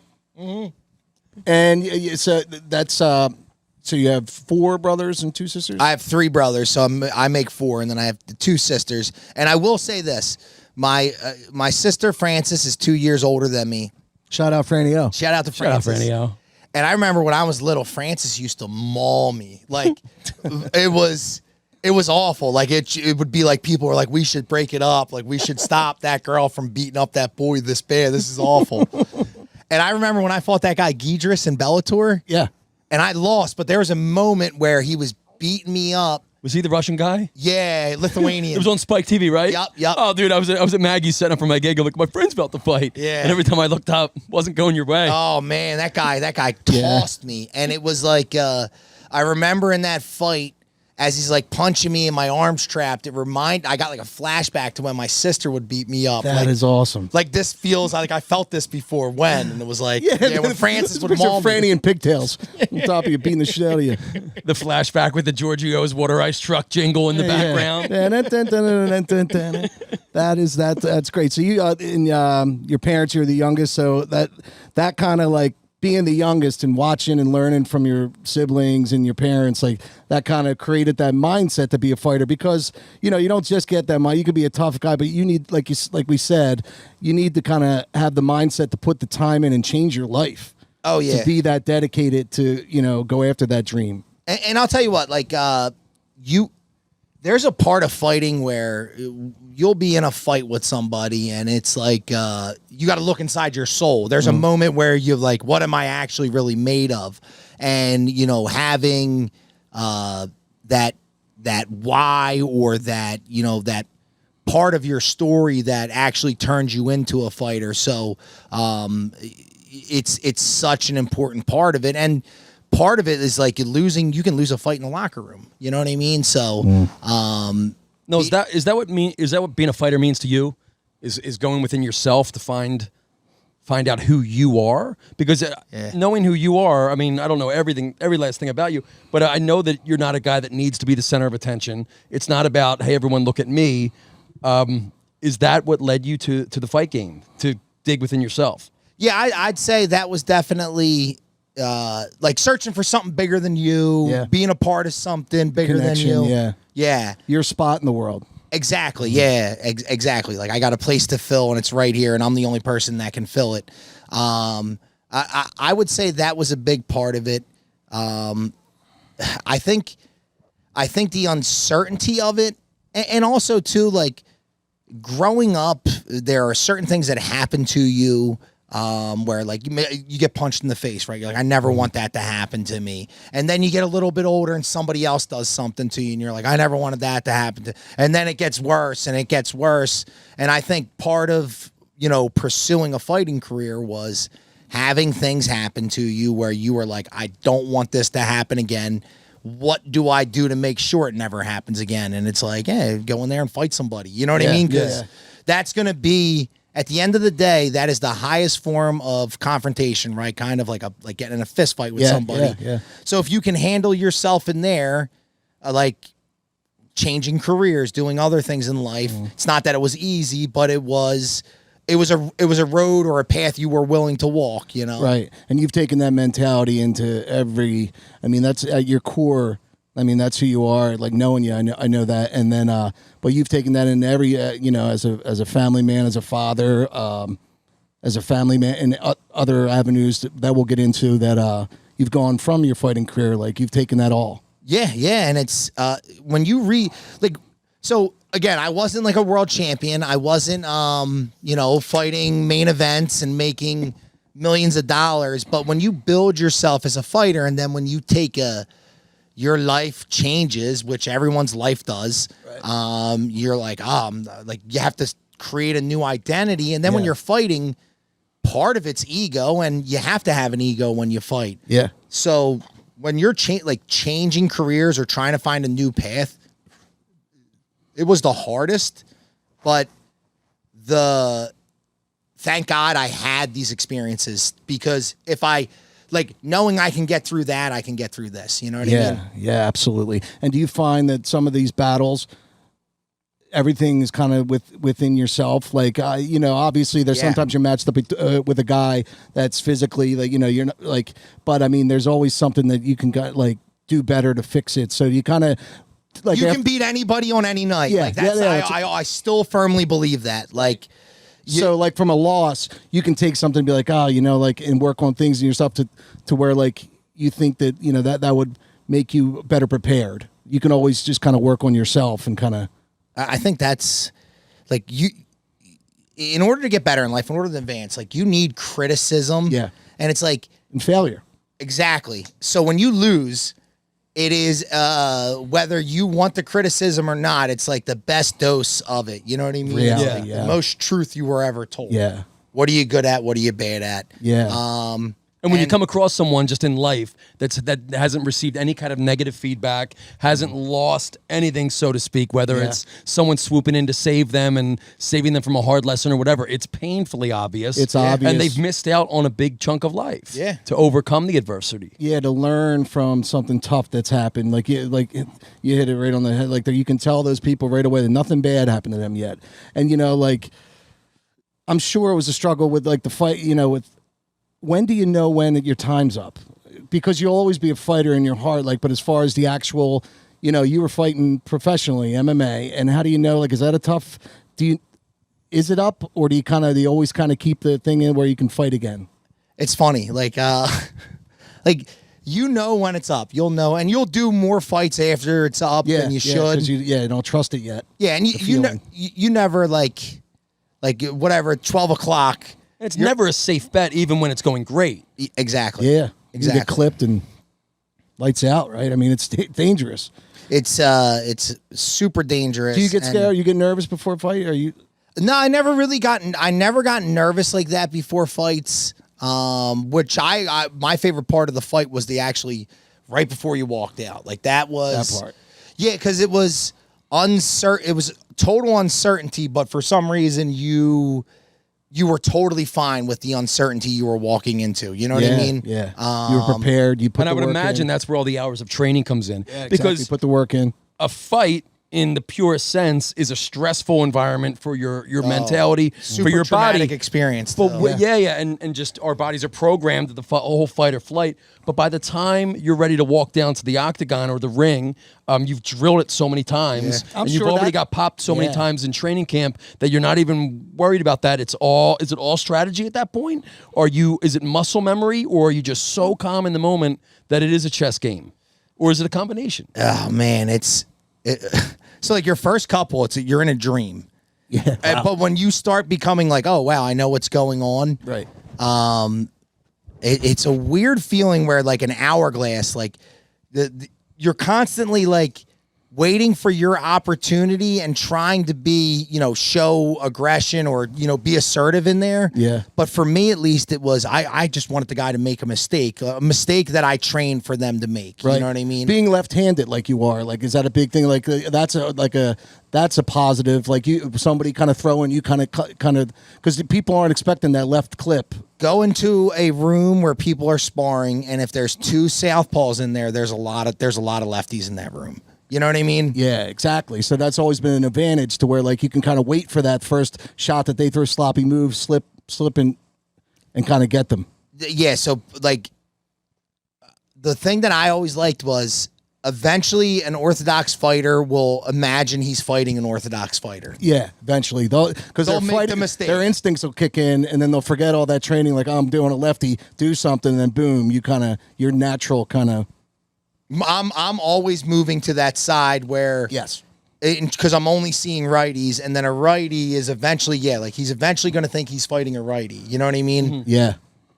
And I mean, my one, that head kick, that 9-second head, I mean, he did what all righties naturally do, which is like they're slipping a jab, so they lean to their right. And I would watch that guy, and I'm like, he does it every fight. It was like a nervous tick in the beginning of the fight. Yeah. So I was like, I'm just gonna throw it out there, and if it misses, it misses. But if it hits, Lights out. yeah, you're a genius. Yeah. And you are. yeah, And you became a genius. he ducked right into it, man. Dude. Now, we said like what getting knocked out feels like. As far as there's any kind of way to get knocked out, what hurts more? Like, does a kick hurt worse than a punch? Or is it once the lights are out, it lights out? All right, so if you're talking about like physical pain, You're right. The two worst places, and it would be a kick, would be like right above your knee, like that portion right above your knee, and getting kicked in the liver by someone who knows how to kick you in the liver. Is the absolute. And where's that? Because mine's shot. I don't Your think it right exists. side. Right there. Okay. Yeah. Yeah. Bas Rutten's move, right? Oh my goodness! And I if you Was never it the punch or forget. the kick? What? It was a liver attack, but was his trademark a liver kick or a liver punch? Punch, He would maybe? say punch, but when you watch his fights, he would kick people more in the liver. But it was Yeah. liver was the target. yeah. Oh, And what is it? Is it a sting? Does it like just paralyze you for a second? It's a delayed reaction. It's really weird. It's like your liver absorbs all the impact, and it takes a second for it to send a signal to like your body to be It like was like a sponge, maybe. shut down immediately. And it's weird because it hurts when you breathe, but it hurts when you hold your breath. It hurts when you crouch down, but it hurts when you stand up. Like no matter what you do to relieve the pain, it makes it worse. Jeez. Just this weekend or 2 nights ago, the Usman kick. That's what I How wanted to about ask you that? about. The Yick. I mean, Edwards is getting beat. Like, I mean, he's got like what, a minute left, and Edwards is methodically the best, and then boom, he dropped a little comfortable, I bit. guess, And I man. saw that, and like he was just kind of like in La La Land for 10, 15 seconds. But like when you get knocked out like that, there's just you don't even come back for what, 20, 15, 20 seconds. Well, where he got hit at, Yeah. I always say this, he got kicked in the neck. So it's different than getting kicked in the head.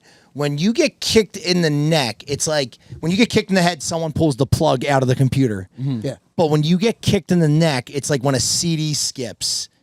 You know what I mean? Where it could skip for a while, it could skip for a split second. Yeah. You know what I mean? And is that the impact disrupting the blood flow? I think so. Yeah, like kind of causing that little gap, maybe like a little. And then you think about the Sounds shock. good to me. The shock. That's scientifically.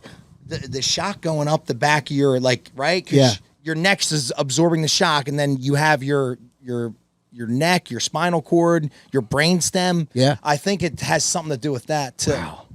Man, because I saw that this in I thought I was like, oh, it's great. We're gonna have Sammy on, and just the way that went down, like, and that's the whole thing. Like with fighting, also, like it's that split second. Like you can be losing, but as long as you kind of keep your head in it, and you got the cardio and you got the stamina, there's openings. Like anybody, like any given Sunday, anybody can win a fight. Like you were saying earlier. That was the 4th round or the 5th round. I believe there was a minute left. It was the fifth round. Yeah. 5th round with a minute left. Minute left. Yeah, that's Anything awesome. can happen at any time. Yeah. Lots of ways to win, lots of ways to lose And, in and MMA. when you're at that high of a level, it comes down to like who's going to make the mistake, not who's going to be superior. Yeah. Because everybody's crushing it every Yeah. step of the way. It's who makes that first mistake. Yeah. Quick analogy: I've got this bowling game on my iPad. I'm really crushing it at, and I've gotten to the point where I've built myself up to a level where it's not who gets the most strikes, because everyone's throwing a strike every round because it's a really high level. Yeah. But it's like who misses that one strike, who gets 9 pins down instead of the And strike. it goes back to what It's we were who makes saying- the first mistake. What we were saying earlier. the same thing. Who's the one in those early days that puts in the other extra hour? That runs the extra lap around the block. Like who's the one that changed their life completely instead of like changed their life a little bit, but still going out on the weekends and hanging with the girls and drinking. So those little things then might be that little thing that we think up that just happened. Like maybe it's It's a lifestyle. It's the universe It's all rewarding that lifestyle. person. And you know what? And when you chase your dreams with courage, like you do get rewarded. You do. Yeah. But man, you got to get rid of that safety net. And I think that's with anything in life, though. It is. Right.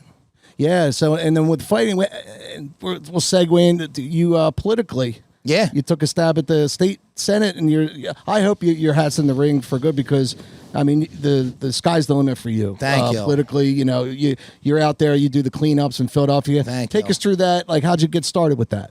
Yeah. So I mean, it all really started organically. It really did. Like I moved to Philadelphia. What What year is this? This is 2019. Like Okay. 4 months before the start of the pandemic. So like Amanda's from Ridley. My fiance is from Ridley. So convincing her to move to Philadelphia. Yeah. I mean, think about that, right? That Yeah. was I'm very convincing. Let's put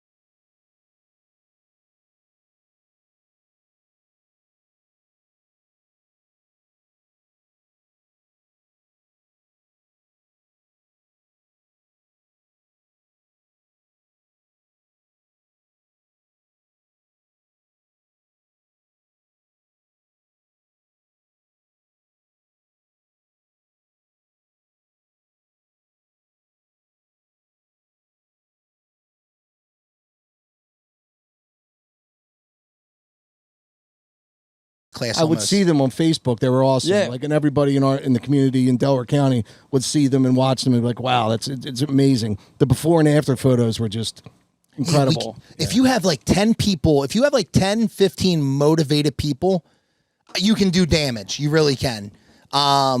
So that started. I started like talking to more people. Where they're like, you should run for office, and I looked into it, and at this time, like, I saw a great opportunity to learn, like, to peek my head behind the curtain, see what's really going on, and I think running a campaign is something that I've always wanted to do, but it's you get to meet everybody, and then you get to collect data, like, where do people like me at? Where do people not like me at? You know what I mean? And then after the election, you get to see who actually is the who's who. The who's who of the neighborhood, yeah. Like, who's been lying to me, who's making stuff up, and who's actually, the real deal. Yeah. And surprisingly, it's a lot different than you think, Yeah. Now, is the neighborhood gentrified, or is it more? Have they been there for 100 years? These families, or So what I loved about my district was Allegheny Avenue. It's not like this anymore. They redistrict everything. Allegheny Avenue was the southern border. And when you have to get, super strategic, and you have to ask yourself, like, all right, I'm going to have to do these things to win the election. One of them is knock on doors. When you go north of Allegheny Avenue, it's more of people from Philly. yeah, It's not the transplants that might have came from, they want roof decks type. yeah, people. yeah. It's The indie band actual- from The Central hipsters, PA. yeah, the hipsters are down that way, Relocated, right? yeah. Yeah, exactly. Yeah. It's the real Philly people, and like one of the reasons why I love Delaware County is because it's really, when you looked at it, there's tons of hardworking, good people, good families, people where they took pride in giving their kids the best education and pushing them to be the best version of themselves. And that's what I like about Philly people. It's good, hardworking people that will let you know if they like you or don't like you quicker than most people. Yeah. Which is great in and of itself. And people from different locales around the country might see that bluntness. They might interpret that as being rude. Yeah. But I think it if cuts through a lot of red tape. It cuts You're a lot out- of red you're- tape, and you're we crowded appreciate the shit. honesty and not wasting anyone's time. We're easy people to win over, I feel like. Just work hard and just be real. And they will pick you for who you are. You know Right. what I mean? And I do love their honesty. I Yeah. do. I'd So- rather you tell me you're not like me, Yeah. but just because they don't like you today doesn't mean they're not going to like you tomorrow. Right. If they see you keep showing up and doing the stuff that you were doing, that changed people's opinions right away. No matter what party, that crosses any party lines, care of community, even myself, like I, if somebody's out there doing it, don't matter what or if I voted a certain way, that's the person that's got my vote. That's out there caring about the community and wants the best for, the future. And when you see the problems in Philadelphia, they're not getting better. It's only getting worse. And I really do believe that there are a lot of people, residents in Philadelphia, voters in Philadelphia, that aren't getting served by their politicians. And running the campaign, when you see how much money goes into winning an election, it really shocked me. It really So there's deep pockets, just kind of like old money, just funding the whole. And it's almost like the money that you spent on this commercial campaign, you could have really done something to change the lives of a certain neighborhood. Yes. But But it's all like that dog and pony show Yeah. to win the election. But meanwhile, you're just running on a treadmill, and all that energy can be used to benefit everyone. And you're basically shining the asses of the people who got you in there, Right. You at that point, you're in that you owe so many favors to where, like, you get there and you're like, oh my God, like you had to do all these things to where, like, you're on your first day, you're already like, oh my God, like I had to scratch so many backs, like, because on the way up, was there like an opening there? Like, how was the opening for you to kind of slide? Did you have to go against like 3 or 4 other people in the No, party? it was a special election. Okay. So, look, there's something about being a Republican in Philadelphia, right? Where I don't think I'm like any other Republican in Philadelphia. and for many reasons.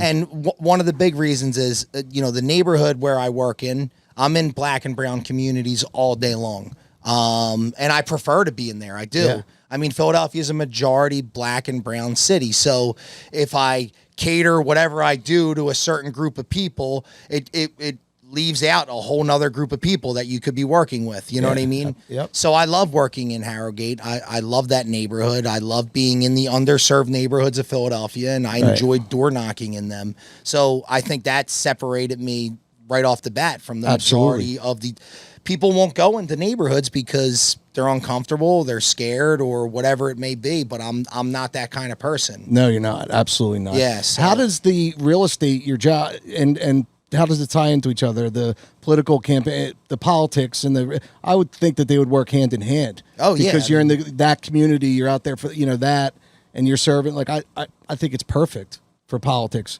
Your profession. This is what I noticed about being in real estate in Philadelphia and politics. They really go hand in hand. Like, in order to get done what you need to get done, you have to be involved with the community. You have to be involved with the community leaders, the community groups, the elected officials, and you all have to work together. It's really that simple.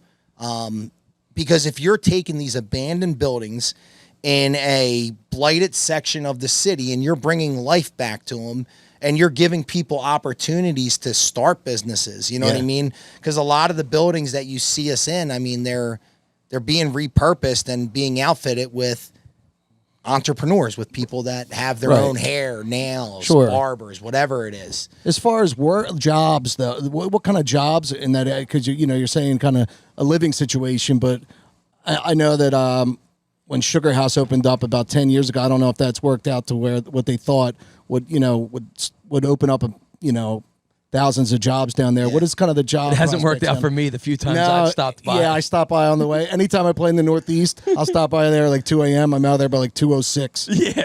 And I look at it's not supposed to work this way. It's not supposed to work. Yeah. But like, are there, companies that are opening up to where like the employment, like. No, and that's another thing where, I feel Philadelphia could do, the leadership could do so much more to attract good businesses, good paying jobs. We're a blue collar city. That's one of the big things that saved us during the coronavirus. Like New York, I mean, white collar city. Yeah. All those office buildings, all those people working, you know what I mean? It was they're empty. And then you live in a smaller space, surrounded by everybody. You need room to spread out, Yeah. That changed a lot, but Philadelphia was insulated from it. So yeah, that was wild with New York, and I'm sure a lot of other big cities. It's like shelter in place, but I live in a building. I know 1,500 people. It's really not. Yeah, we're all using the we've same got elevator. We've all got our touching the friends same up in New buttons. York, and they were saying that to me, like, and everything's closed, and I'm yeah. spending a lot of money here. Yeah. So how did it end? Like, I mean, you're obviously this last run. I lost. You lost. Yeah, but I mean, it'll never like. Hopefully you continue. But when was that? When was the running, and who'd you run against? Yeah. And If you ask me, the how'd only that people go? that lost are the constituents. I agree with half. But yeah, when was that? When was it? When did it kind of end? How long were you out there campaigning? A year or so? No, it was a special election, so it was a 3-month. And like, I got to tell you the story. So I'm sitting there, and people kept talking to me, like asking me questions. You gonna run? You gonna run? You gonna run? You gonna run? And I look at it, it's like the Democrat Party announces Sean Dillon running for 5th Senate District, and it was like all of them together. They're in like their Adidas sweatpants. They're wearing like, they just took their hats off, you know what I mean? They had like hat hair. Yeah. And I'm like, they already thought they won. You know what I mean? Because Where being it's lazy, like thinking it's Philadelphia. Yeah, we won. Yeah, right. Yeah, They didn't even have to hey, put. we They didn't even win. have to put the work in, which is messed up. Yeah, exactly. So I wanted people to know, like, hey, you have another option here. Yeah. And I, of course, like, if you think you're going to win your first campaign, I think that's kind of, it's unrealistic, and I think it's arrogant. You know what I mean? Yeah. Like, what makes you think you're that good that you're going to just walk in here and win right off the bat, And it's crazy. Yeah. Like, a lot of people talk about it, but you've actually been about it, and you're not afraid to sacrifice your time, et cetera, to learn these big life lessons. How does that work with the family, your time? Dude, it was, I mean, it's a lot of time you're putting out. I got to be honest, like running a campaign, you're never at home. Never. And I guess I was lucky that Your wife's a saint? yeah, well, I always mess with Amanda though. Amanda's like, Sam, why don't you just drink beer and play Madden downstairs like everyone else? We haven't And seen you in a ignore me. week. He's not built like that. Asshole. Oh man, it was the fact that I think they were messing with me so bad, like stealing my signs, cutting my signs. Were in they half, really? They and were doing all that. leaving them there. They were Like, playing all those games? oh yeah. Oh, just like we want to send a Fucking message. Yeah, we want to send a message to Sam Fucking Pizza. Antifa. Yeah. Oh, man. So when that's happening, Amanda was like so supportive of me, and I'm like, Right. I swear, if this was like everyone loves Sam, they're putting me on my shoulders and like pray to me, Amanda would be like, that's it, that's enough, no. no more campaigning. But I wasn't having fun. No, I was having fun though. I was. And how long was it, the process? It was only 3 months. It was 3 like months, a 3.5 month campaign where it was one of those things too where I'm one of those guys where I never want to be the person that's like 3.5 months from now, I'm sitting there, doing nothing or woke up late or something, been like, man, I wonder if I would have won. You know what I mean? Yeah, or I wonder you what would did have it. happened. Yeah, what You're an could have extremely been. driven dude, and something like you're already sitting still. It doesn't seem like it sits well with you. Like you kind of got to be doing something like for your legacy. Like you're trying to make your time here on Earth as productive as possible. Absolutely. I can't imagine you having too many just completely just wasted bullshit days. I could see you getting up and whether you're training or whether you're pursuing some kind of goal. There has to I could be wrong. It's almost like there has to be an opponent to fight some days, I feel like. I'm like, I got to calm down, man. Like, just be happy about everything. I'm sure we can find an opponent within the next few blocks once we're done recording tonight, Damn Sam. right, man. Yeah, Let's gonna roam the streets a any bit. local bar. go to Buck's Tavern, right? That's right down the street. Shout out Buck Tavern. That's great. So it ends, and so what's the in the future? Like, what do you do? Kind of dust your wounds and kind of just stay with the real estate, keep meeting people, keep making connections, and kind of do it again next time. Like, what's your goal? One thing I did notice, short campaign benefits, and then there's things that aren't good. You like anything, you know what I mean? This is good. There are pros and cons. So it was, I'll work hard. I'll outwork this guy. Yeah. Absolutely. No doubt in my mind. Like anyone I'm running against, if they work harder than me, I hope they do, because it's like I it's better for the kind of city. want to see what I do now. Yeah, now I got to really turn it on. Right. So that excited me. I'm like, oh man, so I could really run a good social media campaign, which matters because it's only 3 months. So maybe I could let more people know that I'm running than he could. And I did a good job with the social media campaign. But the things that suck about it are, in order to really win an election in Philadelphia, you have to become a member of the community. And for me to want to win an election in Philadelphia, I want to be a member of the community. I'm not showing up just to be like, hey, vote for me because It's something in my It'll make ego. you feel good. You're actually going to roll up your sleeves and go to work. yeah, exactly. Yeah. So, taking the time to become a member of the community, like I'm coaching in Parkwood for, flag football, and I'm excited about it. Yeah. Shout out Parkwood flag football. Yeah, and some of those things. Parkwood flag football is You're lit. you're only 3 years in to all this, so some of that stuff takes time, like coaching and And my son wasn't even old enough to play flag football. right. So until you're this year. meeting the people, and these people that are your kids' friends, they're the members of the community. So you're doing the groundwork now. Yeah. and you just kind of keep your hat in the ring, or when it comes up again, do any of the old timers come up to you after you kind of did and was like, yo, you impressed me, kid? Oh yeah, the one guy was really cool. So the neighborhood I work in, Harrogate, shout out to Harrogate.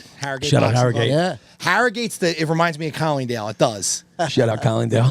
It was the mill section of Philadelphia. So the really cool thing about Harrogate people are a lot of them went on to do extraordinary things. It was one of those neighborhoods where to grow up in Harrogate, back in the anything like let's call it like 1985 and earlier. Yeah.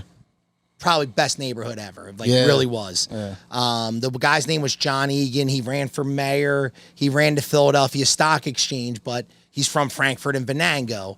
And an older guy, but he was so impressed to meet me and so happy and so excited. And it was cool because he started with coaching kids basketball, and he kind of struck me as somebody who, like, you ever meet somebody who, like, they flip that greatness switch, like something happens one day and it's not like it happened when they were kids, like, but they always had that quality. Like, they were going to do something. They just didn't know what they were going to do. Yeah. And this guy's one of those guys. And he like, plugged it all in one day, put all the pieces together. Yeah. yeah, and he flipped that greatness switch. That's and great. he always helped people too, which and that means something to me, where you're like, people compare you to someone like that, or someone like that wants to talk to you now, Yeah. So that's somebody you met. That's incredible. I mean, is it tough? I mean, is there a fighter's chance for a Republican in Philadelphia? Oh, absolutely. Absolutely. Oh, my yeah, goodness, yeah. yeah. Because for so many years, it was kind of like you had no shot. Like, they wouldn't even show up. It was so kind of tilted. Look at the situation that Philadelphia is in right now, Right. and nobody's happy about it. Right. Nobody thinks this is good. If you can get out there, if you can talk to people, if you can show that you're here for the people, you're there to serve them, you really do have a shot. It's just, in order to become a member of the communities in Philadelphia, it's going to take hard work, and they're not going to be like, oh, you showed up today and you're telling me this, now I'm going to believe you. They're skeptical people. You know what I mean? Yeah, exactly. Like, Yeah. they've heard it a million Prove times. yourself. Yeah. Exactly. Yeah, their radar for bullshit is 100%. It's great. That's a great thing about Philadelphia, where we're from. Like, we pick up on bullshit right away. And people take that as a negative trait, and it's an extremely positive trait. It is. I believe. Yeah. Absolutely. Especially today. It's like, you shouldn't believe a word anybody says. Like, never. Don't believe anything anybody says. Yeah. Like the biggest news event in the world could happen, and depending on what channel you're watching, it's this happened or that happened. There's no straight answers anymore. There's no reliable everything's source a of big information. psyops. Yeah, there's two truths. There's two truths, like we spoke about before. There's your truth, my truth. Like, that's why I think people are sick and tired of that. Yeah. And somebody People like are fucking pissed someone like off. Sammy coming in and like right away, there's no bullshit. Doesn't matter what R or D, what's on a sweater. Like, you. Oh, I love knocking on the doors that had his signs. Exactly. That was my favorite thing to But do. right away, there's no. It's really easy to change someone's mind. Like, if everyone's so entrenched one way or the other that it's almost inconceivable that somebody from another political party is a good person. Yeah. And if you could just show that in the most basic of especially on terms. the local level. I think politics is all local. It's all at the local level, but at the local level, it's about service. When it gets way high, when it's national, I mean, it's so fucking poisoned by then. Like, it's a popularity contest, and like, who's fucking more corrupt. But at the local level, whoever's out there, like, putting the work in, good family person, the future, the sky's the limit for you. So I'm looking forward to you staying with the political theater and taking over City Hall one day. You know what, man? Because I'll be there with my acoustic guitar. Yeah, that would be Asking awesome. for a gig. Oh man, that would be awesome. Every speech, like a walk out to the ring. Yeah, like you're trying I'd like to be in the entourage. Hell yeah. Straight faced. Hell yeah. That's a good. Speaking of the ring, so Joey Pfeiffer, are you coaching him now? Shout out Body Bags Piper. Yeah. Yeah, shout Body out. Bags Piper just made the UFC. Yup. Right. Smoked a guy. I saw. it, Yeah. LFA champ. Yeah, Yeah. dude, and he's from what? Chichester area. Joey is originally from, Pittsgrove, New Jersey. That's He's Jersey originally. Yeah. I thought he was a Delco guy. no. No. Joey is Joey's from like this little farmhouse out in like the Gotcha. sticks of like South Jersey. Now, are you Brings still it over coaching him? I do not coach Joey. Joey is still a very close friend of mine. Joey's a little brother to me. He trains with John Marquez, and he trains with all the guys at Daniel Gracie, Yeah. which I am thrilled Yeah. because I told Joey, I'm like, look, I'm not going to be a fight trainer. If you're going to be committed to this, you have to have a coach who this is what he does. Yeah.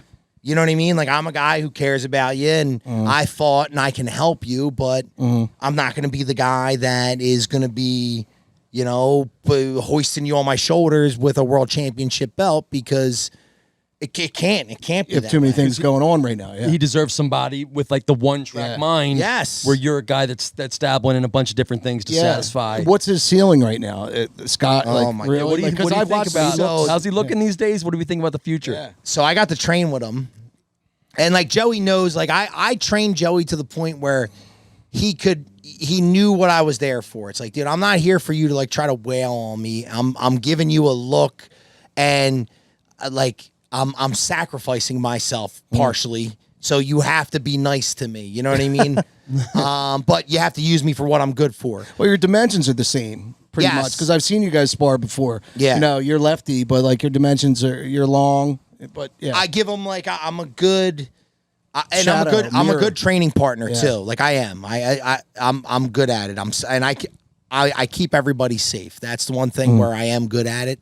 So I train with him, and he is so good right now. He is so he's on a level where he could go in there and beat anybody. I'm convinced he could really go in there and he really could beat anybody. And with that being said, it's obviously the opposite could happen too. You know what I mean? Yeah.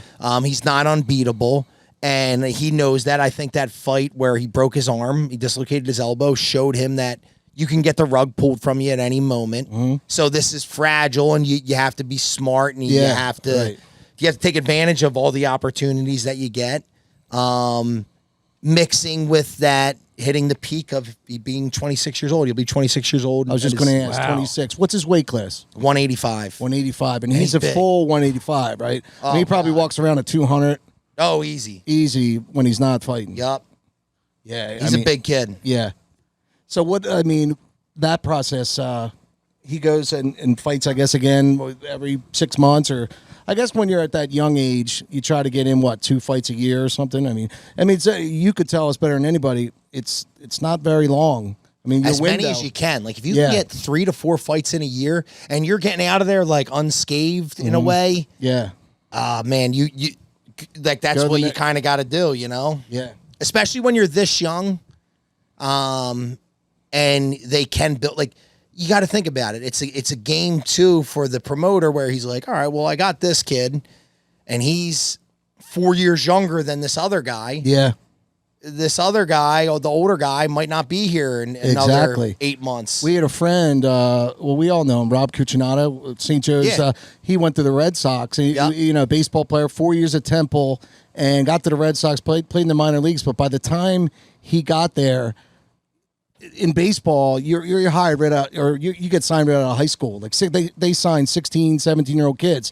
So he already did 4 or 5 years of college, got there for 2-3 years. He just started to like hit the ball and kind of make his way.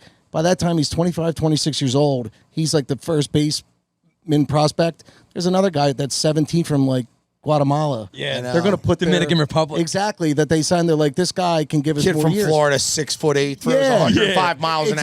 Exactly. And like, you know, he did it the other way. And like, of course, the organization's going to put their time and resources Hell yeah. into the, you know, so when they have more time. 19 with a 12-year-old son. Dude. Exactly.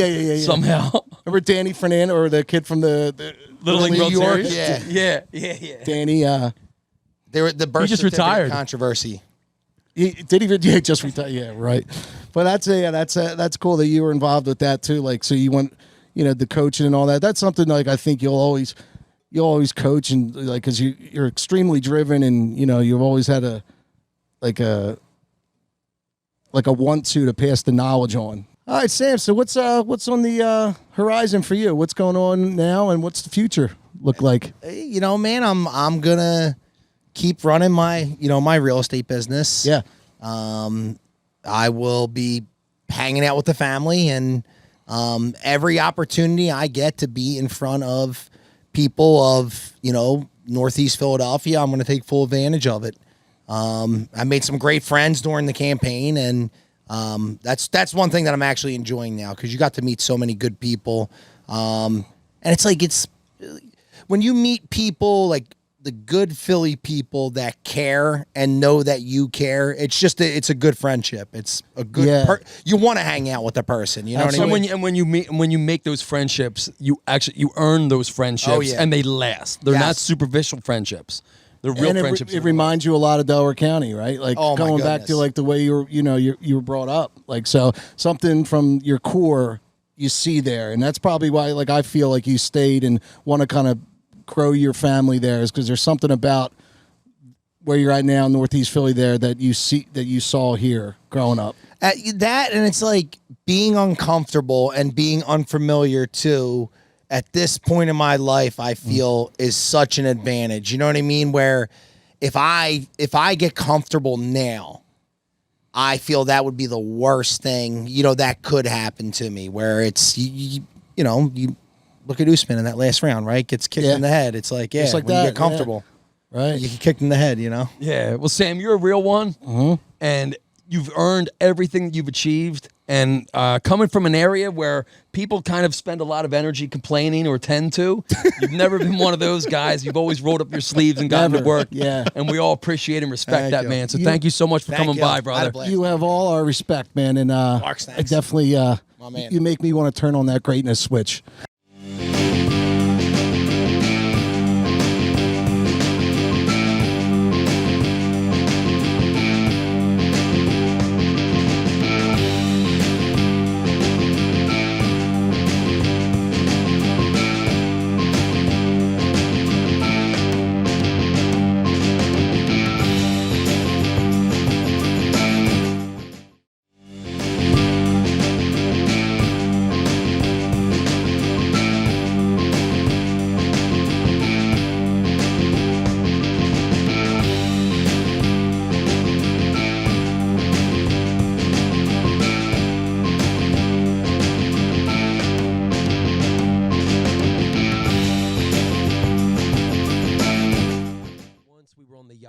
And the Secret Service came in, the Bitcoin was exchanged, the daughter had already been passed, but the son was returned.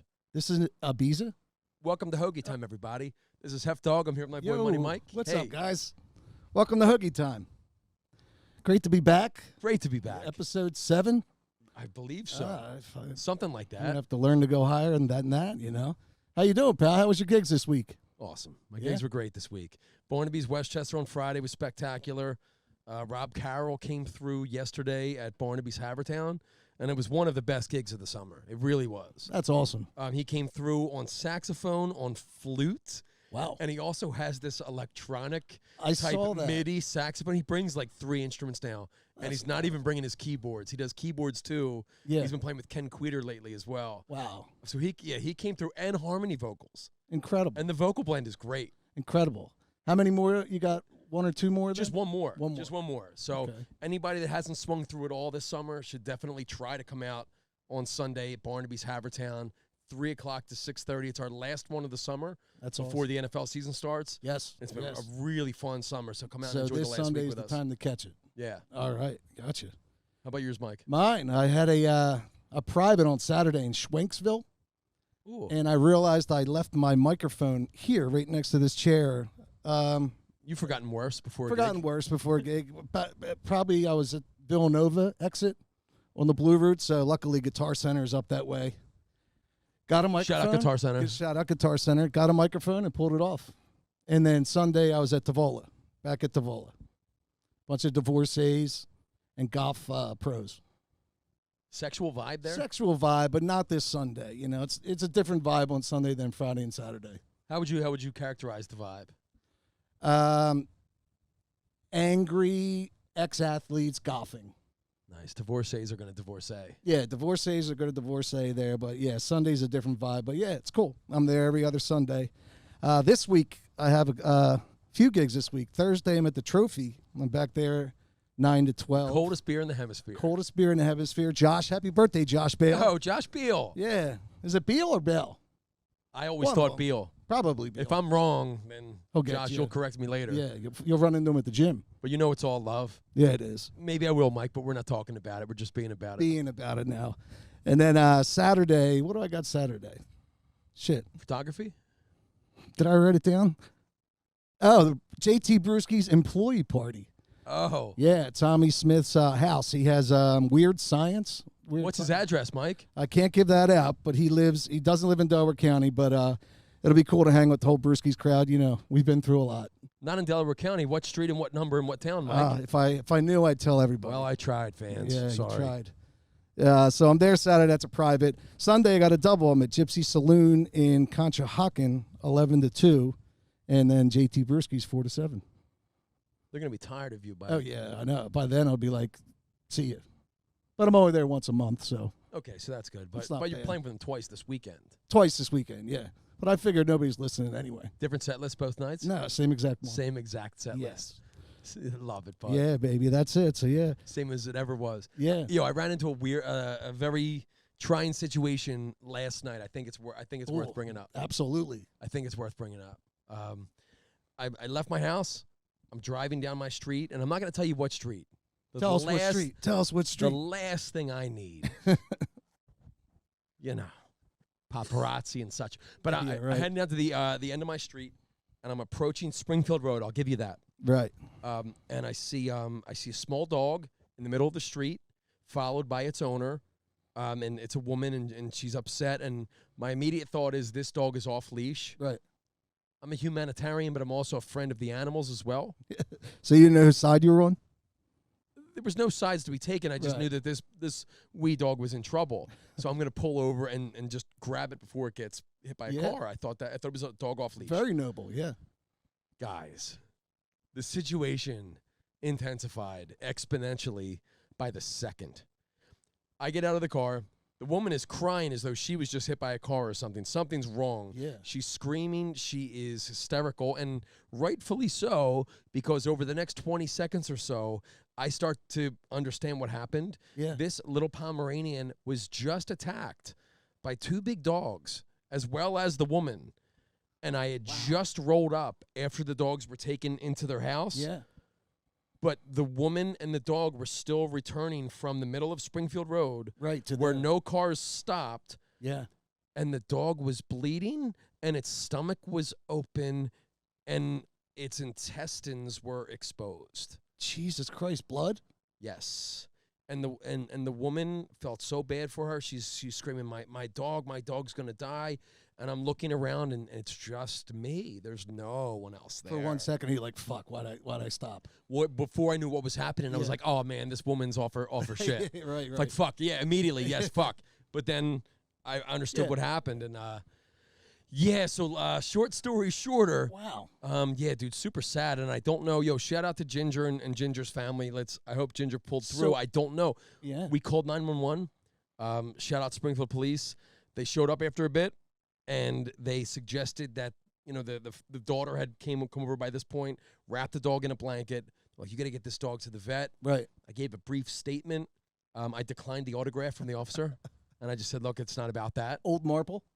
No, it was a spring. I just said, look, I'm not doing autographs right now. No, I meant, where did you take the dog? What vet? I believe it's called Keystone on Oh. Westchester Pike in Okay, Havertown I by know the exactly where it's at, yeah. by the McDonald's. Yeah, we put our dog down there. Yeah, so we get the dog in my car, or I'm sorry, I skipped a step.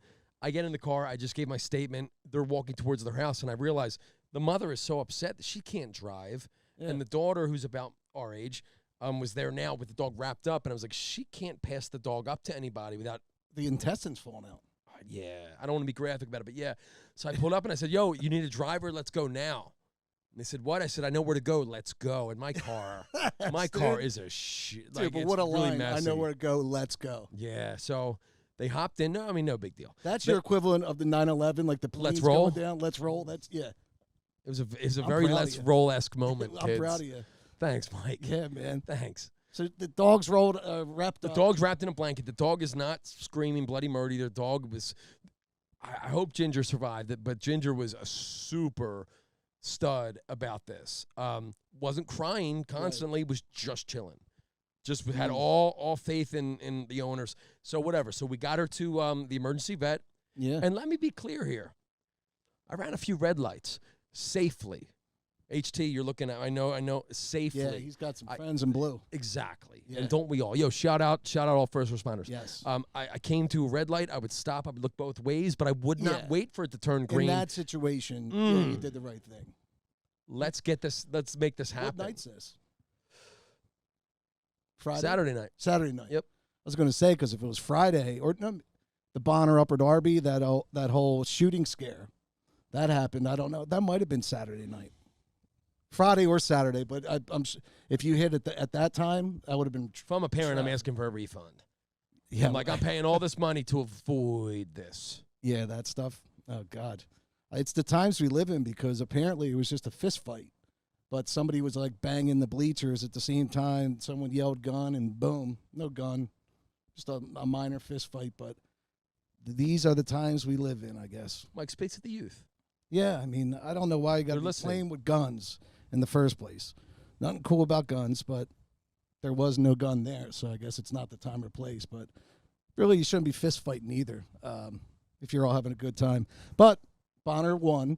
Bonner, that's all that really matters. Where I wanted to get to with this. I don't know if the game was canceled, but I know that the game was already over. Like, there might have been a minute or two left, and Bonner was winning. So I didn't have any action on the game, so I'm not sure the final. No action on the game, yeah. We used to make up lines on high school games. We were, betting pretty heavy. Few lines at high school games. Yeah, absolutely. So, I mean, it was exciting just to see that Bonner won, because when I played, we didn't win one game. Not one. Really? Not one. I did not know that. Yep. Our junior year when I played, we won half the games. We didn't win one game. Senior year? My senior year. Not one. Preseason, we won a game like 12-7 or something. But all right. Well, then let's rephrase that to say we didn't win many games. Many games. We did not win many games. But to our excuse or whatever, the leagues just changed the year before. So we were playing like LaSalle, St. Joe's Prep, and like Roman, and we didn't play West Catholic and Newman anymore and Carroll, because those are wins every year. So here's how we rephrase this, Mike. Instead of saying we didn't win one game that year, you just kind of vaguely say we were a victim of awful restructuring. Yes. And it was a building year for the legacy. It was like gerrymandering. Yeah, it was like gerrymandering, and I'll get into all that. Please get into all that. Yeah, so it was a rough year, but yeah. But shout out everyone that went to enjoy a football game. Hope everyone's safe. So this week I actually it's the weirdest gig I think I've ever gotten, right? Like, somebody called me up. And you've done a lot. A lot of weird gigs, man. I played funerals, like real weird stuff. Somebody asked me, they're like, if I give you 5 songs, can you record a parody of them?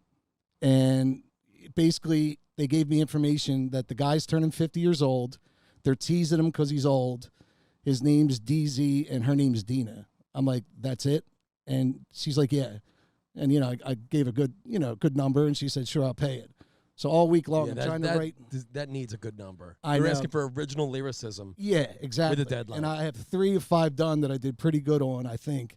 But yeah, it's been the longest gig just sitting here. I'm like, dude, I know nothing about this person. I'm just trying to write like as a comic would, and I don't even know him. So, hey. How did it go? How did it play out? It played.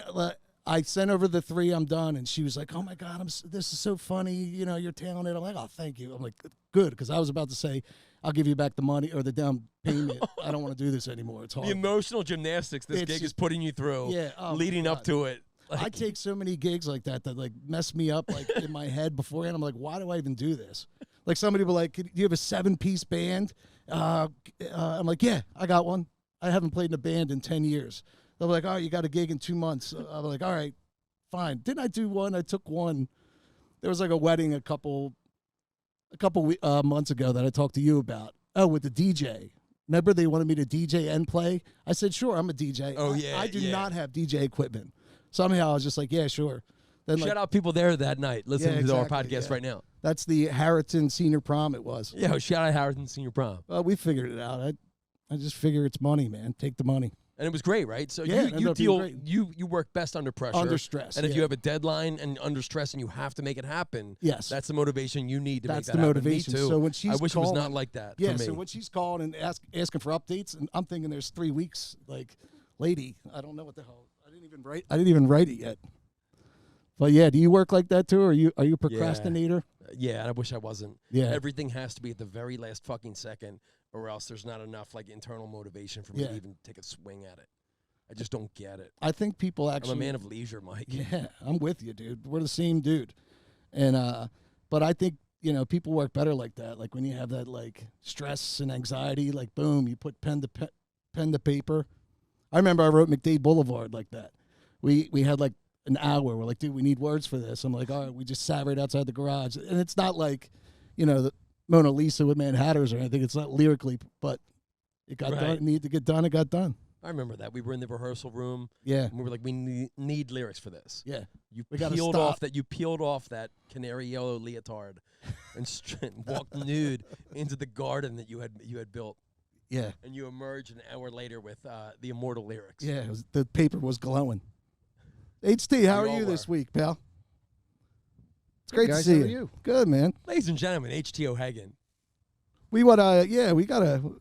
Are we ever going to show your face? Show your face. Show your face. There he Oh, is. HT O'Hagan, our producer. I came here to do two things: talk some shit with my buddy Money Mike and hook up with HT O'Hagan.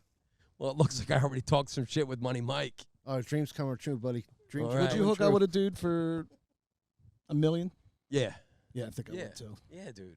Yeah, because even though $1 million's not a lot now, like it's not life changing, you would still have to work and stuff like that. But I can't still. imagine being in a situation where I'm like, oh, well, with inflation, $1 million's not that much money. Yeah, it is. Kidding me, dude? I don't think I'd do anything else, but a hookup, absolutely. Fuck, man, I Dude, don't want to pucker go. up. I don't want to go down this rabbit hole. But I'd probably, I would love to. yeah. So $5 million, $5 million what? you go down on them. All right, $5 million you or receive. Yeah, receive. Yeah. Yeah. I was just kidding. I wouldn't. No. No, I would, probably Yeah, of course you would. Yeah. I mean, I don't know. We could play this all $5 day. million. No, I think $5 million. That's a good number. And like, but the whole thing is, $1 million isn't what it used to be, dude. Yeah, $1 exactly. million. I'm I don't talking think like- I don't think my entire timeline, family tree has ever seen $1 million. So let's go.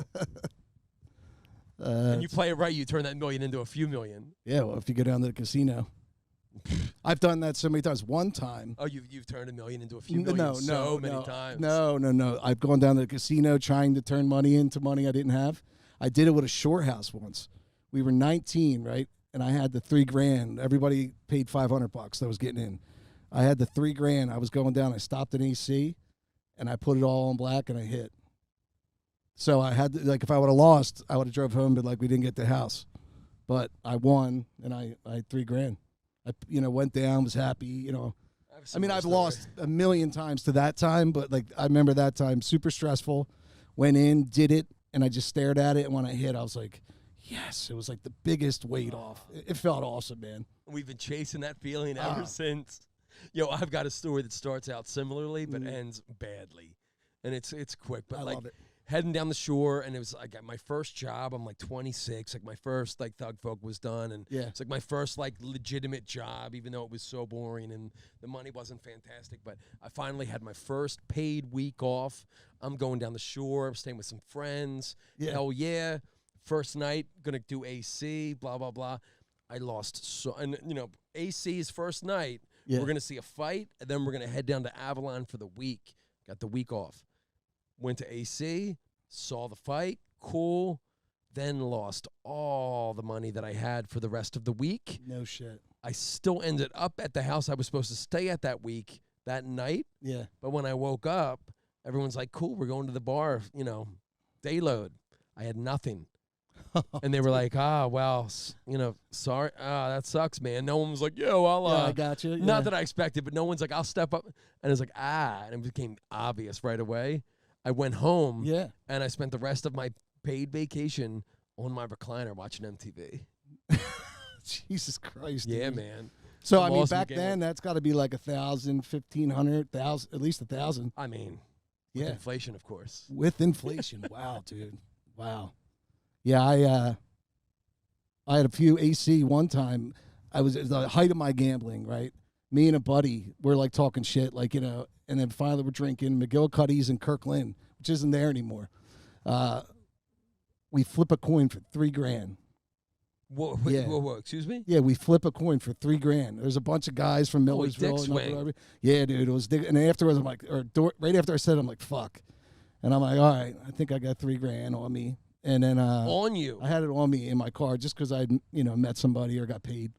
But the other guy, Was your mink knee length or ankle length? dude, I was just a regular dude Okay. which is balls of steel that day. The coin flips, I win. And I'm like, oh, thank God. And the dude, I bet he didn't have the cash, but he had $3,000 chips to the Tropicana. And I was like, I'll take them because I was going down to AC like the next night. No way. So yeah, dude, I went down. And then when I get there, I lose one of the chips. Just dropped it? Just drinking in AC. I put my hand in my pocket, one of them was gone. So some fucking lucky dude was walking near me and found a $1,000 chip on the ground. But Some lucky dude or some lucky chick. Shout out to Equal Opportunity everywhere. yeah. Here, I got one for you for a bear Yes. story for God damn it, HT, shut the fuck up. God, he talks a lot. you. I know. All right, bear. So it's Tyson Spink. So what is that, like 80, 85 or whatever it is? 87, 88. 88. Okay. Yeah. So it's him, and it's the entire O'Hagan's crew. I fucked that night. What? Yeah. Nice. It was the entire O'Hagan's crew. So they're leaving because after the first round, it's over with and whatever. Right. Dude, his girl, hooker, whatever, like slapped the guy, and all of a sudden these $100 bills just start flying everywhere.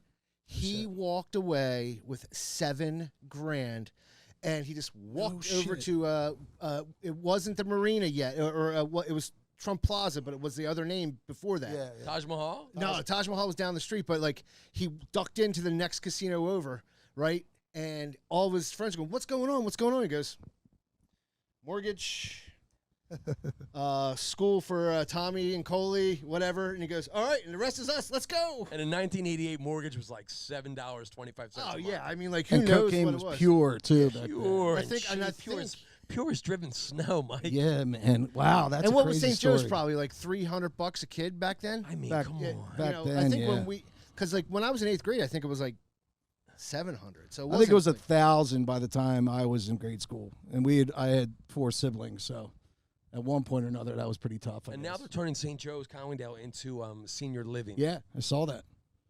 Do you think I think it's a good the idea. ghosts of us screaming 69 at teachers will haunt them at night? I think it's more the ghost of the priest banging the little kids like 50 years before we were there, like in Yeah. some of the tunnels. Yeah. Like they're in there because I felt those ghosts too. Oh, Jesus. There got to be. I was watching that Spotlight the other night again. It's a great movie about the Boston priests. Oh, jeez. If I wasn't turned off already, I am now. Priest fetish, hey? Yeah. There was a priest in high school that took a shine to me. And not in that way or anything, but a lot of my buddies would be like, dude, what the fuck's going on? Like this dude. I just gave you a tread lightly look. Yeah. Whether right. you do or not, I have Yeah. no guys. I don't know if he's going to tread lightly or not. No, a lot of my buddies. It's as exciting for me I as know, it is for you. I know, but he was a great guy, and but a lot of my friends were like, dude, watch yourself. He likes you. And then one time, right, and in Spotlight, the movie, I saw that one of the things in grooming is they'll tell like a dirty joke to like a kid to make him laugh, like about tits or ass or something. One time, I was in the rectory, like in the basement, and I was helping him with something, and he came to like the bottom of the steps, like in between like the kind of where we leave the Just helping him dreadlock his taint. yeah, and the dryer was on and was bouncing or whatever. He said, Michael, I'm not going to do the accent. But, You already did? Yeah. He said, sometimes I like to rub up against the dryer for a good time. And I was like, I just laughed and I kind of just put my head down. And then now he obviously walked up and it was cool. But he offered, that's the same night he offered me a cigarette. How old of a boy were you? I was 17 probably. All right. And he offered me a cigarette, which I thought was the coolest thing in the world. And I didn't even smoke. He's like, Mike, he's like, I was going to do it again. When's the last time you've seen He's a like- 17-year-old He guy? said, Michael, do you indulge? And he pulled out the pack and opened it. I'm like, yeah, I thought it was the coolest thing ever. So I smoked, like fought off coughing. Like, Have you seen a 17-year-old kid recently? They're young, dude. Yeah. That's a boy. Jesus Christ.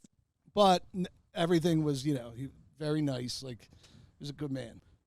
I told you I was banned from the Conwayndale Library, right, for life? Nah. Dude, it's For life? For life. For Okay, life. okay. Yeah. Speaking of Patreon, Yeah. Patreon episode will definitely be us trying to enter the Collingdale Library to see if they're going to enforce that. So stay tuned. It's coming into focus. Let's hear it. You know how, like, as kids, you go to the library, meet up with friends that night, but, like, the librarians were always like, shh, you know. But it was St. Joe's Collingdale kids, dude. We were all just being bad. Like, someone's getting fingered in the bathroom, dude. Everyone's hooking up, dude. And it was horrible there. And then I guess I was with the group being bad. Well, anyway, I had to go to the bathroom. I'm, like, in 5th or 6th grade, right? 4th, maybe. 5th.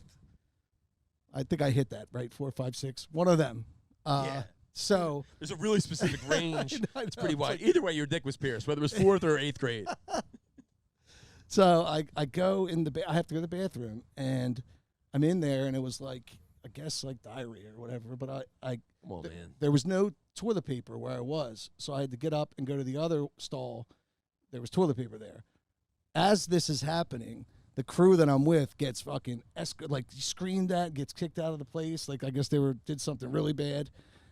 I finish whatever, and then I leave also, because when I go, like, I realize my friends are going, get out of here. 2 days later, right, I get a call from my dad. He's like, come up to the Collingdale police station. He's like, I'm with officer, he was the chief at the time, and we got to talk about what you did 2 nights ago. I'm scared as hell. I'm like, okay. I run up there. I'm crying. I'm like, what did I do? I didn't do anything. I sit there. I'm in the police station. They're like, what did you do? I'm like, I have no clue what you guys think I did. They're like, you wiped your feces on the wall of the Collingdale. I'm like, what? I'm like, Dad. And my dad's there and the chief. And they're like staring at me like I did something. I start crying. I'm like, absolutely not. Like, what do you think I am? Then finally, when my dad sees that I didn't do it in my eyes, he's like, this ends now. He's like, he didn't do it. I don't know what that, Turns out that it overflowed or whatever, and it was an accident. It was a kid having an accident. And to this day, I'm still banned from there. I was banned after that. I don't take lightly to that, Mike. I think everyone should have access to the library. Yeah. In their own hometown, especially you in your own hometown. Right. And I can promise you this, friends, when we get this Patreon up and running, do I look here? Yeah, definitely. We're going to enter that library with Money Mike. And we're going to make sure Money Mike has access to these books and these materials. Thank you. I just want to read again. Just wants to read again. But and the funny part of that story is that later that night, I met up, like, after I leave the library, I see a friend that I'm with, and we're walking home. He lifts up a cinder block and throws it through an abandoned vehicle's window. So when I'm sitting there getting grilled at the police station as a 4th grader, and I'm like, what do you mean? Are you talking about when Dan threw the brick through the car window? They're like, what are you talking? We'll get back to that, but no, nothing ever happened from that. But yeah, Collingdale Library, baby.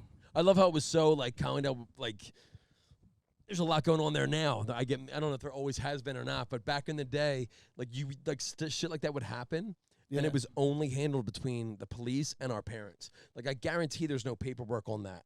Like, it's not like we started an investigation into this and it was just, hey, Joe, this is the police. Come on over. Like, we think Mike did something and it's just completely off the books. Yeah. Yo, shout out everyone keeping things off the books. Yeah, it was a big ordeal. The police told St. Joe's, so Sister Regina, the principal, knew about it and all that. I do not agree with. Yeah. And that's my mom. Church and state separate. Yeah, my mom went up there and bitched her out. Said, she's like, I have 4 kids here. You were going to let them talk about it and not tell me? Like, yeah, I pay $75 a year to send my 4 children here. How dare you? Yeah. Yeah, and from one shit to another. Great. A buddy of mine, when I was in a shore house with in Sea Isle, used to shit the bed like guys pissed the bed. And he got up in like a blackout fog and flushed his underwear down the toilet. It ended up causing a clog to where they had to dig up the whole street. Yeah, and down the shore in Sea Isle. Yeah, like the next day, it was like a Sunday. It was the workers had to get double time and all that, and he just sat there with this embarrassing look on his face, like how he wanted to like die. Yeah, that was one summer in Sea Isle. That's an embarrassing shit. I've told you this. I have an embarrassing shit story. Ugh. I've told you the one when I was working and driving, or no? No. Oh God, here we go. That's what we came here for, right, Mike? Generally, like Hoagie we don't really talk about this listeners, stuff. but wherever it's you good may stuff. be. It's all good stuff. All right, I used to work for a medical laser company. I'm not going to name drop them because they didn't know the worth they had in me. Either way. Either way. I wake up, so we delivered medical lasers to doctors, and it would be like tattoo removal or like young kids with like port wine stains on their face and whatever. So it wasn't the type of job that you could just call out from because like I would go to sleep the night before with the actual laser needed for these medical procedures in the van that the company gave me on the side of my house. So like once it was there, like I know already. Yeah, dude, it's happening or it's not happening. Yeah. It's not a call out. So I wake up and I'm just super sick, and I don't mean hungover. I mean like really fucking sick, like stomach bug, flu, whatever. And I call, and I'm trying to call out, and I'm like even shivering on the phone. And I'm going, like, I'm so sick. I'm not even steady on my feet to walk to the bathroom and take a leak. Like, I'm so sick. And there's zero compassion. Like, they booked this thing, and it has to happen. They're like, it doesn't matter, Mike. There's this procedure happening at Penn State in Hershey. Yeah. And I'm coming from Collingdale, Pennsylvania to Hershey. Yeah. So wherever you're listening, if you're so inclined to look that up, it's a drive. It's a distance. About an hour and a half, hour and 40. Yeah, I forget exactly, but definitely significant. And they're like, look, you can't call out. Like, you've got this machine. There's a baby that needs this machine this afternoon. And it just has to get there and whatever. Yeah. You can call one of your, like, coworkers, and if they can meet you, great. If not, you got to just pretend you're not sick. And I'm like, it's not that easy. They're like, whatever, man, good luck. And that's it. Wow. Yeah. So I said, oh, man. There's got to be HR rules against that, like now. I'm sure right? now, yeah, but, you know. then it was like, hey, you're 25. When I was 26, when I was you're younger going. in the late 1800s. Now you know every rule to that. Every rule. Technically, you can't say that, sir. Yeah, I'm so woke now. Try that on me right now. I'm so woke. You'll be They'll be paying you for life. If only. But anyway, you're going there. So whatever. We got to start the drive. I think my mother, rest in peace, like blesses me on the way out because she sees I can't even make it across the room, but like she's in no position to help. She's good. Good luck, Michael. All right, great. I'm in the car. Yeah, dude, it's a big deal. I'm in the car driving, and I'm heading. I forget the road, and no one cares about specifics, but I'm maybe 20 minutes into this 45-minute drive, and like I sneeze. Is it a snort?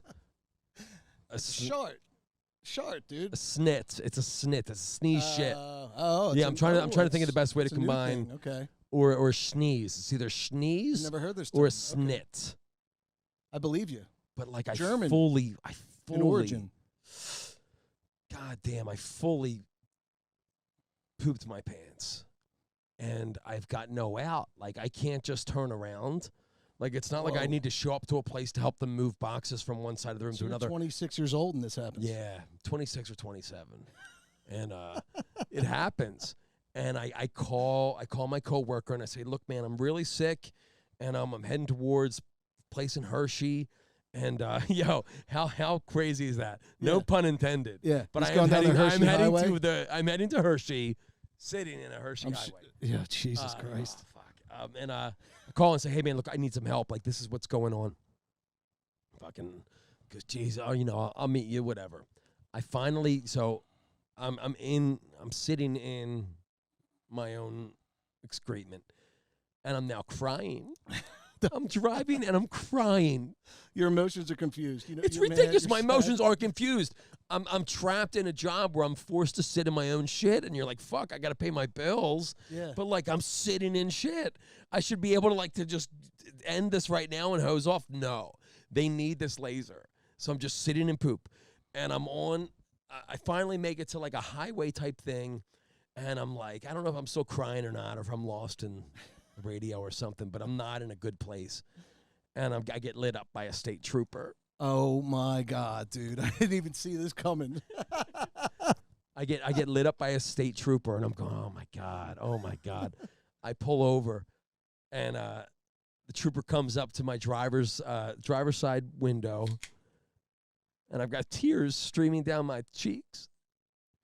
And he goes, "Do you know how fast you were going?" And I turn my head and I look at him, and he kind of like is taking it back. He knows he's like walking into something. And I go, I remember this like it's yesterday. I go, Trooper, I defecated in my pants. I'm really sick. I'm sorry.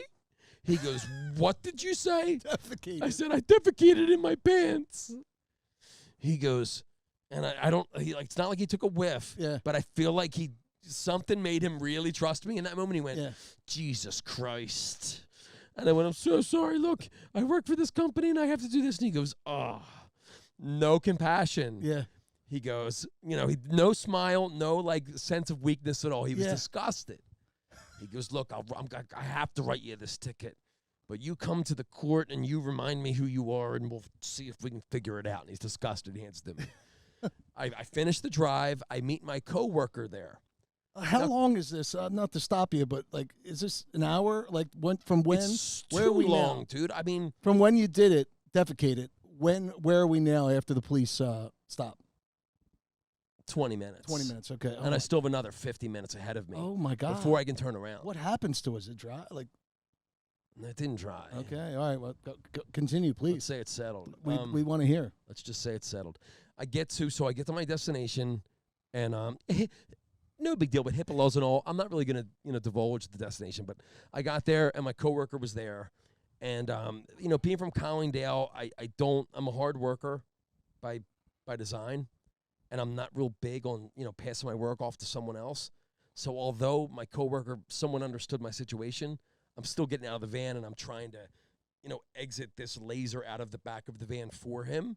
I'm not just expecting he's going to do it. Right. So I walk to the back. I say, thank you so much. He's pissed off. He doesn't, whatever. You owe me one. Great. Yeah. So I bring the lift down, and it's almost like to help a handicapped person on their wheelchair. Yeah. I bring the lift down. I stand on the lift. I raise it up. He goes, Jesus Christ, Mike, get back in the van. You got shit all over your pants. I go, dude, I'm sorry. I start crying again. I'm sorry. He goes, Jesus Christ. He didn't even laugh and try to level me. Jesus Christ. Is he a boss or is he kind of like a coworker? Just a coworker. Oh my God, dude! I've never heard this. He's upset. I mean, I would have buried this too, but he's upset. Yeah, it's all guys. It's all content. Hey, shout out, Hoagie Time. Hold on, we're not listeners. done with this. We're not done. So where do we go from here? Like, you get back in and drive home? I get back in. I drive home. Okay. By the time you get home, it settles? Is it like substance? What are we talking here? You just get in the shower and forget it ever happened? Do you wash the clothes or throw them out? These are all valid questions, Mike? Yeah, thank you. I've got no memory of what happened. I think I blocked it out. Yeah, okay. I think maybe on the Patreon down the road we'll explore it. Let's go back to perhaps. Hershey. We'll go back to Hershey to the scene and see if we can kind of shake any kind of like any faith memory. healer, any faith healers, any past life regressionists, please shout out to us on Hoagietimepodcast@gmail.com. Maybe we'll explore this later down the road. I don't remember how that particular day ended, but I do remember my court date. So I get to the court, and I'm not going to shout out the locale I was in. It was in the Flowertown area. Shout out Flowertown.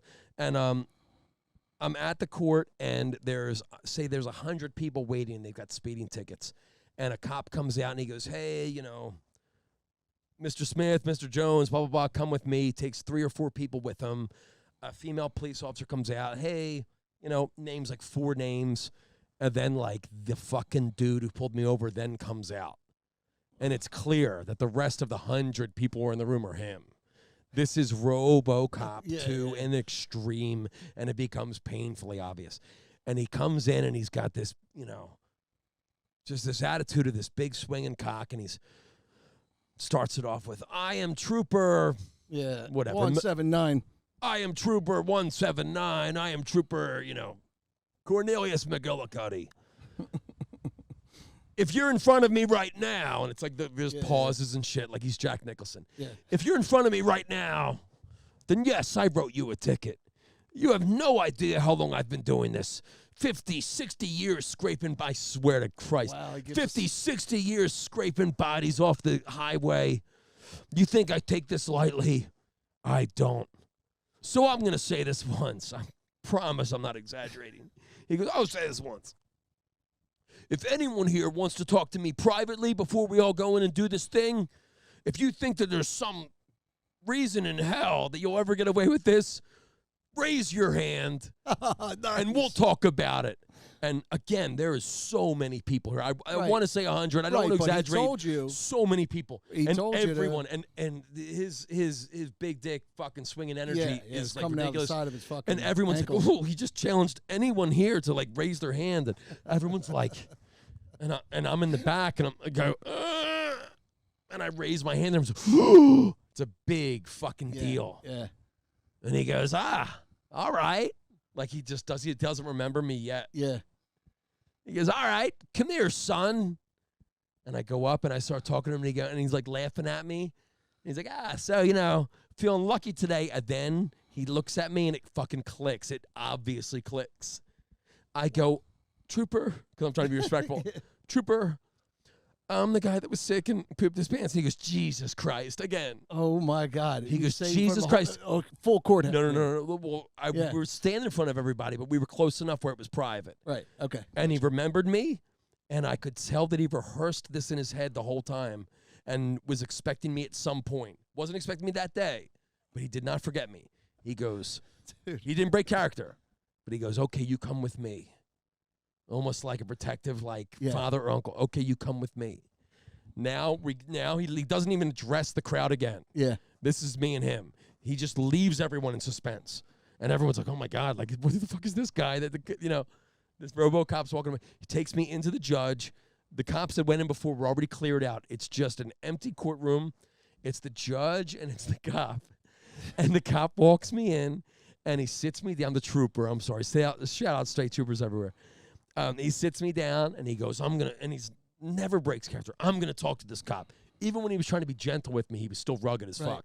He's like, I'm gonna talk to the judge. You just sit right here. I'm like, okay. And I'm sitting there. And he approaches the judge. Right. And they have a very close conversation. And then I don't know where to look, but up here maybe. Then the judge is talking to the trooper. The trooper's face is like here. Then I just see the judge go to take a look at me, because he obviously just told him what it was.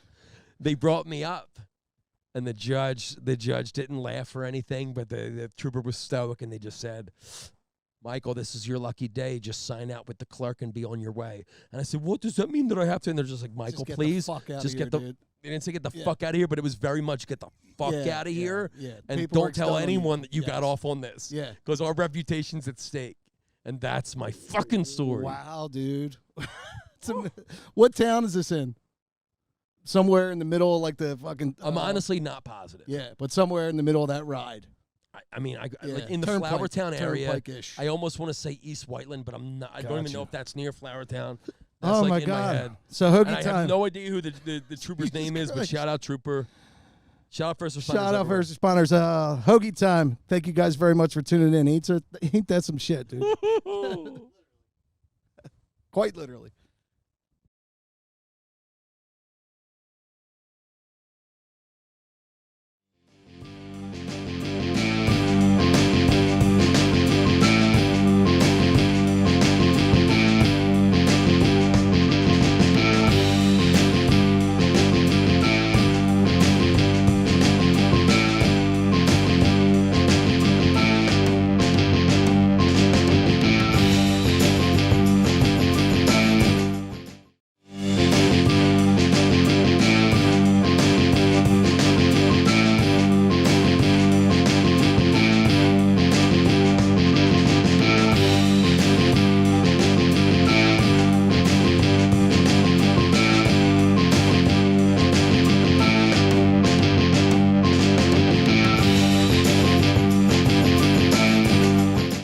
So yeah, this Well, I mean, when you get it out of the package, it's just water. right. Until you put some oxy in there, Mike. You put oxy in this?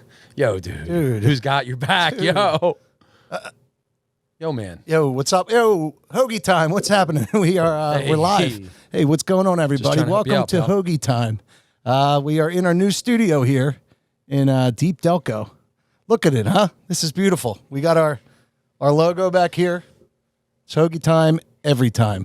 So big shout out to Precision Builders, Dave McElroy, Springfield, PA, for these new microphones. How about that, man? He wanted to hear us loud and clear So he donated, and we thank him as our sponsor. And if you guys have any home repairs you need done, give Dave a call at Precision Builders. And ladies, if you have any bachelorette parties coming up, Dave does full contact specials. Absolutely. So inquire within. You can hit us up at Hoagietimepodcast at gmail.com. Any questions, any ideas, or to book Dave for your bachelorette party, ladies. What's up, pal? How was the weekend? Dude, the weekend was good, man. A couple gigs. I was at the Fainting Goat in Glen Olden on Friday.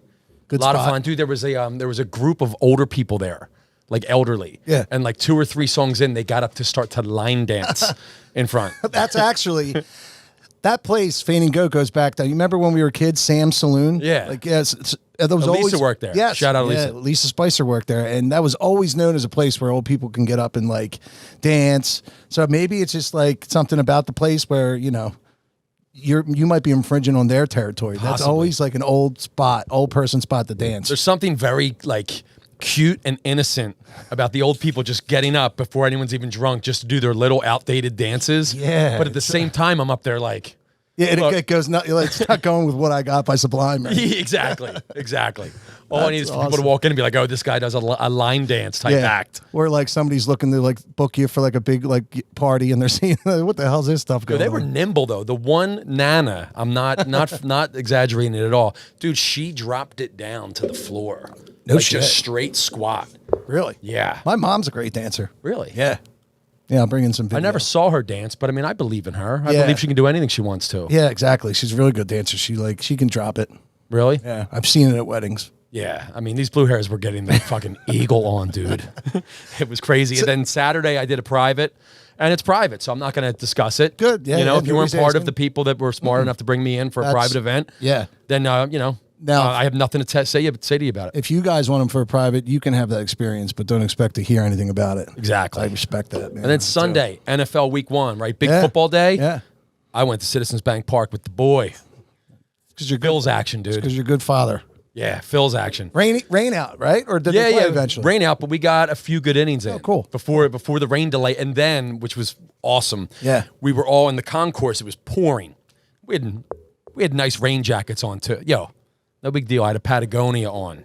They're not cheap. I mean, it's not a big deal, but this is a really good rain jacket that I had on. Right. And my son was similarly outfitted. I mean, we're dressed to kill at all times. But it started raining so hard that everybody went up to the concourse. Yeah.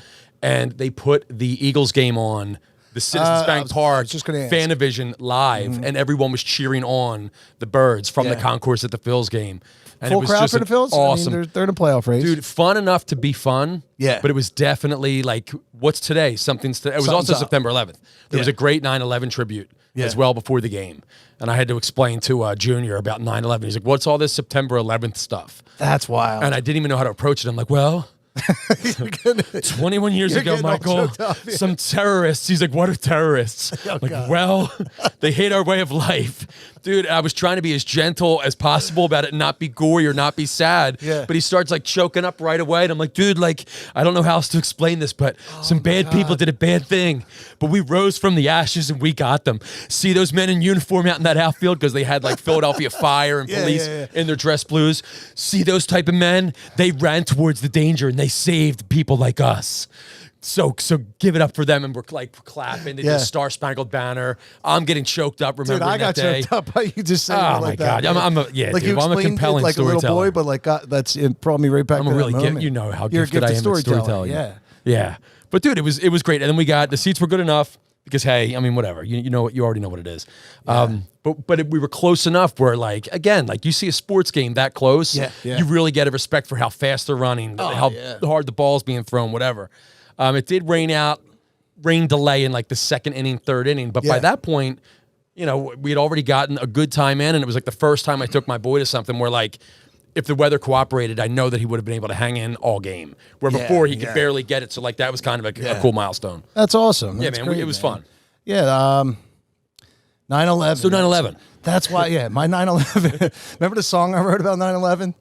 on piano. Yeah, it was on piano, and then I transposed it to guitar, and it was an open E tuning. It was about the story. It's unfinished, like most of them, but it was a story about a couple that meets, and their wedding day is planned. Their wedding day was planned for October, in 2001. That's pretty specific. Yeah, and it's from the perspective of the wife, being sad and being like, we were about to get married, but now, I live in fear you're not here. Then the last verse, this is where it's touching. It's 20 years later, and she remarries. Foreshadowing, it's called. Yeah, and she remarries to it, and she has 3 kids, husband she loves, and all that. But she's writing the ending verse to it like he's not you. The twist is, interestingly enough, she marries Muhammad Atta's nephew, and it's a crazy twist in the Sixth Sense style. Well, that's the 4th verse now, but the 3rd verse was about how like it's almost like she wakes up in the middle of the night. It's a lot like Castaway, the ending scene in Castaway with Tom Hanks. Yeah, how like she like wakes up from a nightmare, goes down into like the kitchen. Her husband and her kids are sleeping up there, but she writes a little thing like this is supposed to be us, but 9/11.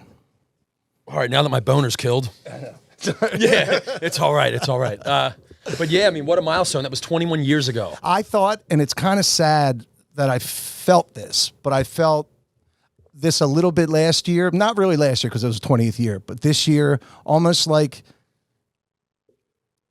it's something that happened in the past. Like where every other year it was like still so fresh. The news stations, your NBCs, ABCs, they did a good job of like keeping on there. But I think everybody now, I don't know if it's like a byproduct of cutting cable.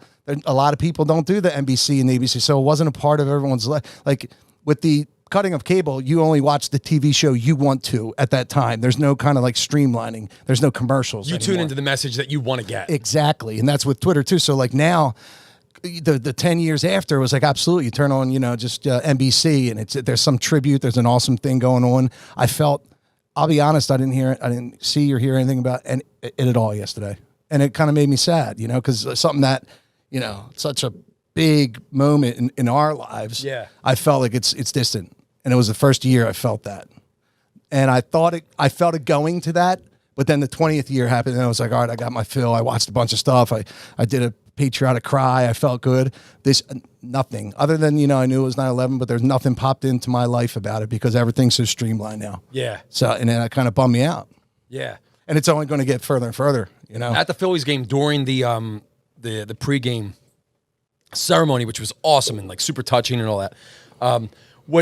What I was thinking was, one of the points was like, there's always a silver lining in things and whatever. Like, there's nothing great about that day. But I remember, like, Phillies game on Sunday, like, there was just like, oh, this is what it felt like for everyone to be on the same team for once. Because we're so divided now. And I mean, of course, everyone talks about this constantly. Like, this isn't like an angle no one's ever talked about. Far from it. But, like, looking around, it was like, everyone was just like American that day. And especially how divided everyone is now, that it was just like, oh, yeah. I do remember that was kind of cool how everybody felt like we were all on the same team. Right. We've come so far from that. So far from that. I remember.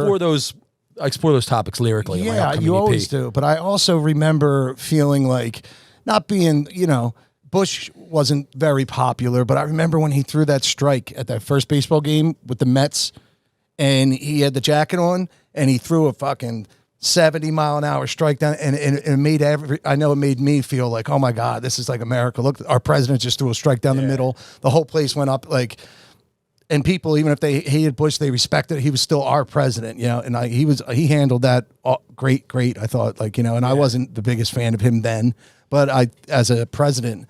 Our president, he stood in there and was like he was our symbol, and he was cool for that. Yeah, dude, I was a Gore guy, and I was I was real. I'm still think it's bullshit. The Chads in 2000 with the Supreme Court and whatever. However, so I never fully accepted him, but when he's standing in the rubble going, and we're gonna get the people, we're gonna knock down their, whatever he said. I was like, that's my president. Yeah, that's right, W. Let's go get them. I was on board at that point. Yeah.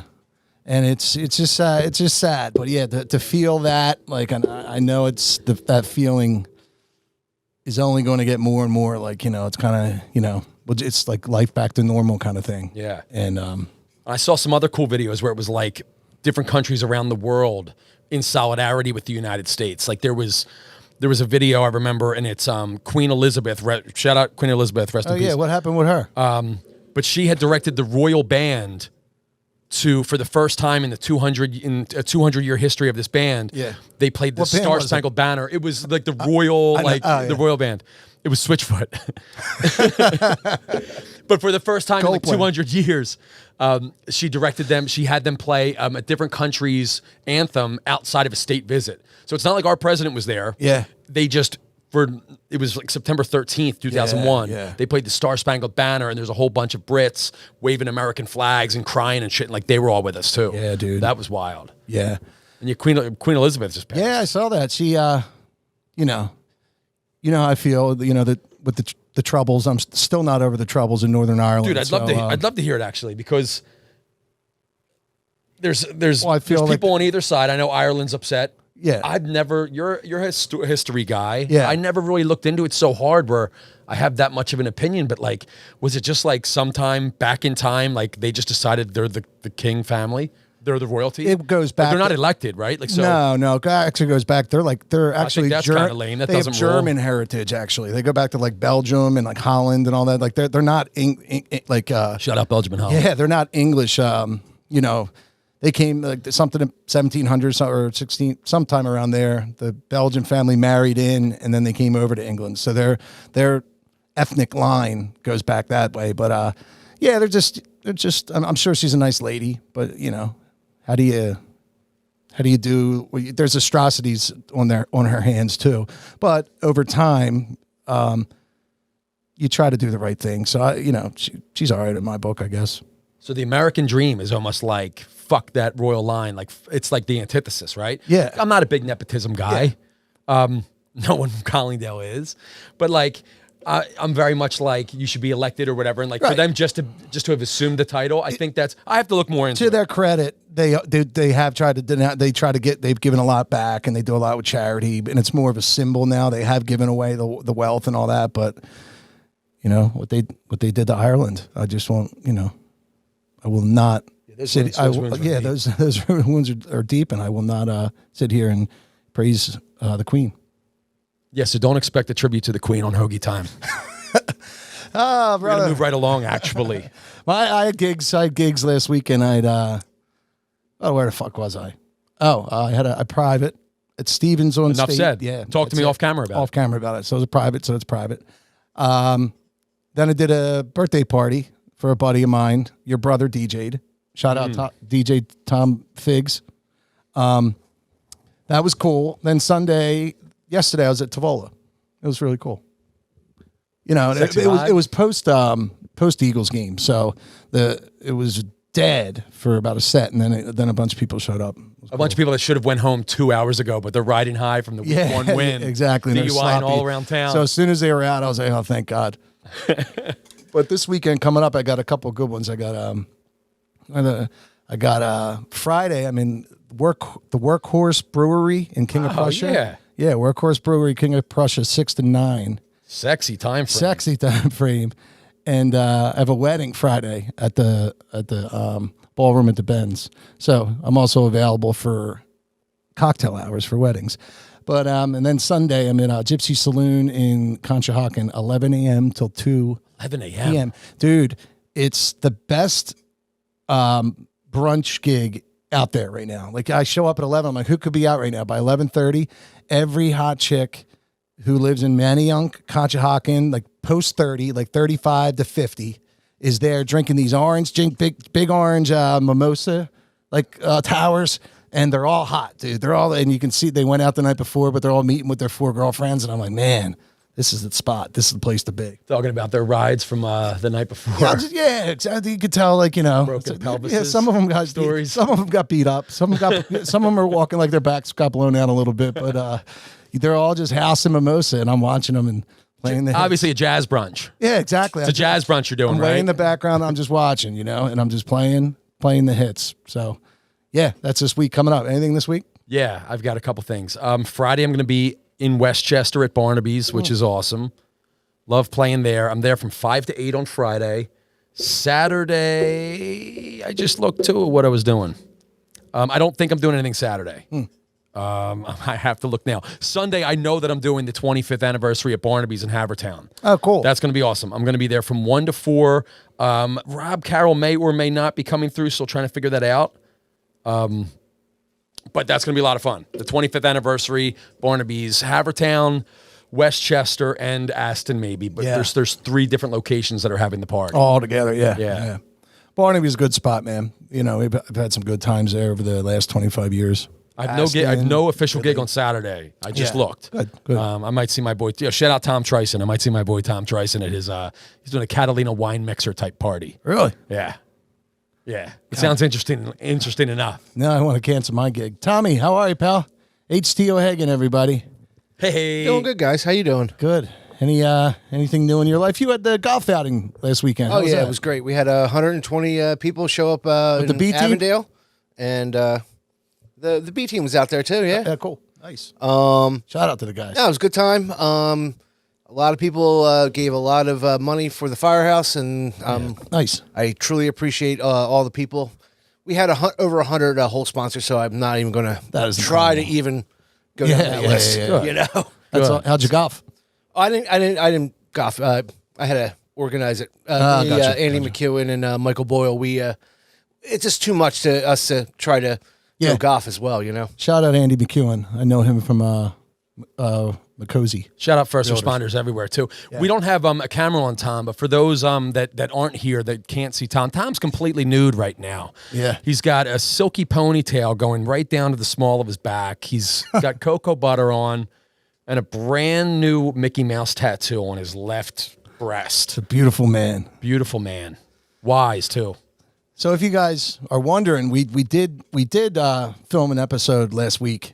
Through the paces, so we have a video. We're not going to release it. We may release it eventually. We'll talk about it. We just want to say, we'll say everyone's safe.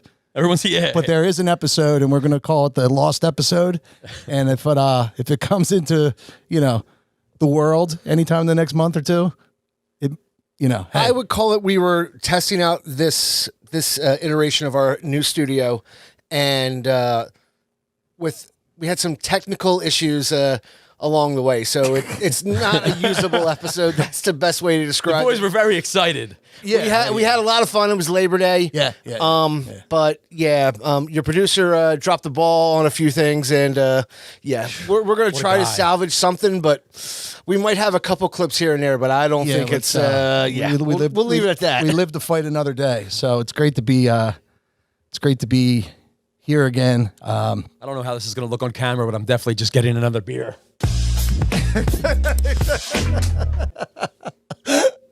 Every time you do that, I'm going to leave my head back. Just put my head on top of yours. Oh, that's the greatest. Love this new space. No problems with our original studio. No problems at all. Loved it. It was cozy. It was exactly who. It was exactly what how we should have birthed it. Yes. It was. I think we can announce it now that we're going. It was at my place. It was in Glen Olden, Delco. So it was very cozy. It was very warm, but we outgrew it. And with all your help, we have some sponsorship and all our producers, HT's hard work, we were able to kind of grow, and now we're on to bigger and better things here. Yeah, love this new location.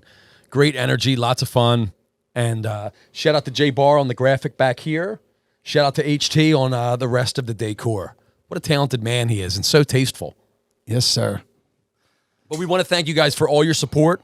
Again, we've got Hoagie Time Podcast at gmail.com that you can hit us up with any sponsorship ideas or any ideas for skits or guests. We're going to have some more guests coming up real soon now that everyone's musically, home. Right? We're going to go in a musical direction too. We're going to start having musicians on and talk to them and incorporate, us playing with them and maybe kind of recording a few songs for Patreon. So as you see us in our guests in the future, we're going to take a little turn towards our music. But we're still figuring that out. I think the idea is to have a conversation, of course, like always, and then maybe sit down and play some music as well and figure out the best way to do that to capture the best sound quality, etc. Figure out the best way to communicate that to you guys. Now, did you see any Any of those fights this weekend? Yeah. It is. What a shit show, man. The guy who comes in overweight, then they totally fight like different people. Like, man, that had to be a nightmare for like the Dana White of the world. Like all those pay-per-view buys, and then you're going to just switch it switch the card. Yeah. I don't know. It became more exciting. The matchups became better matchups. I would say, yeah, more entertaining matchups. Either way, Kamzat would have killed Diaz. Killed him. Did you see how bad? I mean, Diaz and they're legends, but how bad of a fight it was. They were so tired. They were like taking breaks during the middle. I'm like, neither of them were at the top form. Yeah. And Kamzat just came out and just ragged that dude around for 2 straight minutes. It was like just spun him around like on the ground. 4th fight he's had where he hasn't been touched at all. And I don't know if it's the last 4 fights in a row, but it's like 4 fights that hasn't been touched at all out of like 11. So I haven't seen stats like that since you back at St. Joe's. Well, no. yeah. Well, no, it's Gilbert Burns. Gilbert Burns and him had a great fight. Oh, that's right. Okay. Yeah, so that was one in between. It was Yeah, consecutive, but he's had 4. Yeah, but Gilbert Burns. That was a great fight. After watching this fight, I don't know how Gilbert Burns did it. Like Kamzat is such a force. Like that dude Burns got to be like the toughest dude in the world. Yeah. How do you even come close to like fighting and almost winning against that guy? But it's kind of unfair, you know. If you're naturally 200 pounds, you should go down to 190. But to go down to 170 and beat up little guys, like, I don't know. It just seems like there should be some type of thing with weight cuts where you can't go super down because he'll just start. And that's what it was. Turned out he could have got down to 170, but the doctor is like, no, like we're not letting you do this anymore. Casual 20-pound weight loss. The doctor's like, no, you probably could, but I'm not going to let you. And then when that couldn't happen, they had to make the switch. And then that guy, Holland, God bless him, man. Come on, Doc, don't be a nerd. Yeah, exactly. But let my boy go. But they almost die. They sit there and almost die for weight loss, and then they go and fight. But it was just, It was great shit talking. Great. How do you technical fighting aside, the shit talking is unbelievable. Nate Diaz is the king. He's the king of shit talk, yeah. And he's always just so tough. Like he's so brave. Like, you know, like he's ready to fight anybody at any time. He's a real one. Yeah. CTE hard. Big time. He, like all the like dead skin, his face that's just ready to bleed. Warfare. But even Holland talking shit and starting fights backstage, like with a guy that comes out, the first time I would see him, I'd be like, fuck. Yeah. But Holland even's like, nah, dude, come on, pussy. Like they all think they're going to win. Yeah. So like their mindset is just so like, I guess to be an athlete at that level, you have to have like such a belief in yourself. And we're not talking about swimming either. Like a fighter. Yes. Like it's one thing to be tough, but like it's another thing to be like, I'm the toughest dude in like half of the America, and the belief, and I'm going to fight the toughest dude from Sweden by way of Chechnya. Like, yeah, as soon as you say Chechnya to me, I'm out. Yeah, I'm out, dude. I don't know what they do in those mountains, but I'm out. That's why I don't. I'm not in the UFC anymore. Too many Chechnyans. Yeah, Mike, your ideological differences just couldn't be ironed out. Well, I just fight people from the royal family. Oh, Jesus. Yeah. I saw something today or on Twitter with the King Charles, King Charles the Third. Yeah, but Elizabeth's son, the dude, his aide or whatever, didn't like move this thing on his table enough, so he gives a look like, get the like dick, dude, like a dick, like a scary dick. So like you think he's an 80, probably 75 years old, yeah, like he's like and mean to his counts or whatever the hell they call him over there, like this guy, like get it on, and he makes a face with his teeth like. Behind closed doors, he's a motherfucker. Because you're the descendant of someone a few generations ago that decided they were in charge. Yeah, like, probably, a pedophile, probably. Dude, grub it. No, thank you. Yeah, I'm not down with that. Official stance, I'm not down with that. Yeah, that's why I kind of like the one son who's like, fuck that, you know, I'm getting the fuck out of here. I'm giving up all the, you know, he gave up the money and all that. Well, I'm sure he got a nice little allowance.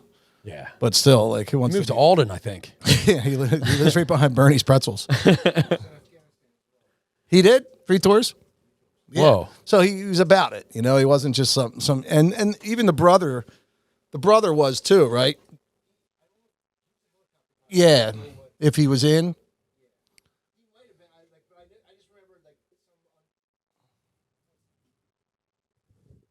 Some undercover news feed found Harry in the middle of Afghanistan, like with his whole platoon, and they begged them. It's like, please keep this secret. Please keep this secret. This is a military operation.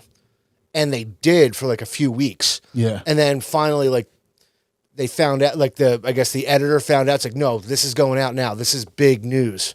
But by the time that happened, they got him out because they didn't want the Taliban just coming down and getting him, attacking a base for no reason, because for the possible Prince of England being there. So they pulled him. But yeah, he did 3 tours. Yeah. So, and like I said, William, I think, was a helicopter pilot. Yeah. But I think he was a rescue pilot, like Gotcha. in England itself. Like, Yeah, like so he had a little bit of a shell. You see him at like Wimbledon and shit, like with his hot ass wife Kate and the kids. But you can just tell they're playing like the whole royal thing up. Those tennis tickets must be too thin. It's like it's absolutely exotic insane. fashion show almost. Yeah, just last week people that there are was there. the U.S. Open, and that's just like a who's who of like Jay-Z, Beyonce will be there, all that stuff. I think it just ended. Maybe it's still going on, but I know Even it if was I had a hot last week. single on the radio, I don't think I could go watch tennis. I love tennis, dude. Do I, you? yeah, Oh, I was, yeah, I was that's an all right, your Catholic tennis family, player. Yeah. All Catholic tennis player. Yeah, Huh? tennis. Yeah, I didn't know that. Tennis is big, tennis is a great sport, especially with the last 20 years, the influx of athleticism, like the Roger Federer, Djokovic. Like you see the tennis players nowadays, they're 6'6", and they're the fastest, strongest guys in each country. In America, our best athletes go to basketball. LeBron James, name 5 of them. In other countries, they play tennis, soccer, and sports like that. So if LeBron James was born in France or Spain or something like that, very good chance like he'd be Rafa Nadal or Roger Federer. Holy shit! Yeah, Could you so imagine that? Dude, him on the court, yeah, with that 360 training, backhand. dude. That's why there's a couple players down in Australia that are 6'7", 6'9". They're all just giants now. It's a really good sport. And TV doesn't do it justice. That's the problem. Yeah, that's the speed and the power. You just go. It's the speed, like you just said, is amazing. When you see even a 20th ranked player hit a serve, it only went 125 miles an hour, where Nadal was 140. Yeah, But it's 140 is like what? whatever. Yeah, dude. Yeah. Yeah, I have to see it live then. Yeah, it's just not that popular. Take me to a game, Mike. Match. Match. Yeah. Sorry. Yeah. We grew up across from the Collingdale courts, the Joe Barkley courts. So we go into Bonner and AP, like my sister, brother. We were the only ones with like tennis background. So we could like that. They gave us all Catholic because we were the only ones that played. we were the guys on the team, and I did pretty good my senior year. Everyone else is like, I'll try tennis. I don't know. Well, when I played my senior year, like you weren't beating St. Joe's Prep or LaSalle because they had Jewish kids, and Jewish kids Right contract. no. They grew up in country clubs and stuff, so they played tennis since they were kids, so they would just smoke you. But like if I could beat O'Hara and Carroll that year, then those are the guys that I like wanted to beat. Because they're just regular kids from Delco. Well, I played lacrosse for Bonner, like everyone is well aware of. Oh, yeah. And like with that was a lot of us picking up lacrosse sticks for the first time ever. Yeah. Just like whatever, like let's just catch dips after school. It was mostly about catching dips. Yeah, right. For me, at least. I've never played lacrosse, and that's it was always during tennis seain. But it seems like really? it's a spring sport. But watching it seems cool. But like catching it, and that little ball would drop out the little. Yeah, I never quite got the hang of it. Yeah, dude, I don't think so. My sister was a good lacrosse player. I could pack a dip though that would make your head spin. I dipped. Dipping was like a rite of passage going to our high school, Monsignor Bonner, and freshman year, football was in the fall, like the summer. So as an 8th grader, it was a really good way to. I would suggest anybody with a kid that's in 8th grade going to a new high school in 9th, play the fall sport, because whether it's soccer or football, you're meeting kids in the summer. So that first day at school, we already know us come from Collingdale. Bonner had kids, Drexel Hill, Havertown, all that. People already that you weren't, friends with, at your grade school. So I don't know where I was going with that, but yeah, when we played lacrosse, like, Yeah. a lot of us were picking up the sticks for the first time, and Yeah. just like in tennis, like LaSalle. Yeah. These were like 7-year-old kids, coming from money. Yeah, like they exactly. heard of lacrosse before. Like that's we what hadn't heard of lacrosse. That's what I meant by Jewish. I meant money. Yeah, Love I mean, the not to Jews. generalize. Love the Shout Jews, out yeah. Jewish everywhere. Yeah. Shout out Israel. But yeah, dude, like there was teams that would have like the kids have been playing lacrosse since they were like 5 or 6. Yeah. And this was, 1957, I think, when I was playing lacrosse and it was exactly. That was 20 years ago when you were 1998. playing. 25 years ago. Oh, geez. Whoa, I know. Now lacrosse is the football because now the CTE stuff with the better okay. athletes, the guys that used to be the star running backs, star receiver, quarterback, they're playing lacrosse now. That's their main sport. So if you go around to like Springfield, Ridley High School, Haverford Episcopal, the good schools. I'll be cruising all those schools when the weather gets warmer. Absolutely. Lacrosse is at the highest level now. So it's where everybody's kind of playing the best athletes around here. And let's be honest, it's still a sport where white guys can get scholarships to college. Mike. Yeah. I got scholarships playing basketball to every D1 school. Whoa, I did not know this. Wow, really? So the whites did this and the Jews did that. Oh, man. But, yeah, so shout out to lacrosse. But it's a great Thanks for making this an easy edit this week for me. No, it's where it's intent.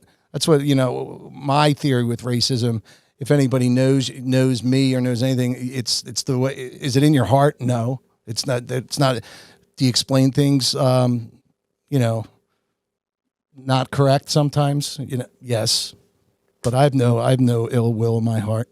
No. Everyone knows money, Mike. Mm-hmm. But yeah, dude, when we played lacrosse, it was a new sport, but it was a lot about catching dips too. I must be honest. That's what I was getting at with with the summer football as a freshman coming in. A lot of the kids were dipping and shit like that. So the first week to school as a freshman, we was getting a trolley. I put a dip in to look cool, like walking to school. I swallowed it, puked all over getting out of the trolley. Oh, so morning. it's like 7:45 in the morning. We're like running up getting off the trolley. So everyone's there. Prendy girls, Bonner guys, Upper Darby people walking by. All of Lansdowne Avenue and Garrett Road. Yeah. So that was it for me. Maybe did it once or twice more, but. I just can't imagine how young everyone looked catching smokes at like 14 years old at the trolley stop. Have you seen a 14-year-old kid lately? They look like they're 9. That's what you're saying with when I almost got raped. Have I seen a 17-year-old in a while? Like they are young. Yeah, 14's even younger. They're babies. And we were catching smokes, dude. We were smoking a pack a day. Yeah, that's true. Yeah, because I started like having a smoke every once in a while in like 7th, 8th grade. In 7th, 8th grade.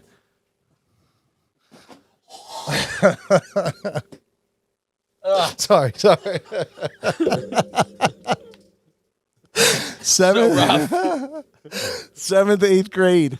I'm smoking in Westmont Park, and I take one. And dude, we did look awesome. It was though, the smoking. best high too, man. We looked awesome smoking. That first buzz, and you got oh my god, and you look like it was Newports too. It was like back Newports were my first, and show enough. And that's what 7th, 8th grade's like 13 or whatever. I'm 40 years old, and that's what I'm kind of proud of is that I've never became a real smoker. Even still, like I come every once in a while have them, and I can have a smoke every once in a while. But that's one thing that never caught on. Everything else did.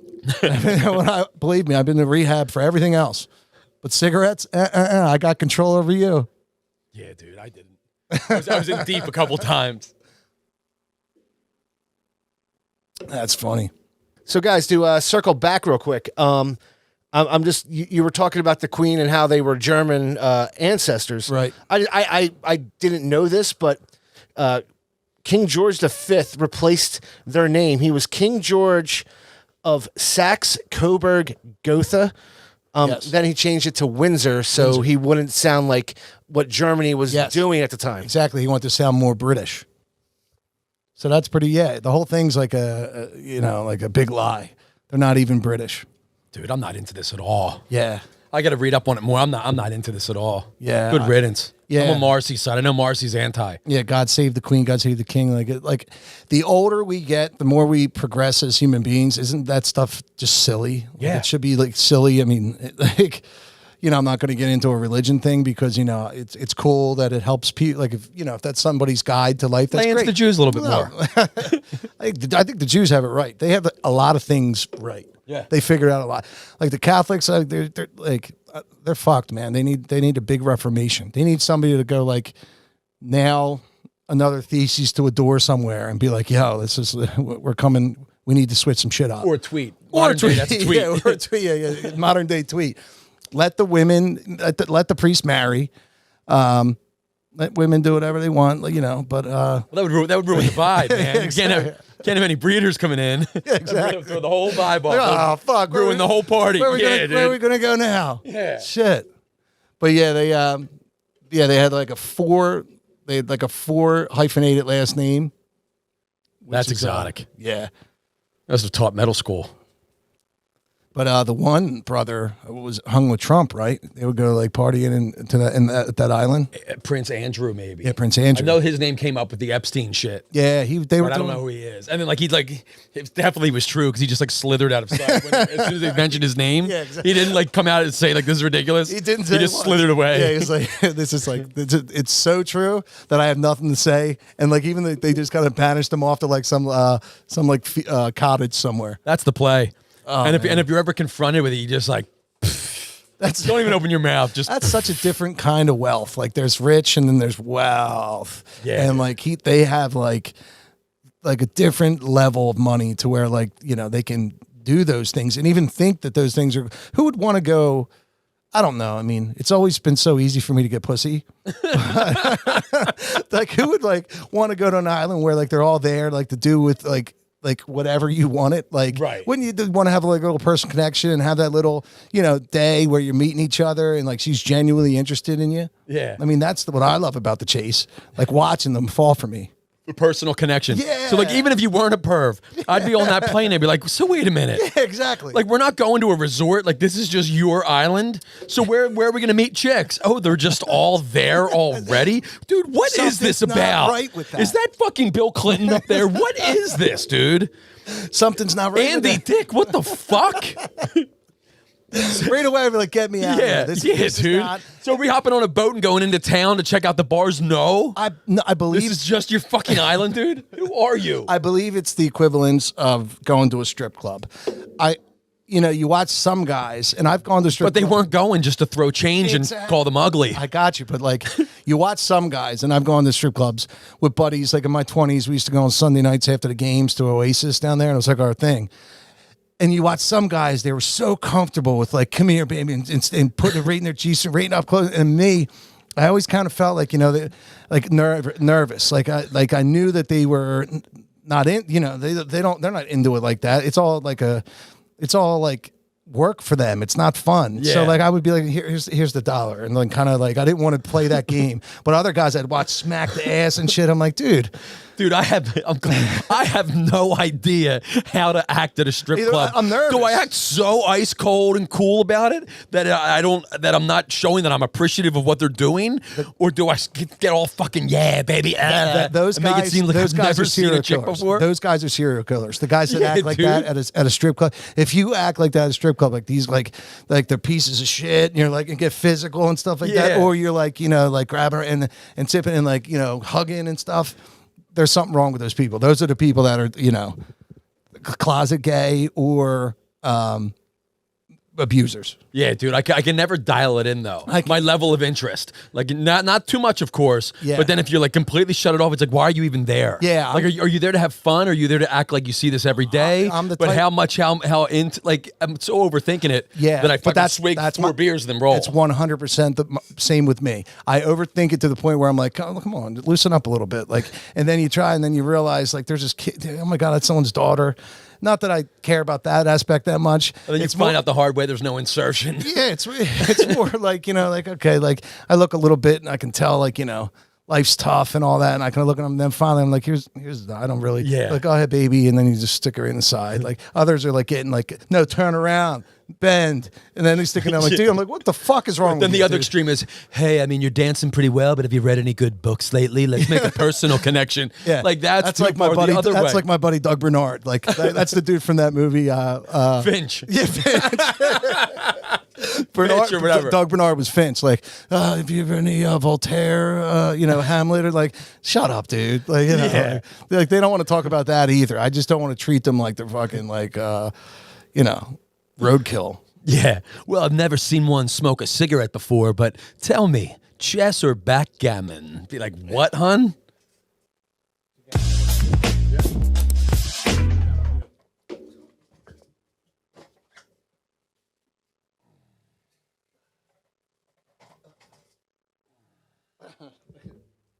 Hey.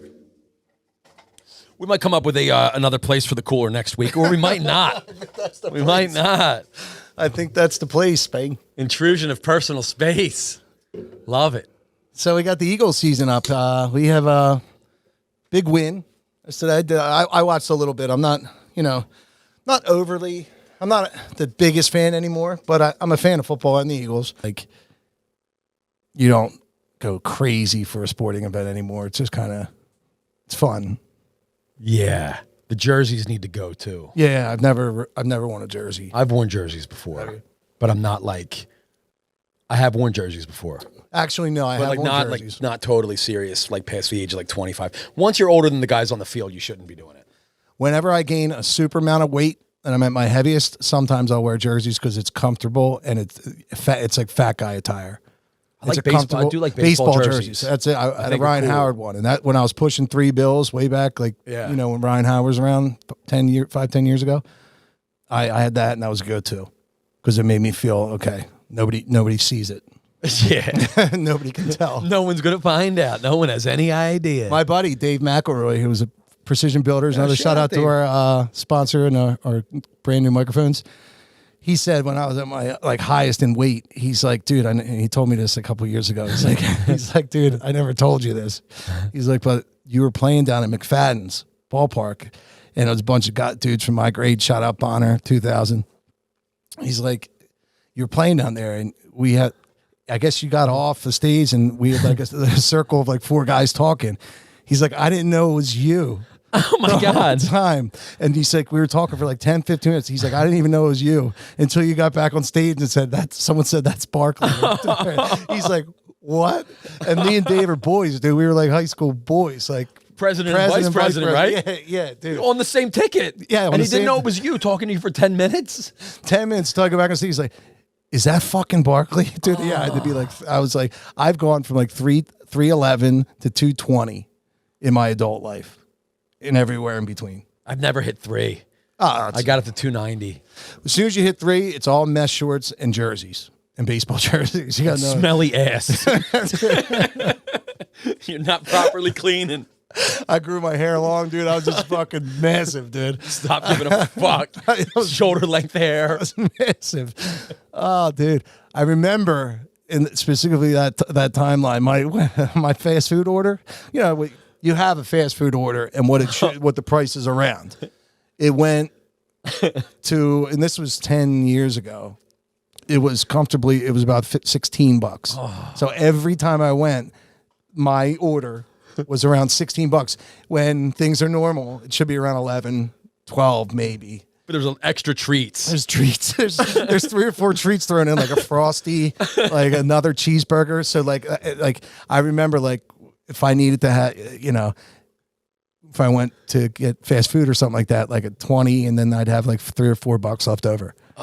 Yeah. So you're not just getting the meal that you're hungry for, you're also getting add-ons too. Yeah, dude. Nothing went to waste. Like a few sandwiches, like a soda and like a shake. 2 fries, the chicken sandwich, the burger, and then maybe like a side of nuggets, and then like a shake, and then a soda. And then like I would get like Snyder's hard pretzels or something for after the meal. Just to wash it down. For after the meal. And then like always like tea cooler or like What? They're fat free. tea cooler or like a fucking jug of Diet Coke. Like, so much Diet Coke, dude. I remember our boy Cooey. Shout out Cooey. He was so like funny. he got big, and Looks great now. He looks great now, and yeah, totally. But like he was like, I knew something was up when my Burger King order, or my Wendy's order got to 2 bags. He's like, or maybe it went to 3 bags. I don't know. But it was like when it went up in a bag. It's a very good tell. Yep, very good to tell. be able to like that's how he was measuring it. He's like when my order went up a bag. Yeah, dude. I should have. There was so many things where I was like, peel back now, and I went to. Then once I hit there, then I went back, and then I got to a real low weight again, and then now I'm hovering around an okay one. Still need to lose a few, but I'm not there where it was. Dude, like, the come on, minute I dude. get to a good weight, I'm like, I'm there. Well, that's what too. Like, yeah, just a couple weeks ago I felt good. Now I'm just kind of. But hey, man, we're human, and there's a lot of shit going on. Why? Tell me that it's human nature. Yeah. But hey, we're all going through something, so hey, we just got to take it day by day and keep trying. But yeah, Dave Mack sees me. He's like, "What's that? That was fucking Barkley?" Dude, you must have been so big that your voice had to like he didn't not your voice cadence or the sound of your voice tipped him off. It's probably like it's probably like waking sleep apnea. It's like a snort, like like my breathe, like I couldn't. Like you had a throat full of cranberry sauce trying to fucking sweating talk. my balls off. Yeah, dude, sweating my balls off. I remember too, just sweating my balls off when I was fat like that, and it had to be summer. And I remember it was like Dave, a couple other buddies, maybe Buns. I thought we booked the guy from the Loop. Who the fuck is this? The dude in the Loop had a mohawk. It was cool as shit. This dude's fat as fuck. It's like, that's the same dude. It was like 2 years ago. What the fuck happened? But could you imagine that? And then, like, of course, it's funny, but like, then my crazy mind takes me to like what the conversation had to be like after he said that to the guys, and I'm back up on stage, and he's saying, everyone's like, "Yeah, dude," and all four of them are up there. I don't think they're being cool because I'm playing. Did like, it ruin the rest of his day? Do you think? Did he walk? Oh man, he was probably. Do I reach out to him once I sober up? Should I stop drinking now so I can reach out tonight? He was all four of them were having like, "Yeah, dude, we don't know what the fuck happened." Everyone's trying to talk to him, but nothing works. You didn't even remind him of Mike Barkley, where he would have been like, "He reminds me of Barkley." Oh, it is Barkley. That didn't even cross his mind. 20 years hung out. Oh my God. Yeah, in a conversation for 10 minutes, and he said after I went back on stage, the only way he knew it was me is because I went up to the where the guitar was, and he's like, "Is that fucking Barkley?" And they're like, "Yeah, dude, we don't know what the fuck happened." Were you performing in blackface that day? That threw me off the one time you did I had that. the Ryan Howard jersey, but I couldn't even button it. That's a dead tell too for me when I'm getting heavy. I can't button shit. I bought same fucking clothes, but can't button them. I bought I don't know if I brought this up before, but I bought a Charlie Manuel jersey coming into the season. So fucking. So fucking what? White trash. Yeah, dude. I've attacked the whites, the blacks, and the Jews tonight. And the aged. Yeah, and the aged too. Yeah. So, like, I think those rules are different. Like, if I were to wear a like fucking Reese Hoskins jersey, that's weird. I think. Yeah. But like a Charlie Manuel, like he's the old manager, so it's different. He's an old man. It's not like I'm aspiring to be like you're the Beth, Bryce. I love the way you throw the ball. It's fucking Chuck Manuel. I think it's understood that like I'm not. I'll give you that. I'm not I'll give it beating to off to him. But I ordered this jersey, and I showed you guys the picture. But the new style of MLB jerseys this year, on a certain teams, dude, on certain teams. So on the back of this jersey, and I'll send you the picture to overlay. It's super unflattering, but I'll do it. I'll do it just to add some visuals to this. So on like the Mets jersey, the Phillies jerseys, a couple teams, like the pinstripes stop, and it's just white on the back of the jersey. Like, and the idea is the players tuck in. And like it's trying too hard to be authentic. They should know that these are just for fat guys. They just want to throw them on and drink beers at the stadium. So like I put this thing on and I hung it right up and put it away. I can't wear it. It looks like I'm wearing a diaper. Tom, we'll throw the picture up. I'm going to send you the picture. It's not flattering, but like you guys got to see it. I can't wear it. I can't wear it. It's that bad. Of course you can't. Yeah. I mean, we don't have as adults, we don't have the body type to. Oh, you got to just, or why don't you just belt it? Jean and belt it. Tuck it in. Yeah, classy. Yes. Yeah, the Chuck Manuel, I'll give you that. And I honestly felt okay with the Howard one because he's an African-American and I'm a white guy. So, like, see? It's unity. It's unity. Yeah. So I thought that was very fucking forward of myself, too. Yeah, you've always been at the forefront of that stuff. Yeah, exactly. So, like, it doesn't mean shit to me. Right. Nothing to me. You didn't even realize. I didn't even realize. Until many people brought it up. Didn't even care. Yeah. Don't even care. That's what's up. Yeah. So, but yeah, I would. Yo, shout out Ryan Howard. Yeah, big time. Shout out Charlie Manuel. Yeah, they just banned the shift, and he just tweeted like what his numbers would have been like. Yeah, could you imagine? Dude, he would have had absolutely Hall of Fame. We should have him on to discuss that. He's actually Emails. friends. He's friends with my buddy Chris Hop or girls from Prendy 99. We're all friends with girls from Prendy. But he used to hang out with my buddy Hop.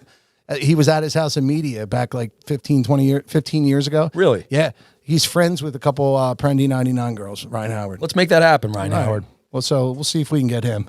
He was a Subway spokesman too, so that ties into Hoagies. With Jared, the gay, or not the gay, the The pedophile. Was Not that- he a gay pedophile? No. Yes, I believe. Or was he with gays? Was he a pedophile with the gays or with the straights?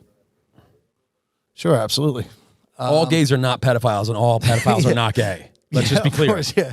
But the way I said it at first it might have made people think that I thought that, which I don't. Look, disclaimer: we're down with everybody. Yeah, and you could tell we are because I said we're down. Down with OPP.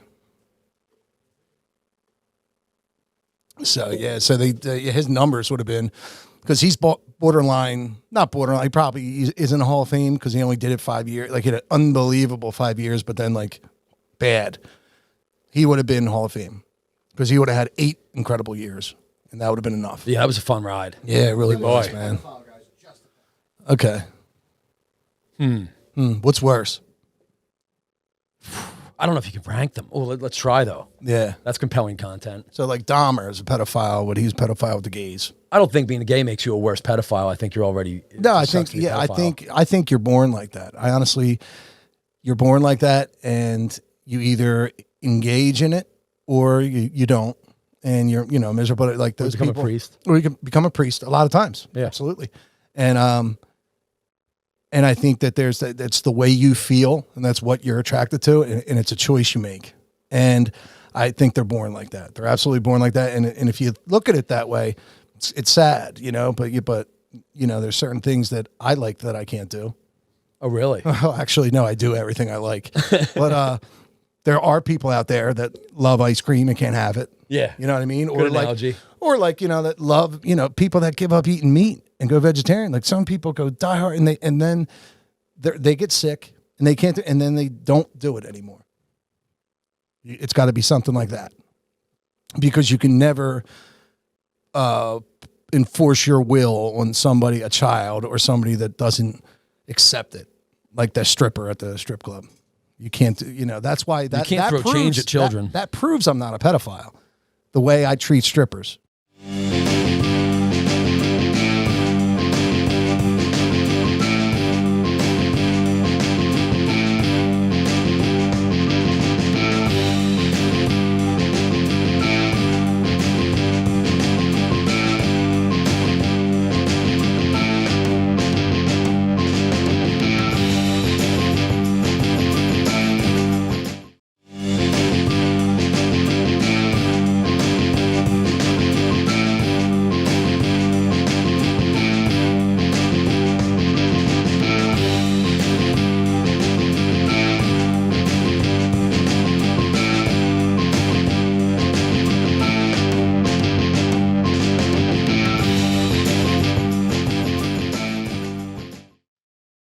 All right, welcome Hoagie Time. It's great to be back this week. We got the Eagles game on tonight in the background, so we'll be watching with you guys. Yeah. So if you see the faraway stairs on YouTube, or if you're just listening in your car and hear the conversations just continue to drag off, that's why. Yes. Watching the game too. Everything was good, man. You had a good weekend? Yeah, good great weekend. Yes. Yeah, really good weekend. I think Saturday I had 2 gigs and very good, very good. I was going to go watch that fight, and I never did with a couple buddies, that Triple G, Canelo. I heard it was a real snooze fest anyway, so I'm glad I didn't. And then I was at Gypsy Saloon on Sunday, and our producer, HT, and his lovely wife came and visited. And HT and his bride? His bride came, yeah. And what you said was Shout out 100% true. We got there at 11:15. You're just playing, just having a good time. We ordered chicken and waffles and the Gypsy burger, and it was delicious, awesome. Yeah, so good. It's a little hidden gem. And then we saw the tower that you were talking about last week. Yeah, she put 2 bottles of champagne or whatever it was in there, and then like maybe a teaspoon of orange juice, just like to give it some color. Yeah, it was like wow, So many bottles being popped. If at it was Mike on Barkley this, gigs. if it was this bar, it would be to the. It wouldn't even fit in this bar. Yeah. So we have to redo the bar, I guess. So that was cool. How was the Barnaby's reunion? It was great. Yeah, I wasn't Happy a reunion. It was 20 the anniversary. Yeah, 25th anniversary. A couple of their locations. I think Aston, Westchester, and They're Havertown. the only 3 left, right? There used to be Ridley. Yeah, I guess So now it's Aston, Westchester. So to me, I'm like, but only 3 locations. Yes. Like there's 5 or 6. There's There wa- not. I think there was at the most maybe 4 or 5, but then Ridley went the way of the dinosaur. Yeah. But so it was Once the last stand shut down, everyone just packed up and left. yeah. Ridley's just a ghost town now. They're like, there's nowhere else I'm going to get my hot dog at. The Last Let's just Stand was uproot our awesome. entire community and just look for hot dogs elsewhere. Have you ever, I mean, obviously you've been to the Last Stand. Have you ever noticed the chicks that work there were the hottest chicks in the world? They always had the hottest girls working at the Last Stand. I don't remember. I went Yeah. there once or twice, and That's all? I went there once or twice because hey, it wasn't bad, but it was just hot dogs. I didn't dogs. get it. It wasn't yeah. worth the destination to me. It was not bad. I guess not it's like talking if, shit, if but you're not stuffed, like or maybe if you just ate or something, it's a quick meal. Like sometimes you're not. I know myself. Like I don't need a hearty meal all the time. See, I So do. like maybe like a hot dog just to kind of have the taste. But yeah, those hot dogs were deadly. So that was so Sunday. That was that, and yeah. That's So yeah, awesome. Barnaby's was great. Rob Carroll played with me for a few hours. There was lots of people that traveled long distances to be there. Hippies that follow us, follow me specifically. Yes. There was a lot of that going on. yeah, But yeah, we played a lot of cool stuff, if I should say so myself. yeah, And it was a great time. right. So you're gonna miss it. I mean, Barnaby's was your spot for Yeah. the last couple of months. Yeah. So I love playing Barnaby. So I used to do Tuesday nights year round, but that stopped with COVID and they redid inside and put some cool new booths up by the big TVs. I don't even know where I would play inside. But yeah, shout out Barnaby's. Love Barnaby's. Yeah. Well, the fans anytime they need me, I'm there. Yeah, the fans they'll catch you elsewhere in this fall. Yeah, I've got some if you want to catch me this week while we're on the subject, I'm at the Crossbar in Havertown for the first time ever. A lot of Irish there. They rip through Guinness. Yeah, yeah. They sell the most Guinness around. Really? Yeah, really. But yeah, I'm there Friday from 6 to 9. Saturday I have a private, and my policy on that. I'm not going to say another thing about it. I got you, pal. Yeah, I got one of them too this weekend. But I'm also back at the Trophy on Thursday.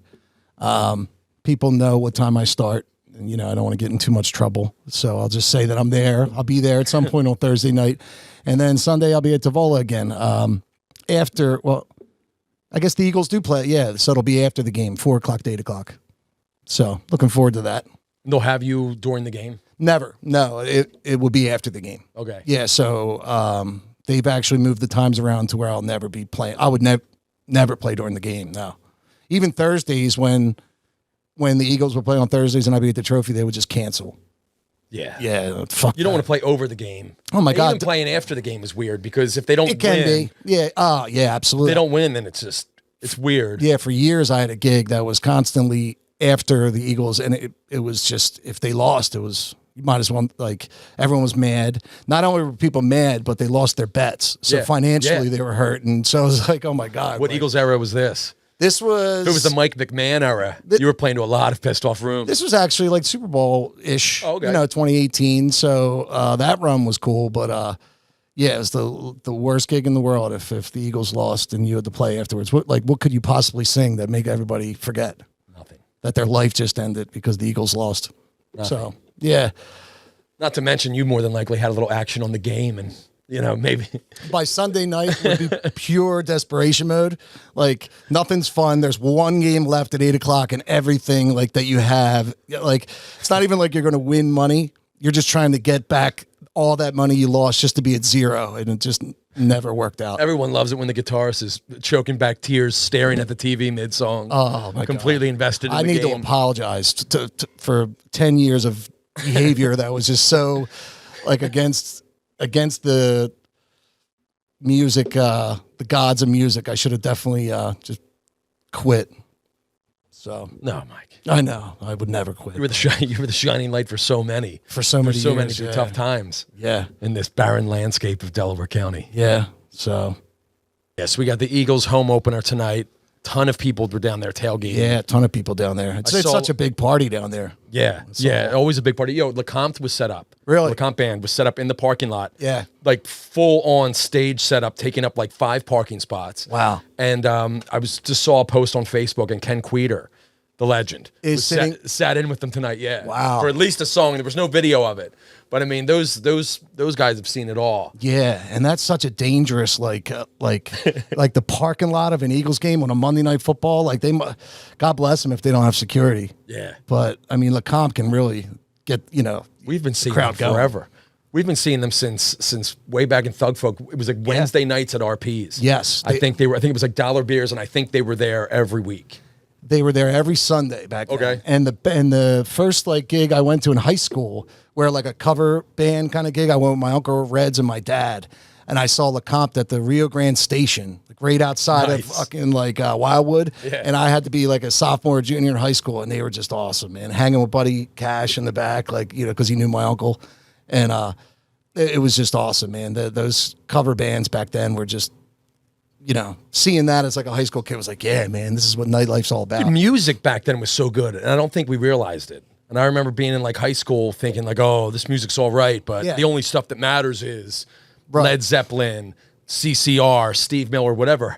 But at that time, there was great music being released constantly that at the time I didn't realize that years later I would go back and listen to it. Right. But I still do. And Yeah. I remember thinking like we just didn't really appreciate Appreciate all it the then. hits, all the great bands, Yes. all the music that was being released at that time. To that point, I was just thinking the other day, I'm like, we had Y100, and Yeah. Y100 was an awesome outlet to that kind of music, the 90s music. Like now, there's 104.5 there, and it's so streamlined and like almost like corporate. Like they have to play this, and then their breaks here. And maybe Y100 was to a degree, but they still had like the Y100 festivals and Yeah. all that stuff, and they had like a acoustic show where they would kind of have a live band in.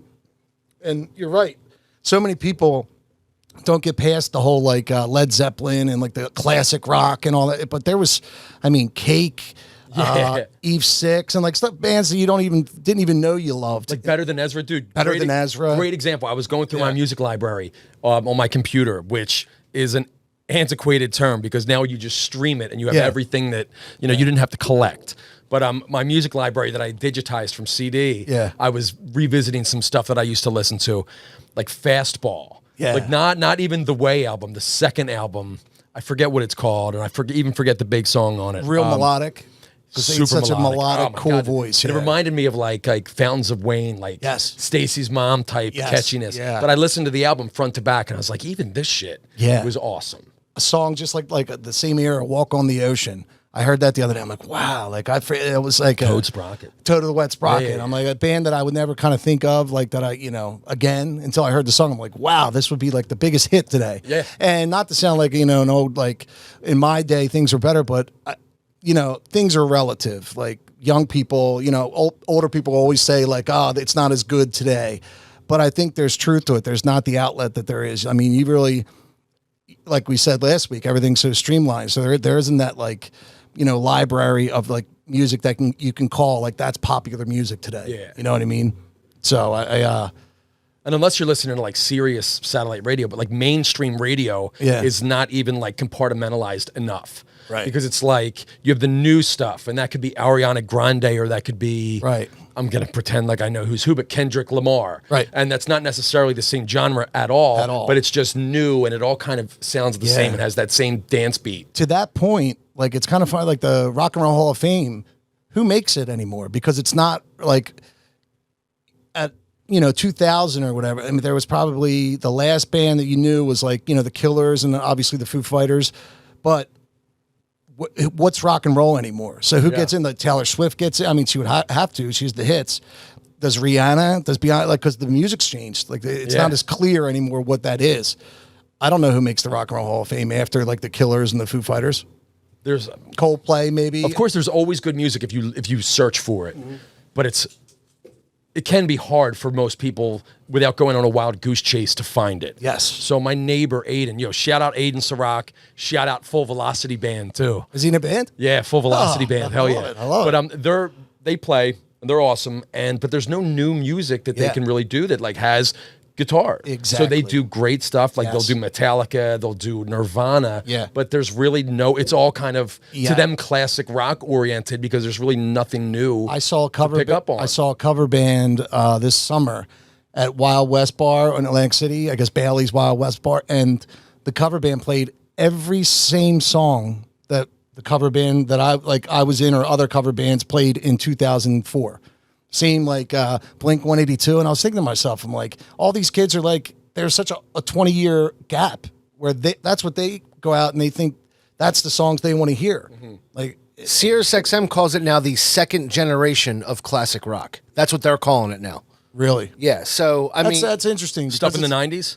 So That's cool. Yeah, I buy talk that. about 1983 Metallica, Guns N' Roses up until probably 2000 now. Right. You know, that's what Sirius is calling it, the second generation of classic Okay. rock and roll. Now you go to the Spectrum or something on Sirius. I think that's where you have Earl Bailey. Shout out Earl Bailey. Yeah. Good old 93.3 guy Yeah. from years ago. But he still plays just, I guess, the first generation. Of like, yeah, You know, your, the 60s, 70s. talking about love or Bad Company, like that kind of stuff. Which Feel like making which love. as musicians we got So it, we WT. respect it, but like it's just so over, like it was so overplayed. Like Led Zeppelin, obviously just fantastic. grease monkey tunes. I just yeah, just working on your car music. yeah, and like for people to like just still like not want to graduate from that, but that's kind of I would agree with that the second generation classic rock would be your Pearl Jam and all that.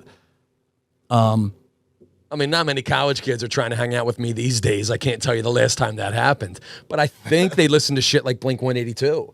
And to them, that's kind of like their like Van Halen. Well, and they jump around and dance to it. They do like Young kids, hit us up at Hoagietimepodcast at gmail.com. That's all, Let us like- know what things are like. Yeah, let us know. I know that they are listening, like Post Malone and that kind of stuff. So it's like a different kind of. But when you go out to see a cover band, which they don't as much anymore, like there's not those big warehouse type bars where they're like, all right, let's put a band in here, let's charge $2 beers and $5 cover and just pack this place. Now it's all like the whole nightlife kind of thing is being outdoors, having one or two guys play in the corner and like just don't suck. Things aren't based around live music anymore. Yeah.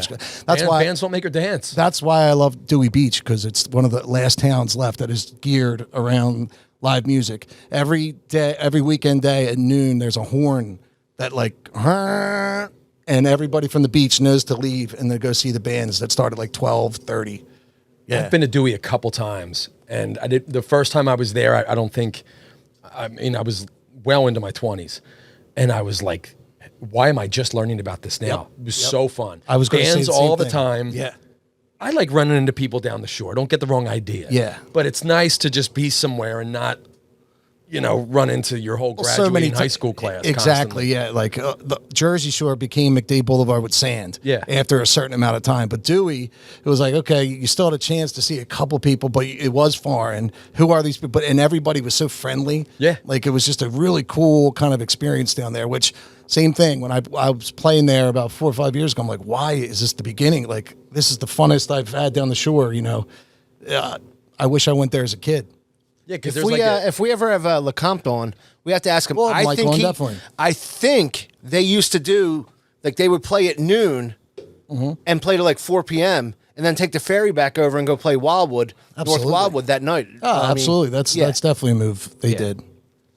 that's sweet. Yeah. Let's just roll our gear onto the ferry. I had Heads up, guys. I had a Rock band gig coming on. in AC like 12 to 4, and I had to play in Ocean City, Maryland by like 9 or something. So I got to the rough seas. Didn't see that one coming. I get there, and I have just enough time to get there. There's rough seas. I'm like, what?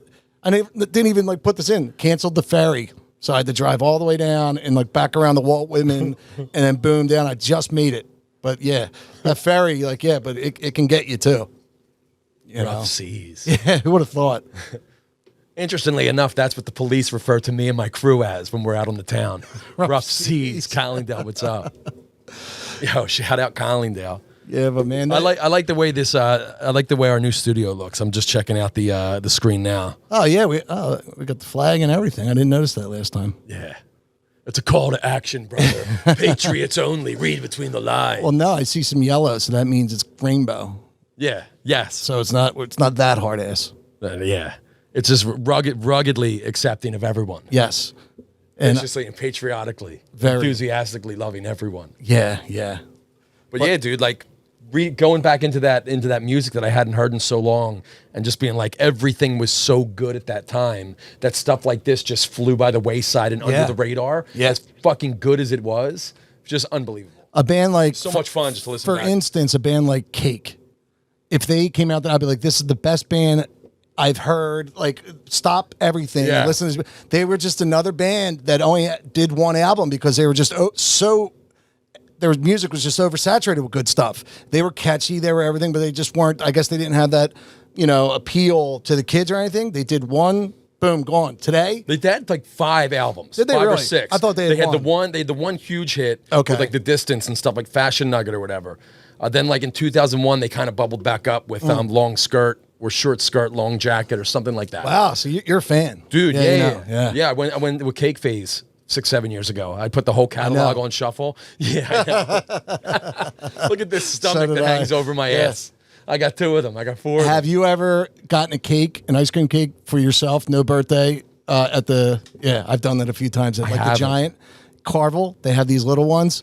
I would go and like get one and just keep it in my freezer. That's deadly, dude. There's nothing like those chocolate crunchies. Oh, that's the Carvel, yeah. The chocolate crunchy is such a nice sensation. And I also like how the icing isn't quite icing, isn't quite ice cream. Yeah. It's some kind of mystery gelatinous shit. It's not even...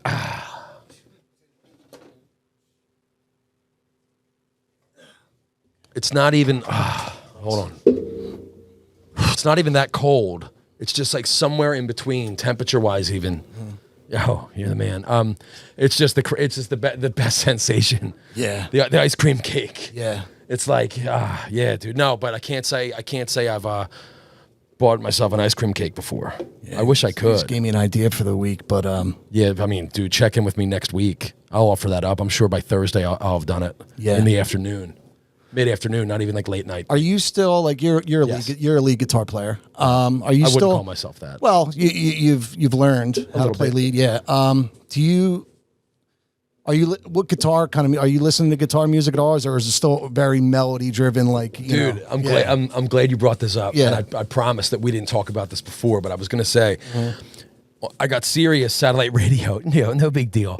I got Sirius satellite radio in my car, Right. And listened to like a lot of Beatles, Fish, like Grateful Dead, like stuff that I already kind of was into. Right. I kind of zeroed in, Right. but I just discovered Little Steven's Underground Oh, Garage that's channel, huge. Yeah, and I've been listening to it for a week straight. Yeah. Now before, when I've given it a shot, it's been too. I've always wanted more Southside Johnny melody or something. Yeah, it's been just too garage rock, aka just banging on an electric guitar that sounds dirty. And here comes a horn. There's no real songwriting. Right, It's just right. I'm That's- supposed to appreciate how angsty it is and, Because and it's whatever, Bruce's buddy. and give it a pass. Right.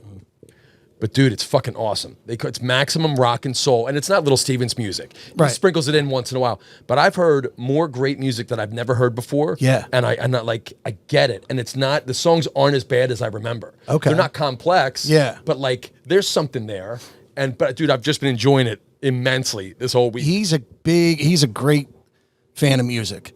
Like Little Little Steven, like Yeah. his he's a talented, guitar player, but his real gift is some of the stuff he finds on the whole underground lineup radio. of DJs on that channel is awesome. Drew Carey does a show from Prices. Shout out Drew Carey.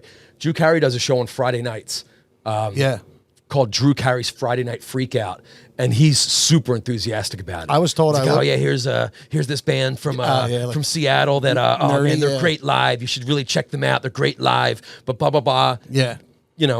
The Khakis, like a fucking random band that like I've never heard of. Right. And Drew's talking about how he loves this band. That's awesome. Then like Yeah. People are everything still is just digging shit. out there, yeah. Yeah, and if it's a band you heard of before, like Stones or something, Yeah. it's a super deep cut.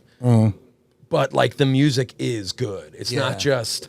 It's That- good because it's obscure. Like I've never had an appreciation for that type of music Yeah. until just recently. He's It's the been fucking worst awesome. celebrity doppelganger I've ever gotten. A few people, over your life say you look like this.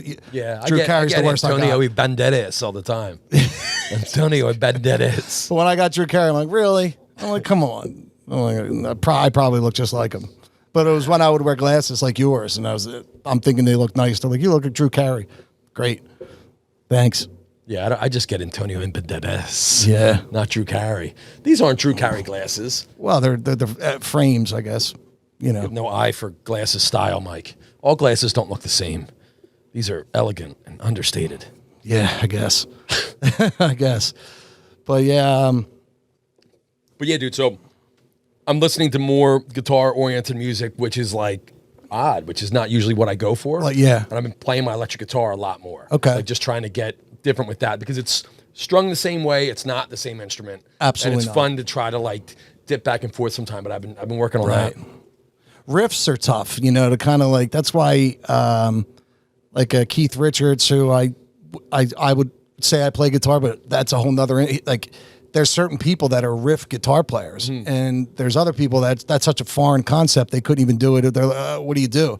But like to be able to write a riff and a song around that's pretty amazing. It's something that like my mind can't do. And I know like a couple years ago we kind of talked about like, yeah, we should try to do that, like challenge ourselves to write a riff type song. It's just it's kind of getting a little complex for the listener that might not know what that is, but yeah, hard rock has that kind of basis to a song where it's based around a riff. Yeah, and I was experimenting with that stuff a few years ago. Our intro music, right? Yeah, I was just thinking that. Yeah, it was a file on my computer called the riff, amongst other files. And I listened back. I was like, this is kind of cool. We didn't overthink it. We're like, yeah, good enough. But I mean, that's an example of me trying to play with that.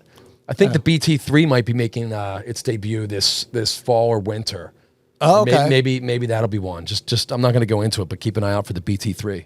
That me, you, and Brian Timmer, right? Yeah. We'll find a date for that at some point this fall. I'm gonna actually this October.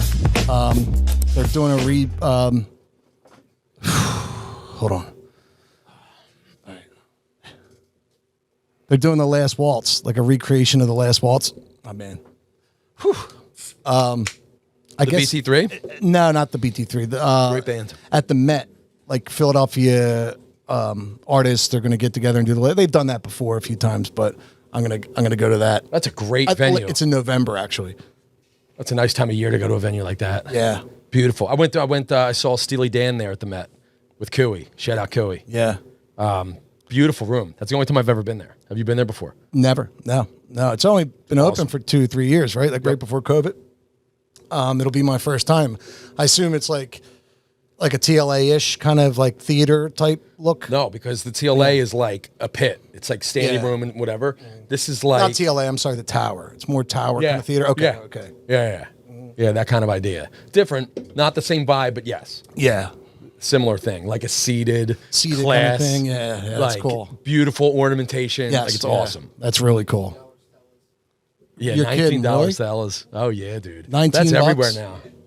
Sheesh. Yeah, they're big boys, but still. Come on. All right, 25. That's like the Sixers games. Have you ever been down there? They serve you the 24-ounce one, but like they're $15, $16. And at the Wachovia Center, whatever they call it now, the center, you can barely fit into those seats. Yeah. Oh man, like I'm spilling out of that thing. If anybody's just a little bit fatter than me, you have no shot because I just get into them. Yeah. I don't know how anybody does it, I saw a couple. Yeah, likewise. I saw a couple games last year. Yeah, by the second quarter, I'm finding a bar in the concourse. Yeah. A bar stool there. Yeah, and that's better for me. So there was just a concert just recently. Pearl Jam. Pearl Jam was here last weekend, and I heard nothing about it. And then like I just see that they're here. I'm like, holy shit! I had some of the best concerts. Growing up. The Y100 era, like we talked about, Dave Matthews and Pearl Jam, they were it. Yeah. They were like, when they came around, it was an event. You'd see, like, not only was it a great party in with your boys in the parking lot, it was a great show. And I knew nothing about it. I was like, oh shit. And, I saw some people went. I'm like, damn, I wish the going to a concert still had that same thing. You have to go. With YouTube, it's so different because there was a time where, like, if you wanted to see a band live, you had to see the band live, and the anticipation: are they going to be good? Are they not going to be good? Then you see a band that's great live. They're great live. Yeah. Now, like, you just see anything you want. Oh, fucking Radiohead at Royal Albert Hall in 4K. You just go see it. Click. Yeah. It's like you're there. Yeah, right? Yeah.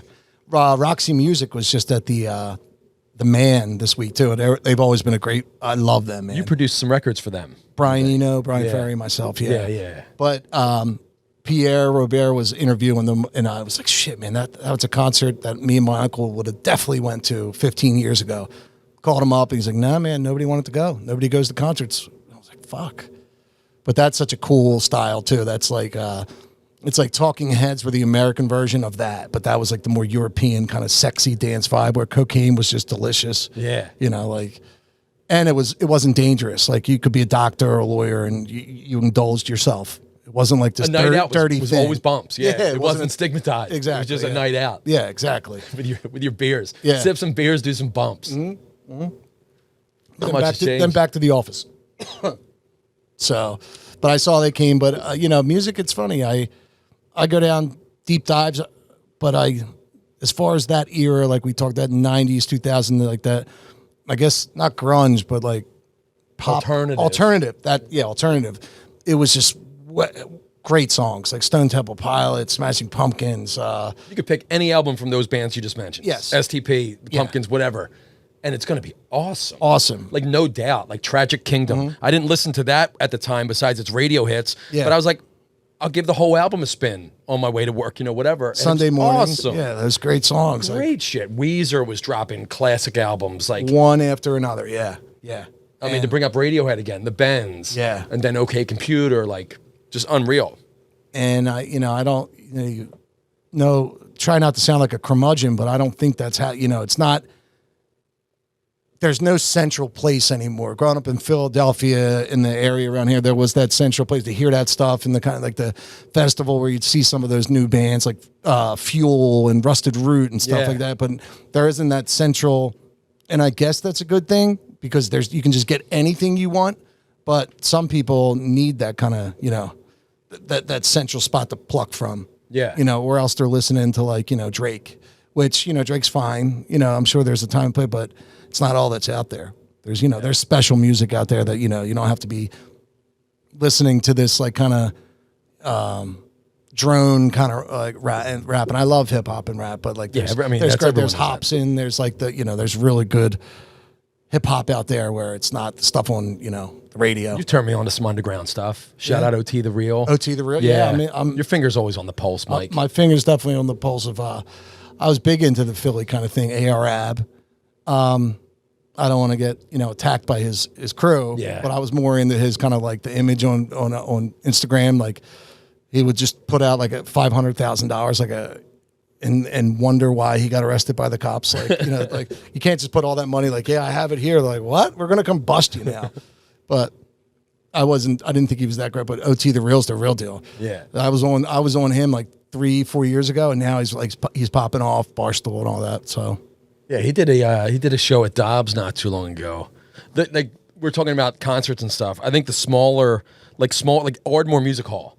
Like I don't know what I'm going to see there this fall, but I'm going to see a couple things. Yeah. Because you just look at their schedule, find either it's a band you already love, right, or it's somebody that you kind of like, but it's such an intimate atmosphere. Right. Like it's a $25 ticket and you'll be 5 feet from the stage. Right there. Yes. Yeah. So it's like, it doesn't have to be Pearl Jam or Bruce Springsteen coming through town. It could be the band that you kind of knew about and just took a chance on at Ardmore Music Hall. Shout out Ardmore Music Hall. Yeah. And you'll have an unbelievable night. Like I saw Steve Kimmock last November there, and he was a guy that I wasn't intimately familiar with, but I knew he was a jam guitarist, and I just wanted to check out the show. And it was awesome. And it was unbelievable. Wow, that's cool. Unbelievable. To find those gems, yeah. Like I would go see him anytime he came through town again. Did you guys go over there on Wednesday night to see Splintered Sunlight? No, but I see that they're there often. I'm not a Dead fan at all, but like just the jamming they did, like Fish, they could. I saw them one time play Enter Sandman for 33 minutes, but they just started doing different riffs of it. It was amazing. Like, really? And again, Wednesday nights when you had $1 beers also helped. Yeah, exactly. There's still a banner at Ardmore Music Hall, and it says Splintered Sunlight. However many sellout shows that they had, but like it's like 1,000. Wow. I mean, like they were just the band, and they're still so good. Yeah. I've seen them a few times. I didn't catch those Wednesday nights there. I'm not sure what time frame that was, but I wasn't there. I don't think it was 9 so to much. 1. And again, I mean, I'm a little bit older than you guys, so I started at 21. So you guys were probably like 4. Well, that was the heyday. Like with Tom, he's like kind of like that 20. That's when it was new. Like Mr. Green Jeans, those kind of like it was every club in like the tri-state area was mobbed, and it was like penny drinks or quarter drinks, whatever like that. That was the heyday. Yeah. And then Clock Night, Maui, before DUIs were invented. And then when DUIs came, and then consistently, no, that was considered a challenge back then when the DUIs were challenge.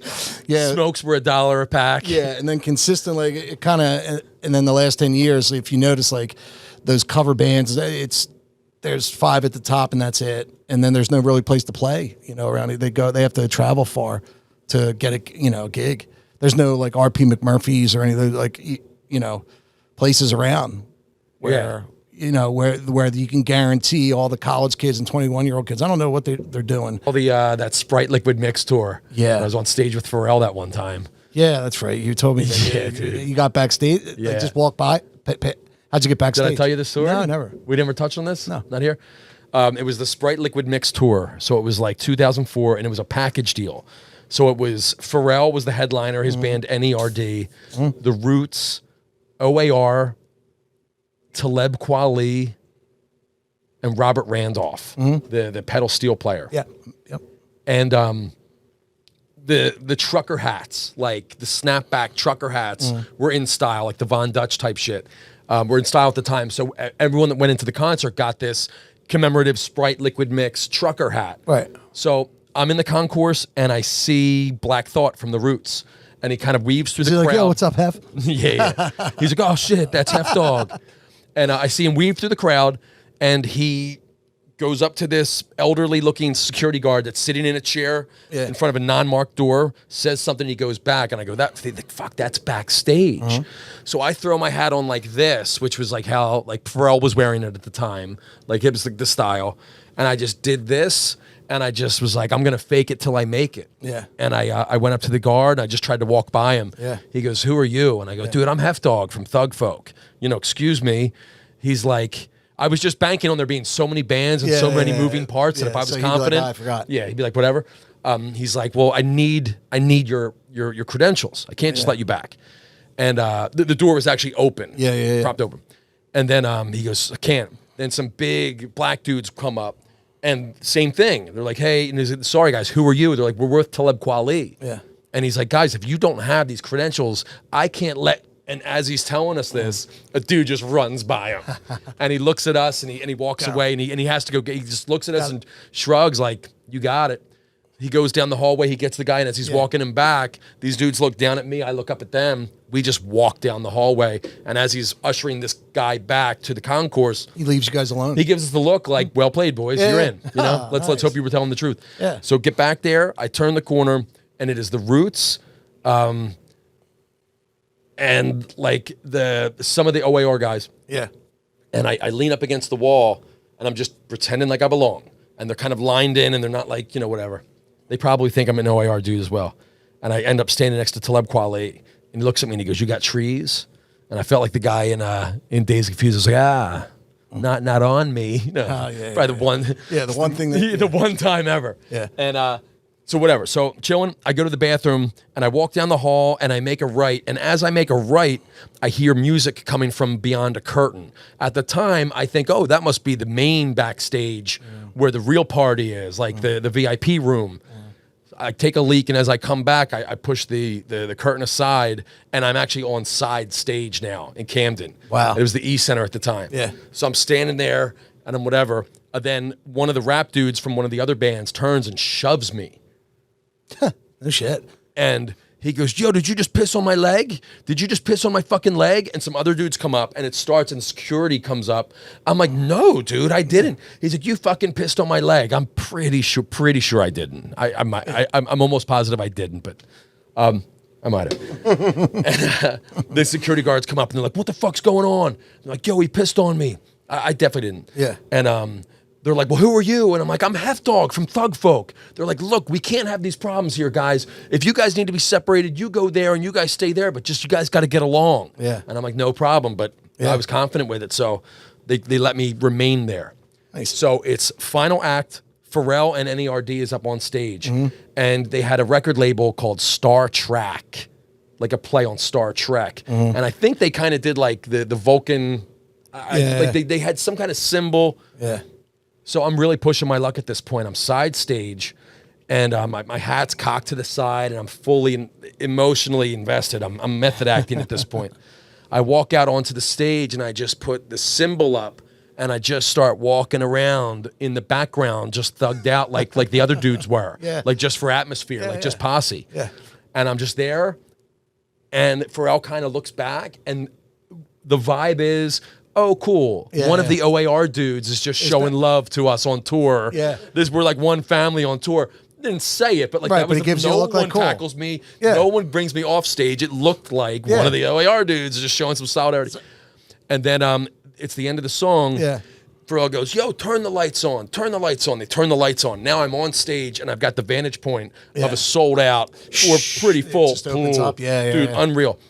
And he turns to everyone on the side stage. He goes, we've been having a great time on this tour. I'm going to ask everyone to come out, join me for this last. And as he's saying that and gesturing to everyone to come Yeah. out, I'm over his left shoulder. I now come out and throw my arm around him. Yeah. He looks at me and throws his arm around me, and everyone crowds around us and me and Pharrell. And it's like the Roots, and it's like I'm like the imposter. Yeah. I'm on stage, but I'm arm in arm No, you're with half Pharrell. dog from Thug Folks. Exactly. Yes. Dude. And we're bouncing and whatever.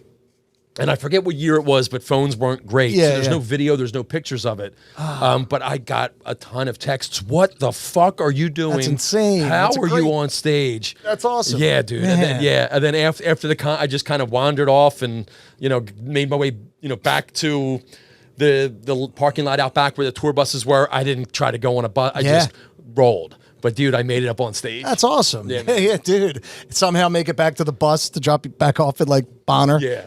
So who's got the weed? That's incredible, man. That's I used to love going there. That was the seeing a. It was always a big difference between seeing a show in the lawn and the seats. But you had to do the lawn because it was fun with your boys.